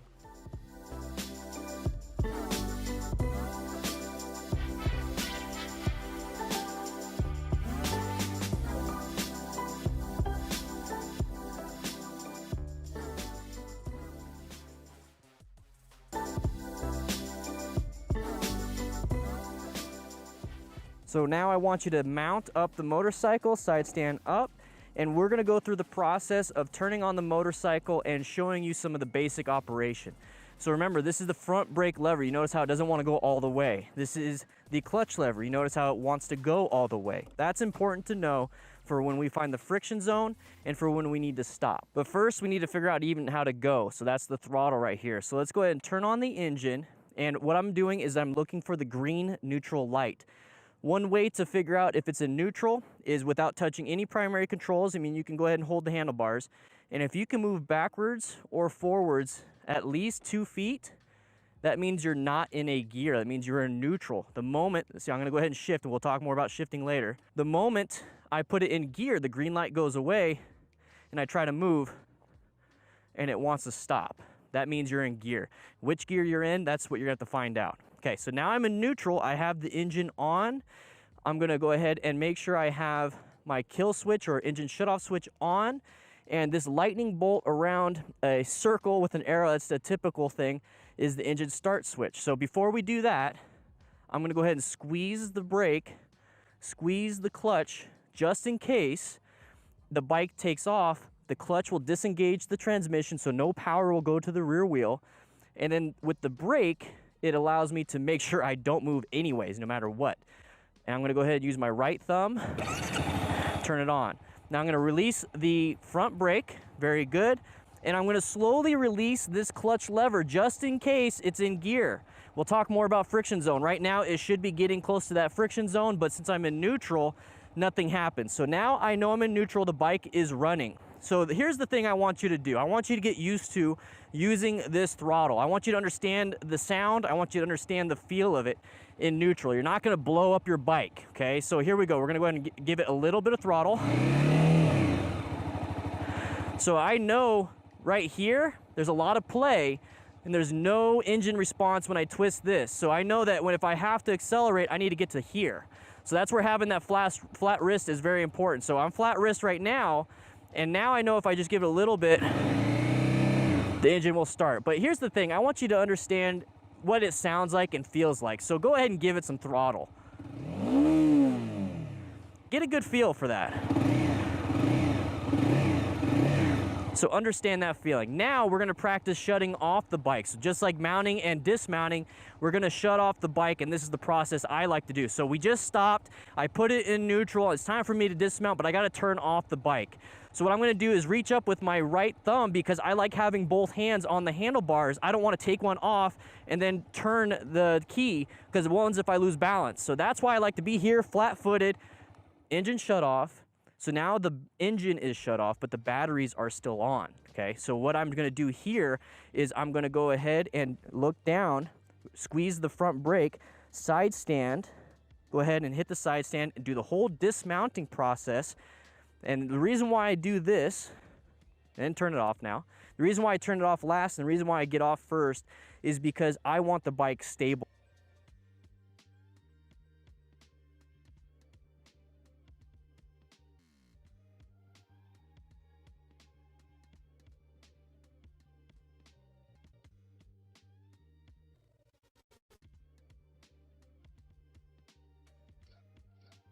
The instruction manuals for the Cardos and how to install it, they come with the Cardo. They kind of show you how to do it. Okay.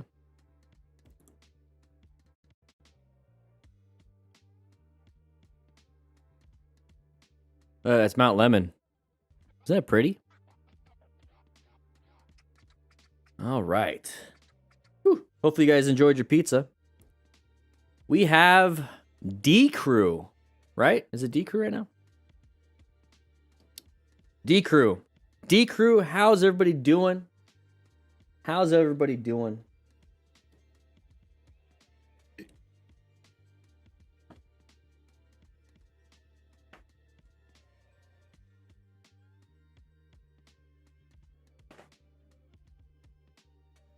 Just seeing what's up. Who's here? Who's been here since A Crew? Who's been here since 8 in the morning? ABCD here. Woo!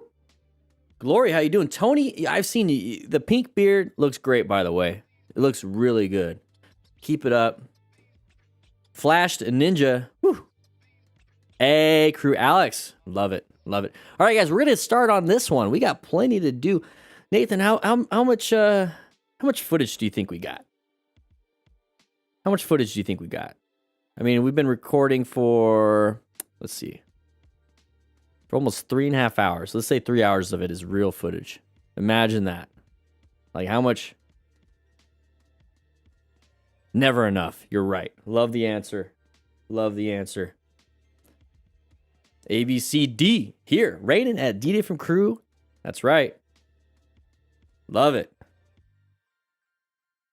Oh, nothing. I just want to see what's up.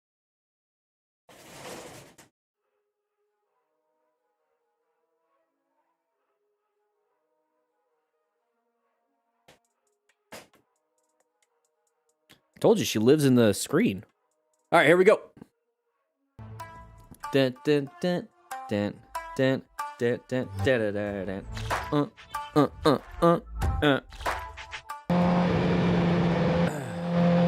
All right, so orange is orange stage, remember? Cuts the biker off and deliberately stays in his lane. Merge, merge, merge, merge, merge. Okay, good. Watch out, blind spot, blind spot, blind spot. You got trapped, dude, from both. Both people trapped you, buddy. He's still trying to do it. He wants to turn off. Oh my gosh.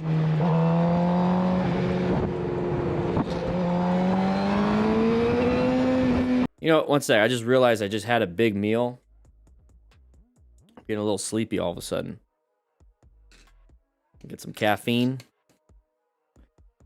Some caffeine. Robert Myers, how you doing? You know what, Nathan? I feel like we got to do another lightning round. Let's go ahead and double check, make sure.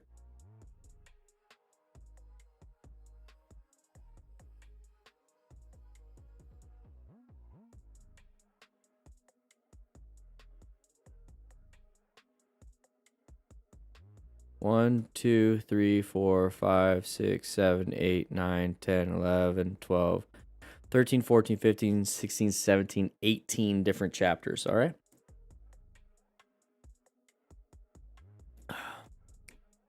A bike and its boy. Law of gross tonnage. Exactly.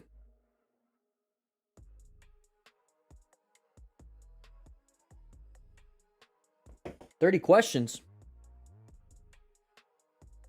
All right, here we go. We're going to go ahead and lightning round it. No pausing. No pausing. Okay? Here we go. We're going to be talking about this MotoStars driver came out of nowhere, blah, blah, blah, blah, blah. Multiple crashes. Let's see how we talk about this. No pausing. No pausing. All right, so we're going on the interstate. Watch it. Driver who cuts the biker off and deliberately stays in his lane. Okay, we got a merging issue from there. We got this right here, blind spot. We're getting closed in. Roll off that throttle. Do some progressive braking. Don't get too concerned. Rev bombing's not going to do anything. We got to keep going. We got to keep going. How much more do we got? I'm not pausing it. Okay, we got a little bit more. Just going to go ahead and flip some people off. There are some crashes in this video. Okay, there's a lot of them, so be very aware of that. All right. Okay, moving on. Lucky YZ. If you crash and fall off the mountain, you're in trouble. Whoa! Don't try to reach out. That was pretty dumb. Easily break your hand. You think it might not be a big issue, but your hand is pretty important. Okay? Really dumb. You broke it. Now you look like an idiot. All right. Whoa! A little bit of uncommon thing in a common situation. Passing on a blind corner on a double yellow, endangering other lives. Exactly right. That was definitely a little brown, dumb move. Not very smart. Not a very smart rider. Pretty stupid. All right, low side. Uh-oh, low side is a type of crash that is no buenos. That is going to be something like this right here. So if you want to know what a low side is. Whoa. Okay, pretty dangerous. 360 camera. Looks pretty cool, but he is going to be in a lot of pain. Pause it and go back if you want to. I'm not. We got to keep going through here. I'm going to keep talking. So he's got full gear. Hopefully it saved him from any type of burns or anything like that. Why when a biker overestimates his abilities and completely ignores difficult road conditions. If you're on Instagram, make sure you follow me on DanDanTheFireman, okay? Whoa, lost some traction. Don't know exactly what happened. Maybe hit some oil because that did not look natural. It looked kind of weird. Yeah, follow me, Instagram.com/DanDanTheFireman. Good idea. That's not me. Excuse me. All right, just another biker. Need to wear gloves, man. You don't want to ruin your hands.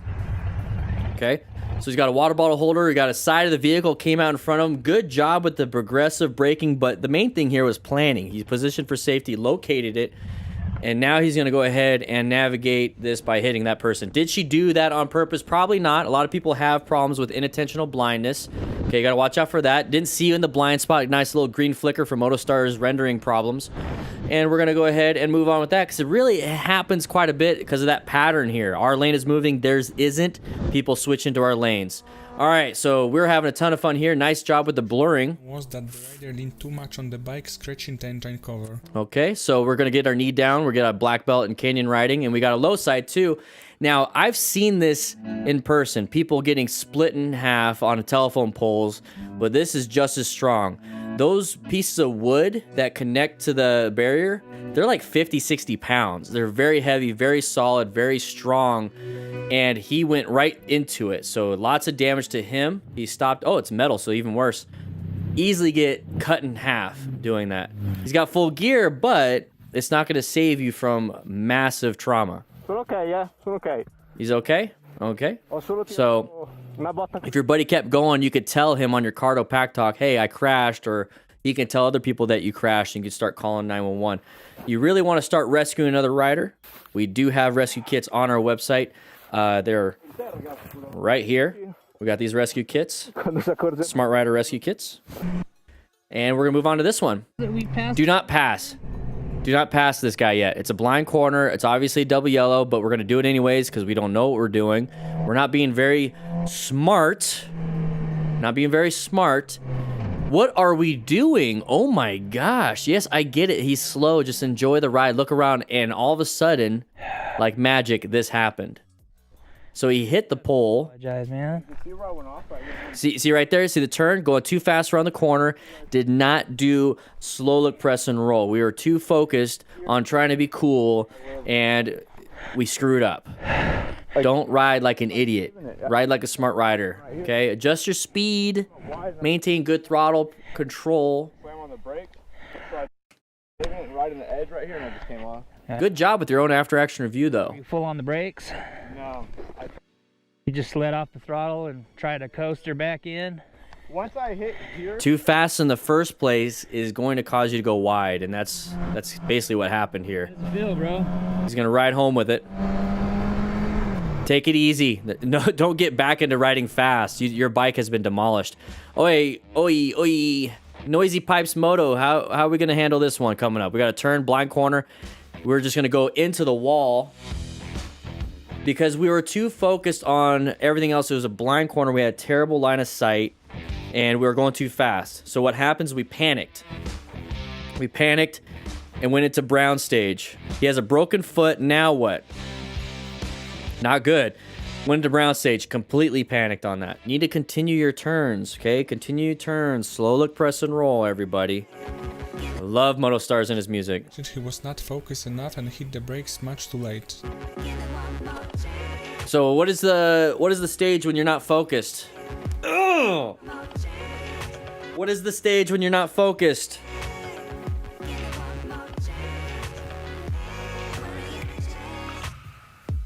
Oh man, I can't pause the video. You gotta watch it. We're watching this live, and we're doing this live every Friday at 8 a.m. Mountain Standard Time. We're gonna go really fast, Moto Dip. Okay, whoa, nice job navigating around that. We had to plan our ride. We located the hazard, and we did a navigation. We swerved out of the way into a red stage maneuver. Turn back to clear up. Very good with the red stage maneuver. Movement was enough to put an end to dispute. Okay, so now we're gonna go into brown stage because we're being an idiot.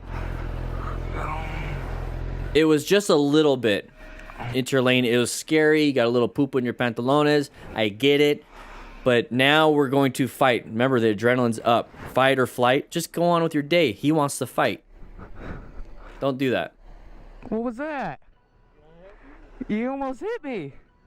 Nice job with the blurring. Nice job. What is he? Come on. You go back if you want and see what he really looks like. Good job editing. See, I wouldn't park my bike behind it either. All right, that's all I want. Okay, I'm not trying to. You gotta run over your bike. Okay, all right. Hey, you have a good rest of the day. All right, man. I've learned to not really care about getting an apology from people I don't care about. Not a problem, man. So, whatever. All right, here we go. Check your mirrors when stopping, especially when the light is changing. Okay, watch out from behind you. Hey, when you have to slam the brakes, somebody behind you that's not paying attention, white zone, will be slamming their brakes too. So Ryder Ray 2125, we've seen a few from him actually. We're getting kind of boxed in a little bit. That's fine. Our lane is moving, his lane is not, so he's gonna move. There it is. There's that pattern. If our lane is moving and theirs isn't, they're stuck behind other vehicles, they're going to go into that lane, whether it's because of unintentional blindness or not, okay? So Moto Horse, here we go. Oh, we got a little tippity tap. This is just a love one, a little love tap, maybe a little. I don't know what I'm doing, but it's fun. All right, just exchange insurances if you want to. Maybe the deductible costs more than actually any of the damage that you have. Just make sure that you're safe and you didn't damage a rim or you pop a tire and whatnot. Because a rim, yeah, we're going to pay for the deductible or whatever. Did you get hit again? Oh, he got off. Very sorry about that. My foot stepped off the brake. I barely got on your tire. Are you good or? Yeah, I suppose. Yeah. I was barely on you, right? Yeah. Sorry about that, bro. We good? I've had my front tire hit from somebody backing into me. It was at a Bank of America in Yuma, Arizona on 32nd Street, but now it's Washington Federal. Anyways, we're going to move on with this. Side of the vehicle. Side of the vehicle is definitely something you got to watch out for. Thankfully, he was in orange stage and was able to navigate around that. So back to my story. Nothing really happened. It was a nice slow speed stuff. So in that situation, I just ate. I'm burping. It's just going to be a little love tap. So still check your rim though. Still check your rim. All right. Oh, watch out for the pedestrians. Look, they're on their phone. But who cares, right? All right, Mystic Space Cats. Interesting name. I love it. All right. Oh, no thank you. Have a great day. Yeah. He said get off his ass? Oh, get out of here. Get out of here. What a turd. Yeah, you're just gonna find people like that, and he handled it well. Mystic Space Cats, it's the only time I'd ever honked the horn. You did a great job. You are an absolute smart rider. You said have a nice day after that guy was being a jerk. I like you. Join the Discord, which is free. Be a part of the good community that we have. Don't be right behind him, though. Don't do that, because he's going to back up into you. Get off my... Now! Get back! Get back! You're the one that's harassing me. Get back in your car! You're the one harassing me. You're wearing mechanics gloves, though. Get back! You're the one harassing me. Get back! Your day is so bad, mister, that you have to yell at somebody for that? Oh my gosh. Look at that handsome fella. Well, guess what? That was a full 10-minute video. So if you guys like this kind of stuff, make sure you join us on the live streams and have some pizza with us. I'll see you later. Hey, look at that. Perfect video, episode, whatever. Whew. That was fun. I kind of like that. I kind of like that. How'd you guys like that, D crew? We usually only do this for D crewers. Like, you know, towards the end. You guys enjoy it? You guys got some pizza? All right. You guys hear the music, by the way? I have music playing this whole time. It's only 1%.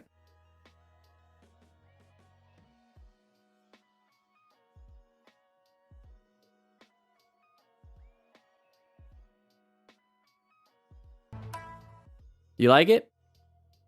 Good. Harris Heller from Stream Beats, by the way. Harris Heller Stream Beats. Let me go ahead and share it with you guys.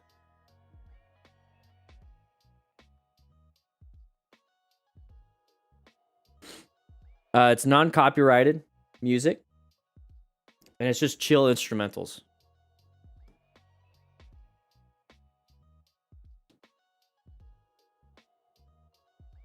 Exactly, Tony.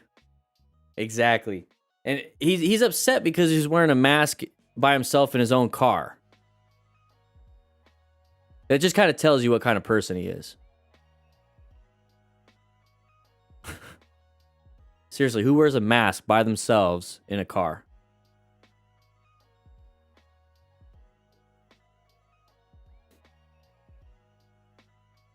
You're not breathing anybody else's stuff. Okay, do I have to keep explaining it? No? Okay.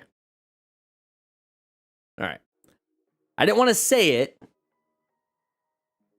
but he's an idiot. All right, here we go.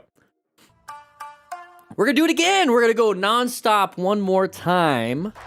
We're going to turn this into a nice 10-minute MotoStars review video. Twisted Hooked, how are you doing? No pausing on this video. I wasn't prepared for such a quick change of the route. Oh, no. Okay. Watch out, don't overshoot it. Okay, going a little too fast. We're going to apply too much brakes. We're going to go a little wide. Oh! Panic braked.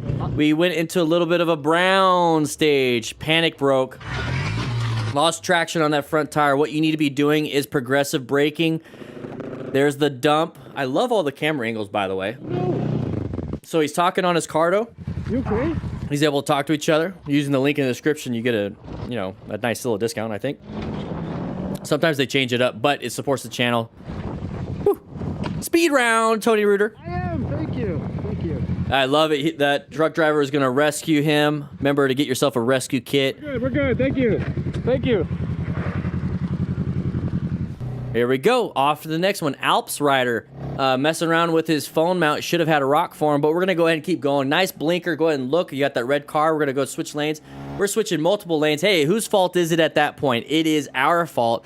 So what happened was there's multiple vehicles in front of us, and we decided to swerve around it. Happens all the time for other vehicles into us. Now, if he had a rock for him, he would have had his phone on. It fell off. Quad lock. Anyways, going super fast in some orchards. We got a sharp left, sharp right turn, so we got a massive 90-degree turns here. Watch out for that pole. Are we going to hit it? Nope. We're just going to go ahead and low side because we did it on the paint. Probably slammed the brakes a little bit. Lost a lot of traction. Nah, no buenos. No buenos. I mean, you're doing pretty good on that straight line, but you couldn't make that turn, Vladimir. So rookie mistake from a rookie, basically. So we got a whole bunch of rookies here, D-Different Crew rookies here on MotoStars. He captured all his footage and delivered it to me to put you guys all through remedial training. So go ahead and take a quick look at everything. It looks pretty good. You know, we got a little damage here and there. All right, we're going to go out here.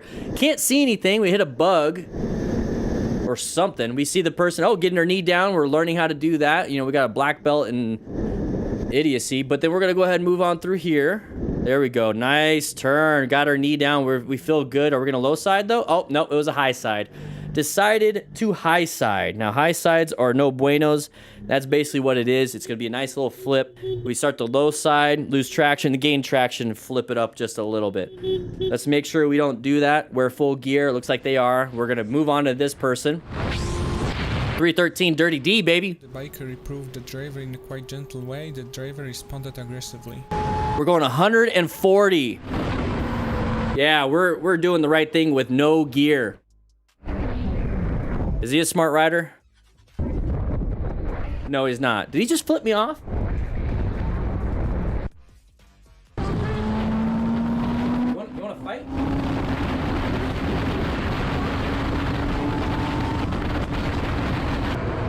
Okay, use your blinker. You're not used to your blinker, bro. And then you get all mad and try to run up on me.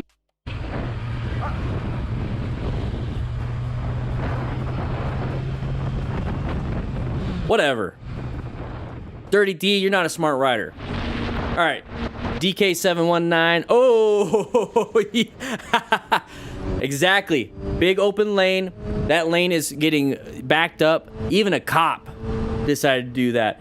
And what do you think it is? Inattentional blindness. Cops are dumb too. Not even a lockdown keep bad drivers at home, of course.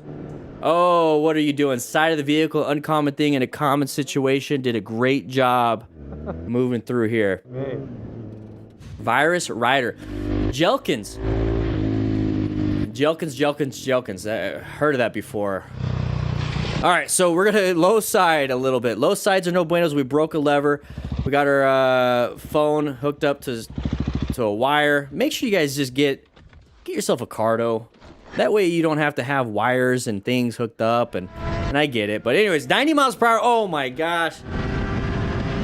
No, this is a terrible idea. Mistakes and ends his ride with a fall. Luckily, nothing serious happened to him. Oh, no.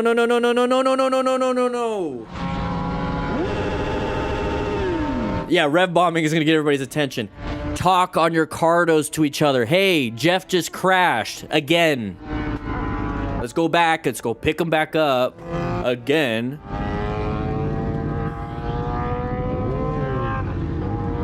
It's at night. What are you going to do? You got to rescue a rider. What kind of symptoms does he have? This is on the back side of the card, which you will get with a rescue kit, which we have available on our store. Link is in the description for that. Oh, okay. This is serious now. He's not getting up. He might be just kind of getting checked out. Front Valley. Exactly. Right here. Call 911 or tell someone to. Oh, he said his arm was hurting. No buenos. You can go back if you want to watch that. Lane filtering. We have problems with the... Oh! We have problems with vision to the left and right. We have line of sight problems. We can't escape to the left or the right. Oh, that's terrible. It's terrible. That lady should not have done that. She should have been paying attention. But now we're the ones with thousands of dollars worth of damage. Love the music.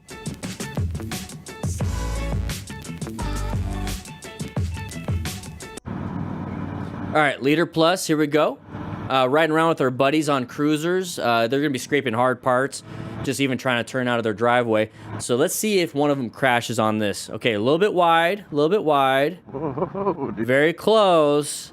How about very close? Almost. So slow it down. Pulling over to help. Oh, whoa. Once again, it doesn't matter if it's a car driver or a motorcycle rider. Learn to rescue somebody. We have training in the description on motorcycle training concepts. Oh, Danny Kim. Maybe he hit something. I think he hit something because that was a normal looking turn to me, right? Write in the comments if that was a normal looking turn. Go ahead and grab a piece of pizza, and let's get right back into it. All right, DM, here we go. On the road where the driver tried 80, to turn around, 90. in the double yellow line. It's the caution signs. You should be slowing it down. Whoa, side of the vehicle. What an idiot. That driver, I mean. We should still be slowing it down, but that driver's an idiot. See, right now, see how we're all slowed down? This is the appropriate speed because we purposely slowed down after because we saw a hazard, we felt a hazard. So they're slowing down. Luckily, rider was fine, don't know exactly caused the crash. Oh, went wide. You don't know what caused the crash? Too fast. Too fast. Because everybody wants to go super fast and get that knee down. Go stop traffic. We need to stop doing that. We need to stop. Class, we need to stop. You need to slow down, look through the turn. You need to maintain good throttle control, and then you have to keep looking because you need to find that exit. It's not slow press and roll, but still, that's my advice for you. Hopefully nobody's hurt. They got all gear, so I'll give them the A part. I'll give them the A part, all right? Hey, we finally got an off-road one. Oh, we're losing a little traction, which is normal out on the desert or on a dirt road. That's the problem, though. We are watching him and not riding our own ride. Hey, that's my helmet. That's a Shoei Hornet X2. So he was watching the other person and made the same mistakes the other person did, but he didn't have enough reaction time like the first person did. Whew. Here we go. Lone Star Rider. His phone fell off. You guys know why. Links in the description. But we got somebody that crashed here. Look at the kind of group we're in. Do you think it might have been a stunting crash? Do you think it might have been just a hooliganish type crash? We got some Groms doing U-turns, figure eights in the middle of the road. We got people behind us.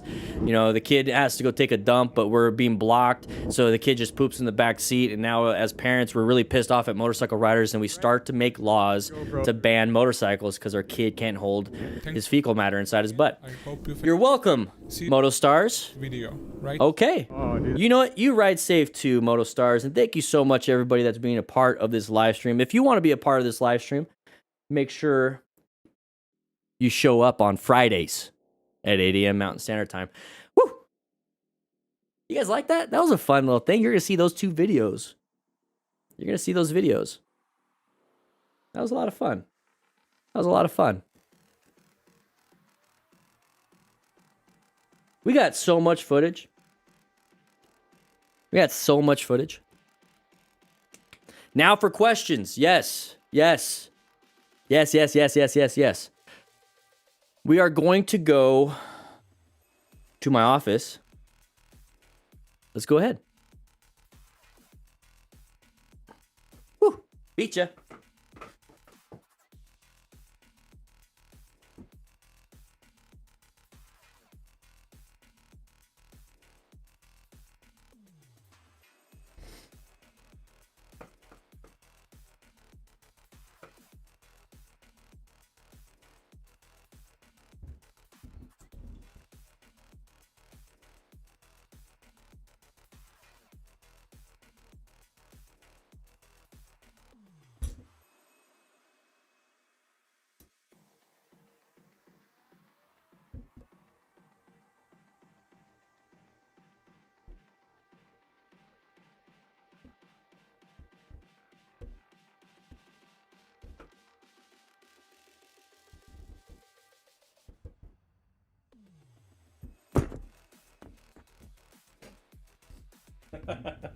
Whoops.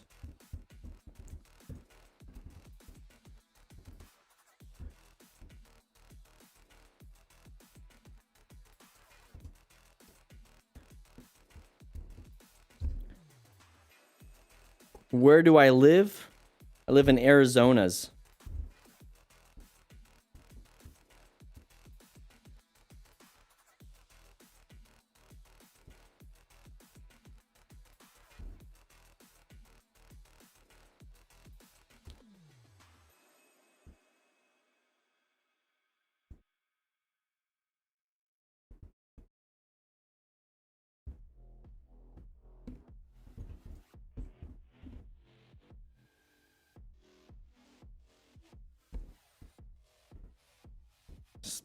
thing just, it's like too heavy.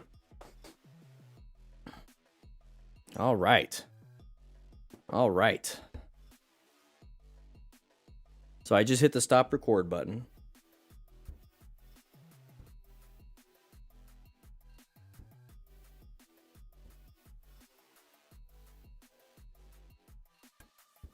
So I have, let me go ahead and get the document because Nikki was taking questions and answers and things.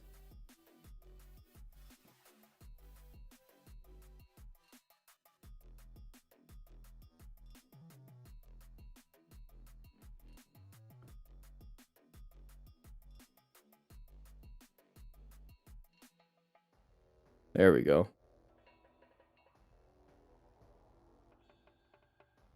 Let's go ahead and refresh that.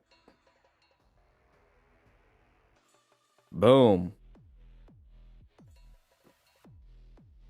Boom.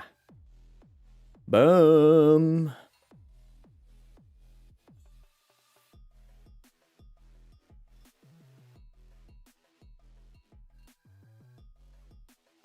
Oh my gosh, this is great. We're just going to go down the list. We're just going to go down the list.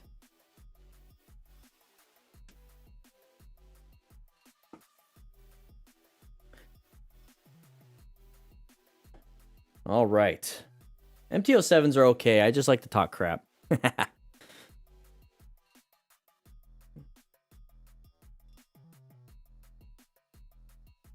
There we go.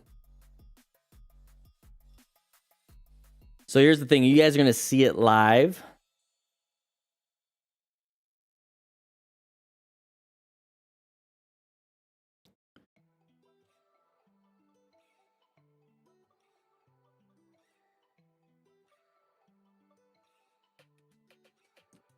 All right, here we go. We've got quite a few questions, actually. Excuse me. So, Nikki, you ready? We'll start on... So this is actually kind of cool. I wish I could show you guys. It's almost like a frequently asked questions.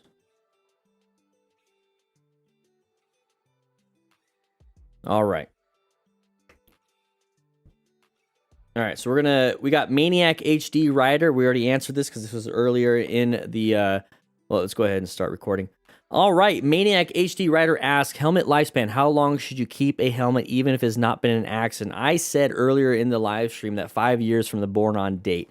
So the polystyrene foam eventually does dry out. That is something that you don't want to have when you go into a crash because it's not going to be malleable or as malleable as it's needed. So think of like a dry rotted tire.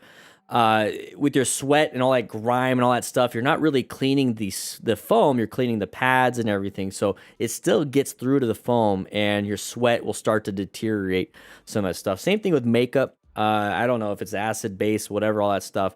But around like 50,000 miles is typically when this happens. Okay. So just give yourself 10,000 miles a year, or, you know, you do 50,000 in 1 year, you might want to check, you know, you might want to look at your helmet, at least on the inside, see if there's any cracking. So this is for if there hasn't been an accident, but if there has been an accident, or if you dropped it, let's say this, if you dropped it, you want to check the inside foam. You can have some scratches on the outside, but in a crash, it did its job. It absolutely did its job, all right? So thumper jumper, should we replace other gear every 5 years too? Yes.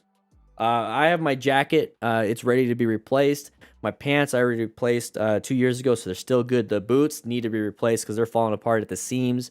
My gloves I replace almost every year. They just get used and abused pretty easily. And my helmet's pretty due. It's getting closer. I got another year or two left on it. But yeah, you want to replace every 5 years or so. It's usually because of the seams and like the threading and everything is starting to deteriorate. Now, when it comes to the gear, the armor inside, you can always replace that armor. You can always replace that armor. And once again, if you're ever in a crash, you might want to replace anything and everything that was involved in that crash. But do a quick check. Actually, do a very long, thorough check of your gear before using it again after a crash. So, Fortunate Runt. Is it better to wear the torso armor suit, a good jacket with upgraded armor, or both? I would like to have... Oh, I'm sorry. We'll do this one, and then we'll go up to Tony Reuter. A good jacket with upgraded armor or both. I would rather do a jacket because you're going to have abrasion resistance on the arms and you're going to have abrasion resistance everywhere else. A torso armor suit is better than nothing. It really is, because you have to think your torso is your core. Your core has all your vital organs. You can live without arms. You can't live without a heart. So think about that. Now, I want both, so I'm going to wear a suit or a jacket. All right, so Tony Reuter, your thoughts on Predator helmets? I'm thinking the ones that are fancy looking with all the dreadlocks and everything, they look amazing, but it's not something I would get. I don't want things flopping around and hitting my side of my face when I'm doing head checks. I'm hoping that's what you mean. We'll figure it out on the next live stream.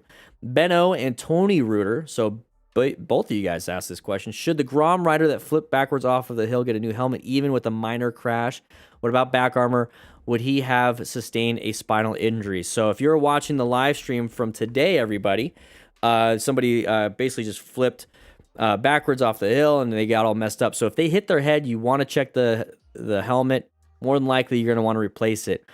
Always suspect a spinal injury in a motorcycle crash. Always, always, always, always. No matter what. Unless they just dropped it from standing. If it had any speed involvement and they actually fell off the bike and were tumbling a little bit, always suspect a spinal injury. Back armor and other armor, you do want to check and make sure they're not cracked or torn on the inside and everything. All right, so Ben O, I did replace my helmet after a header loop impact, but helmet seems barely damaged. Spent $300 on a Nolan 9.3 overspended. No. Good helmets are roughly $200 to $400, and then you start getting into features. Anything under $200, you can find some good stuff, but it's really hard to find the features that you like. But if anything, they're going to be ECE or DOT rated, which is what you need. So Joaquin Gibar, how do you know which is a good glove? One that fits, one that gives you tactile feel. For me, one that has that little finger thing so you can use your phone, and I don't use it while I'm on the road. I use it when I'm off the road. I just don't like taking my gloves off. I have sweaty fingers, got to put them back on. Screw that. Everything has it now. You want to find something with good reinforced stitching. So usually it's going to have like 2 stitch lines across every single seam, because if you have just like one crappy seam, that's what's going to rip in a crash. The leather or textile, whatever it is, in that one piece might have abrasions and get torn up a little bit, but last thing you want to have is you fall down and it just flips open because the thread basically got ripped open, so now you have nothing. So make sure you check for really good reinforced stitching. Does Cardo work with a full face helmet, and how Oztech? It does work with a full face helmet. It absolutely does. Now, there's different Cardos. There's the Slim, there's the Pack Talk, there's a Pack Talk Bold. There's all these different kinds. And the Freecom, they basically slip on. It's self-explanatory once you actually get it, or if you look on their website. But you can click the link in the description. It'll take you to the website. You can actually see everything. And it's really easy. It really is. How to do it, I can't show you right now. Thank you, Rainin and a Bike and Its Boy, for answering that question during the live stream. All right, so we're going to start getting into the beginner bikes and riders section of this. Big Chiefer 713, how do you feel about the 2022 Indian Chief 111 as the first bike? I actually rode the more souped up, upgraded version of that, and I loved it. I don't think it's great for a beginner because there's a lot of power behind it, but the 111 might be a little bit easier, but still, it's a lot of power behind it. It really depends on your skill level. A beginner is a beginner. First bike, what does that mean? Do you have experience with manual transmission truck? Have you taken the MSF course? It really is up to you. Are you a bigger rider, so that you need that extra room? You love the look, you love the feel. It doesn't matter what bike you get as a first bike. What matters is how much control do you have over your hands and your eyes and brain. You need to focus, practice. Go into a parking lot, train like your life depends on it. Okay, we have motorcycle training concepts, courses and stuff, some training and everything on Motorcycle Training Concepts YouTube channel. You need to check it out. Victor Rodriguez, how do you feel about a Harley Pan Am as a first bike for a new rider? Same thing, same kind of question. Harley Pan Am is going to be that adventure bike from Harley Davidson. Just came out. I don't know too much about it. So far, I've heard some great reviews. It's a Harley, so everything that breaks, even a little bit of a lever, it's going to cost over $100. So be careful with that. So BB asks, Triumph Bonnie Bobber too big as a beginner bike? Once again, you guys need to start to realize that there really isn't anything called a beginner bike. There really isn't anything that a beginner can't ride. It's just, what is it the beginner can do? Are they too nervous? Are they scared? Are they not confident in their skills? Do they not have the training? What is it? What is it? What is it? I started off on a Harley Davidson 1200. Never riding, never took a class, didn't even have an endorsement, didn't even have a permit. I just rode it. And that's just because I had a prior experience from a manual transmission. I understood the clutch. I understood friction zone. I understood throttle. I was very careful. I stayed in a neighborhood and was just going around doing what I needed to do. So with this whole situation about beginner bikes, make sure it's just about how you can handle something and you take it slowly. Okay, 1985 750 Honda Magna, great condition, good starter bike. Once again, same exact thing. Okay, Buckeye Nation 937. What can you do? What kind of training do you have? It doesn't matter. As a 5.9, so India Lemon, as a 5.9 female with a 4K budget, best beginner bike. I see we had some crew members answering this already, so I'm going to read off what they said. There are a lot of 250cc or 300 or so cc bikes that would be excellent for you. You have to decide what kind of bike is comfortable for you, and that will narrow it down exactly. I love it. Thank you for whoever that crew member that said that during the live stream. Go to a dealership, sit on a bunch of bikes, or get some assistance so that you can sit on it and feel comfortable. That's what they want you to do. They want you to sit on a bike and feel comfortable and find the right bike for you, because that's what's going to make you purchase a bike. They don't want you just to show up and find a bike that you don't like, and then you leave, and then now their reputation is that they sold you a terrible bike for you. They want to help you out. Please ask them for assistance. All right, defensive driving. We're moving on to this type of category.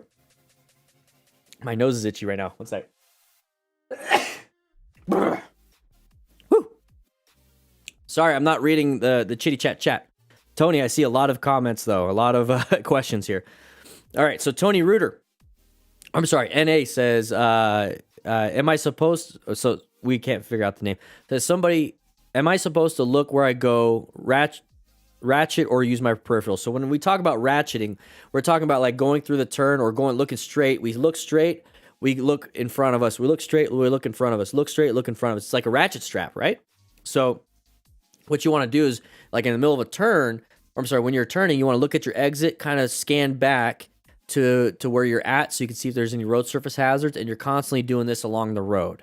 Okay, that's what I want you to do. Now, when it comes to your peripherals, that has nothing to do with what I'm talking about. This right here is your focal vision. It's your 3 degrees, basically, focal vision. So right now, while you're sitting down, I want you just to stare at something. Just stare at my face.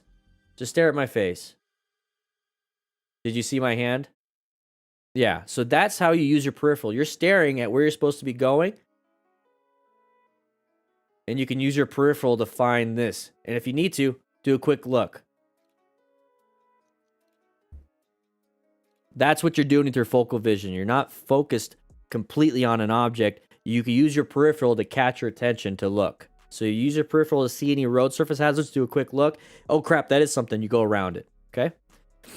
Tony Reuter, a situation that occurred to me last week was very similar to that one in the video where the truck taking a left turn got T-boned and almost hit the motorcyclist. What can you do to save yourself? So it's an intersection, okay?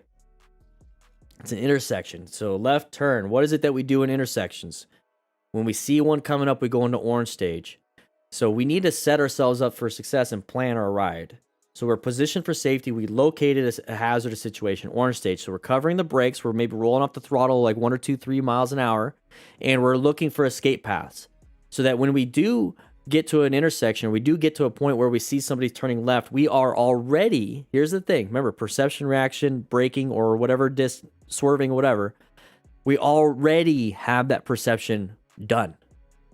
We are in the mode to search for things. We are perceiving things immediately because we're actively looking. That's why I want you to go into orange stage. I want you to actively look for these things, but then also prepare, because now we're talking about reaction. So if you're already rolling off the throttle and have your fingers over that front brake, your reaction time is just a squeeze versus not pay attention. Oh crap, what's that? Oh, I got to do this, and then squeeze.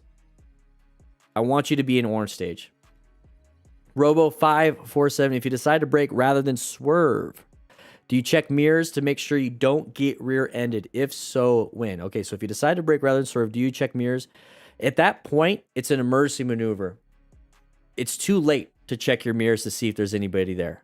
This is why I want you to have that 360 situational awareness beforehand. So when you're riding, I want you to look forward. I want you to look at a mirror, look at the mirror, look at your head, or a head check, look at your head check, look forward. Mirror, mirror, head check, forward. You might not have to always be like that, but you can at least do mirror, mirror.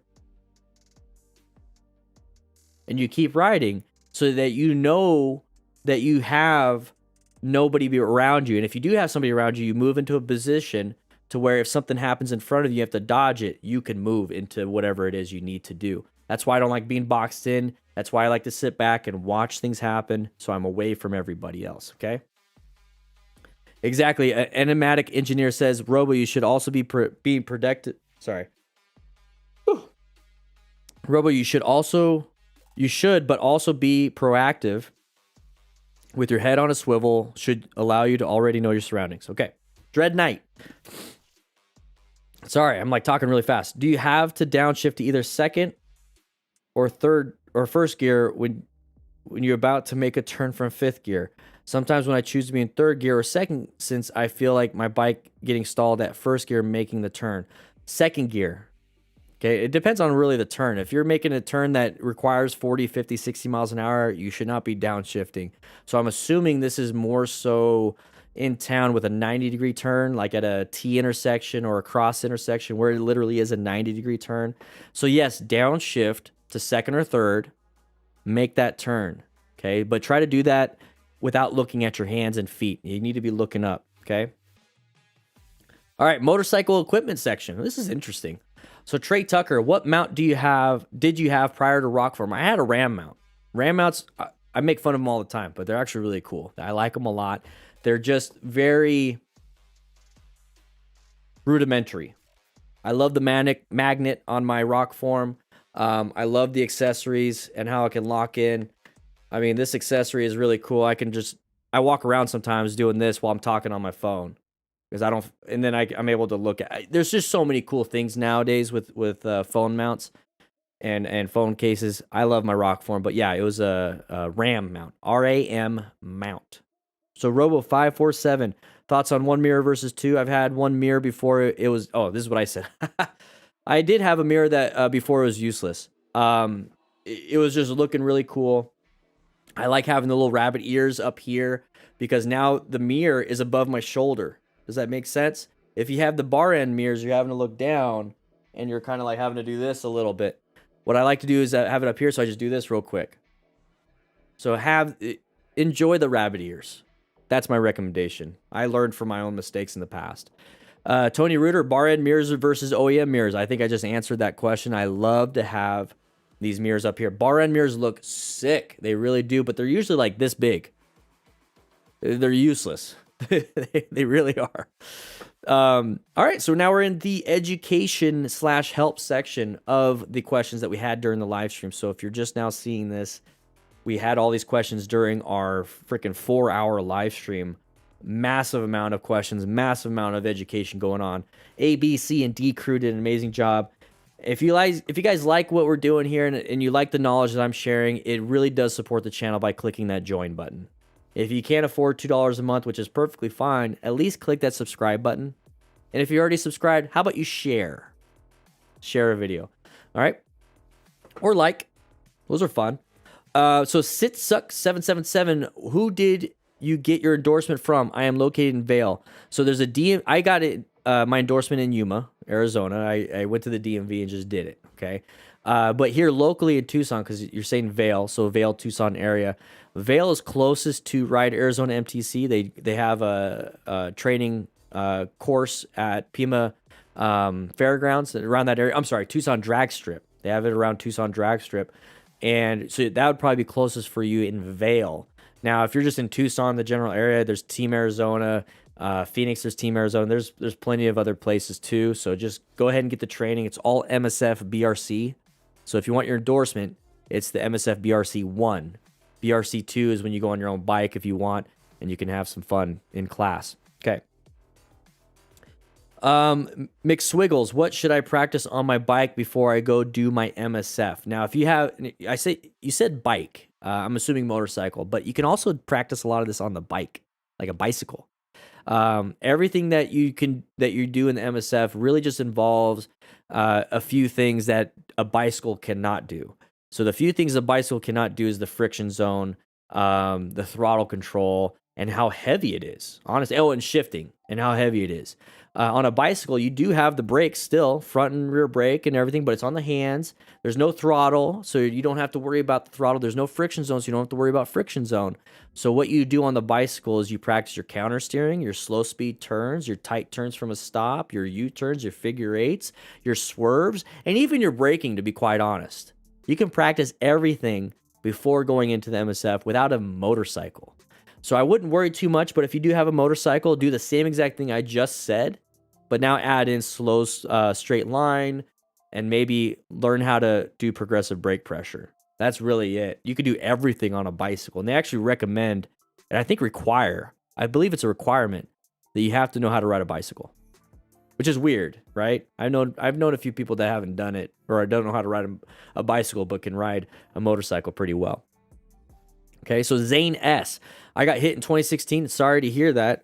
Started riding again, retook the MSF. Good job, by the way. That's good. Long break. You want to get that training again. 2 weeks ago. Okay, good. Nearly purchased a bike this weekend, but backed out due to anxiousness. What do you recommend to someone like me? Okay, you just took the MSF. What I want you to do is I want you to ask yourself questions. Okay, how did you feel in the MSF? You felt good? Now, you want to go buy a bike, but you're too anxious? Then don't. Don't buy a bike. Don't. If it's too much for you, don't worry about it. You don't have to ride. But I know it sounds like you want to get back into it. So let's get back into it. In the MSF, you're using either a 125 to 250cc bike. Maybe you feel comfortable on like a 250cc bike. Have a fun bike. Have something that you're going to relax on. Build your confidence back up. But if you're going to buy a bigger bike, the anxiousness isn't coming from the purchase. It's coming from what you're going to do with it. So in order to get your confidence in what you're going to do with it, let's go to a parking lot. Let's play around in your neighborhood. Let's do that friction zone. Practice those skills that you learned in the MSF. Slow straight line. Go a little bit and apply the brakes, stop. Go back into slow straight line. A little bit of brakes, stop. You're going to practice your swerves at slow speeds, 10 to 15 miles an hour. I like 15. 15s are usually where I like to play around at because 10 seems slow. 20 seems a little bit weird for a new rider. So 15-ish. So practice your swerves. Practice your progressive braking. Start off slowly. And don't rush to get on the road. Seriously, spend 3-4 months, weekends, right?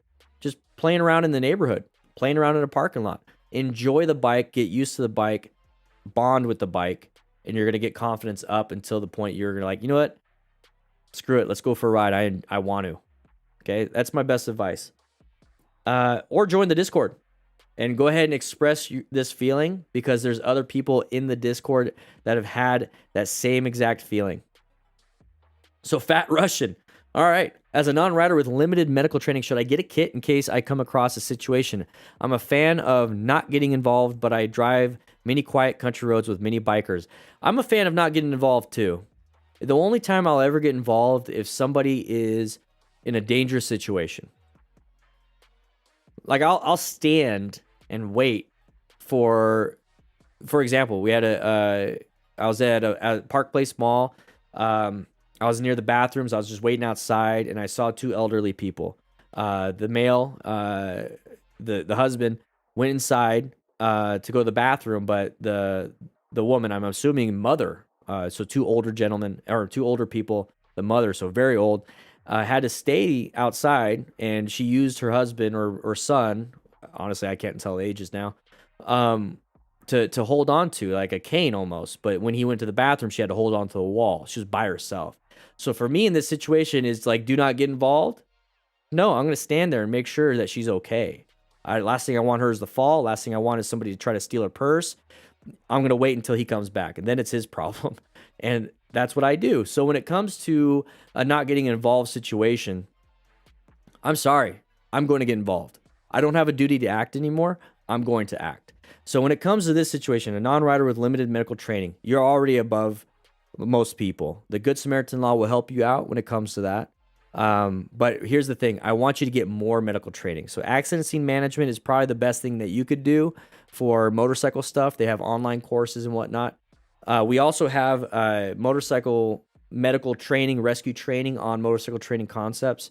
We talk about everything inside of our rescue kits. We're actually getting new ones, but it's still going to get the cool patches and everything. We've got tourniquets and whatnot in there. But it's up to you. If you don't want to get involved, you don't have to. Nobody's saying you have to. I want you to be comfortable, okay? I know that's a lot for you to write down, Nikki. Jay King, I know that Dan is an instructor. Does he host small group beginner rider parking lot learning practice? The BRC was helpful, but needed more detailed instruction for my learning. Jay King, we do have a lot of videos on motorcycle training concepts YouTube channel. We have a lot. Tight turns, U-turns, figure eights, friction zone, how to brake. We have multiple videos on braking. We have multiple videos on what kind of exercises to do. Currently, I do not do anything locally. I'm developing a system with the team here, so that's kind of the focus. I'm hoping next year we're going to have stuff open to the public. How do I prepare myself for a night ride? Understand it's nighttime. So first off, make sure you can see. So don't have a tinted visor on. Make sure it's a clear visor. Usually it's a little bit cooler out at night, so you starts the fog up. So make sure you have a pin lock in it. When it comes to night riding, you want to make sure your headlight is actually pointed in the direction you need it. Sometimes they're pointed too low. Sometimes they're pointed really high. It's not offering anything. Make sure it's pointed directly where you need it to go. Plenty of videos on how to adjust a headlight. When it comes to how you ride, the only thing you do differently is you might be more cautious. So that means you're slowing down a little bit more sooner. It means you're braking sooner. It means you're accelerating later. It means that you're basically in orange stage most of the time. Okay, yellow stage, yes. You know, when there's no vehicles, lots of light. But orange stage for the most part, because you need to watch out for animals. A lot of nocturnal animals like coyotes around here run out in the middle of the road. You're going to have issues with visibility, so outrunning your headlight. And a lot of people are like, well, at speed of light, you can't outrun that. No, you can't. But the thing is, your headlight's always like, let's say 100 feet in front of you. Going 10 miles an hour, 100 feet's a lot to stop in. Let's say you're going 90 miles an hour and it's still 100 feet in front of you. Can you stop within 100 feet? Do you know what's past 100 feet? Because your total stopping distance is probably 300, 400, 500 feet. I don't know what your skill is, but your headlight's only 100. So now you're guessing after 100 feet if there is a road. So take it easy. Ride within your light's abilities. Get some LEDs, Tony. Exactly. Yeah. Just don't blind anybody. So the video live stream equipment, hey, good question. You know, one bad 6.7. What headset am I using? The Audio-Technica ATH-M50X. I do have some Jabra 85 Elites that I use. So when I just have one earbud in, that's what I use. I love these things. They're great. They just don't last 4 or 5 hours. And so that's why I have this in. We're looking for a different situation, but who knows? Random and personal questions. Trey Tucker, do you carry a gun when riding? Not anymore. I've don't care if you do or not. It's up to you. It's your own risk assessment. I just chose not to because I really don't. My training has been very lax, and I don't feel like it's responsible for me to carry a firearm if I don't have the training. Just like if you're riding a motorcycle, I don't have that. So I do have some operational security. I'm not telling you shit. I'm not saying nothing. But you don't want to come into this house or the firehouse, the DD from HQ, without knocking. Right? I'm trying to blink to you. All right, Tony Reuter, Dan, would you ever consider speaking out at events? Yes, I've done one before. It was a little awkward just because it was new to me, but I spoke at an Indian event a while back, a couple years back. But I would love to do that. I just need to have an actual thing to talk about. I have quite a bit. It's just I'm focused on other things. But I'd love to. That's a great question. John Jones, do you still work as a firefighter? No, I do not. I resigned as a firefighter back in May of 2018? 2019. I don't even remember. Don't even care. I'm actually letting my EMT lapse This is the first time since 2005 that I'm letting my EMT certification expire. Very, very nerve-wracking, very new reality moving forward, feeling good, you know, because this is what I do. I mean, we've got a nice mahogany, leather-bound books behind me. Smells good in here, you know. Why would I ever want to go back to the fire station? All right, Nacy Y. Hey, Dan, what was the first bike you ever had? I had a 2012 Harley Davidson Nightster. Beautiful bike. I turned it into a Cafe Sportster, and then I turned it into a Sportster Scrambler. Great series that I had. It's called Saturday Scrambler. It's on this channel. You're going to have to go back 1,000 videos, though. HM, why do most Americans-based motorcycle YouTubers hate Chinese-made bikes? Here in Africa, they are the most easily affordable. I don't know. Because Harley Davidson and Indian actually, they make... Well, no, I'm thinking of India. I don't know. I really don't know. And that's one of those things. I'm gonna say this right now. China, Taiwan, Europe, America, it doesn't matter. Everybody's trying to make the best they possibly can make. You know, whatever it is they're making. There's obviously people in any country that makes absolute dog crap. So it's just a matter of optics, really. There's some amazing stuff coming out of China. I just don't... There's just a bad connotation. You know what I'm saying? Right, Crash Morse? How you doing? So John Davis. Oh, sorry, HM. I just don't know why. Don't know why. No clue. John Davis, Dan, I just moved to AZ as well. Do you have host in-person events? Not yet. I think I answered that a little bit earlier in this right here, but I would love to. I would really love to. I'm working really hard every weekend and every week to develop the system that I wish I could share right now, but I can't because I'm NDA out of my mind right now. Cannot say anything wrong. I'm going to sue myself. All right, so Tony Reuter, will Dan do any meet and greet and rides next year since the restrictions are loosened? Meet and greets, yes. I think meet and greets we could do. But when it comes to like training locally, no. When it comes to rides, I prefer not to. Just because we've seen all these rides on this stuff, on MotoStars and Moto Madness, and the egos tends to get in the way. I choose very carefully who I ride with. Very carefully. I don't have to ride with everybody. And it's just because I don't want anybody feeling like they need to impress me. You guys, you're already impressing me enough. That's a Shania Twain song. You're already impressing me just by showing up and wanting to be a part of the crew. So let's just go ahead and do a meet and greet. Maybe we'll set something up. Tony, that was a great question. By the way, we started the first annual DDFM camp out like a couple years ago, but then COVID hit. This year was a shit show. So it sucks. 3 years ago, we had our first annual. We haven't had a second or third yet. So maybe we'll get back into that. Have I done dirt riding crash reviews other than my own crash PFFT? Poofed. No. There's just so many different factors. It's usually a loss of traction issue. Fortunate runt, beard oil or beard balm? None. This is, I'm serious. I'm not making a joke. I'm not making a joke. This is absolutely natural, pure natural. All I do is I shower, and every 3 to 4 days or after a ride, I use what is called Nizoral shampoo. It's like 1 to 2% keto, cortisol, whatever. It's basically dandruff shampoo, but it's meant for like a fungus type thing, because that's what beard itch is. You guys probably didn't know that. Beard itch, when it gets all nasty and like lots of flakes and it's itchy, it's a fungus. I actually talked to my doctor about it, and she recommended this. She got me a prescription one, and I just found this one over the counter, and I use it. So every 3 to 4 days, and after a ride, because it gets nasty, I will wash it. But then after every time it gets wet, every time it gets, like if I'm in the shower, in the pool, or whatever, maybe having a bathtub with lights and candles and, you know, playing some soft, you know, Barry White music by myself, you know, just enjoying myself. This is fine.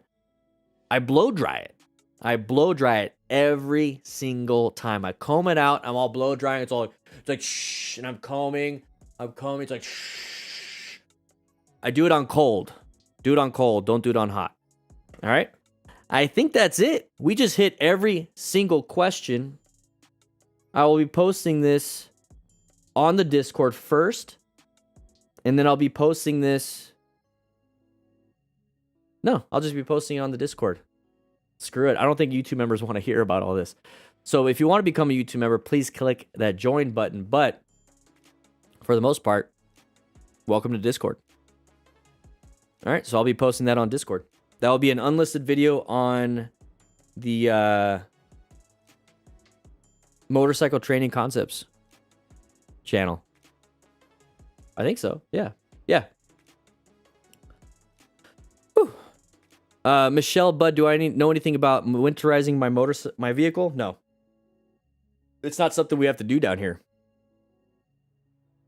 Fortnite, though. See, here's the thing. If I don't have the answer for you, I try my absolute best to get you the right answer. Okay?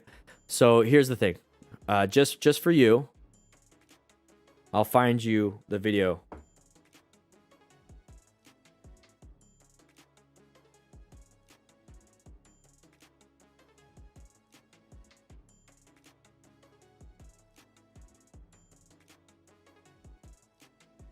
Hello.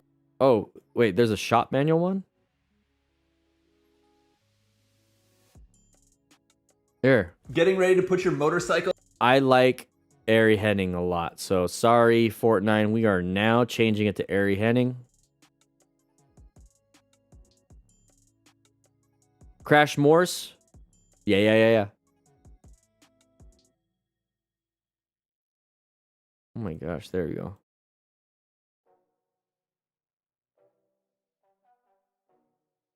There you go. So winterize. There you go. Guys, I gotta get going because I have to talk to a few people. It's 12:26. We've been streaming since before 8 a.m. We went through, I don't know how many videos. How many videos did we get? We got 1, 2, 3, 4, 5, 6, 7. 7 videos today. I got to do an after action review on how the class went because some of you rookies were chewing on the cables. Some of them were eating the crayons. You guys were going a little crazy. Some of you stole some pizzas. But what we're going to be doing is hanging out on the Discord because I'm going to be posting this video unedited on the Discord. I'll be seeing you guys later. I got to get going. Bye. And here's the music that we're playing. Oh, what happened there? Why? Okay. Well, I'm just going to get going then. All right. Bye-bye.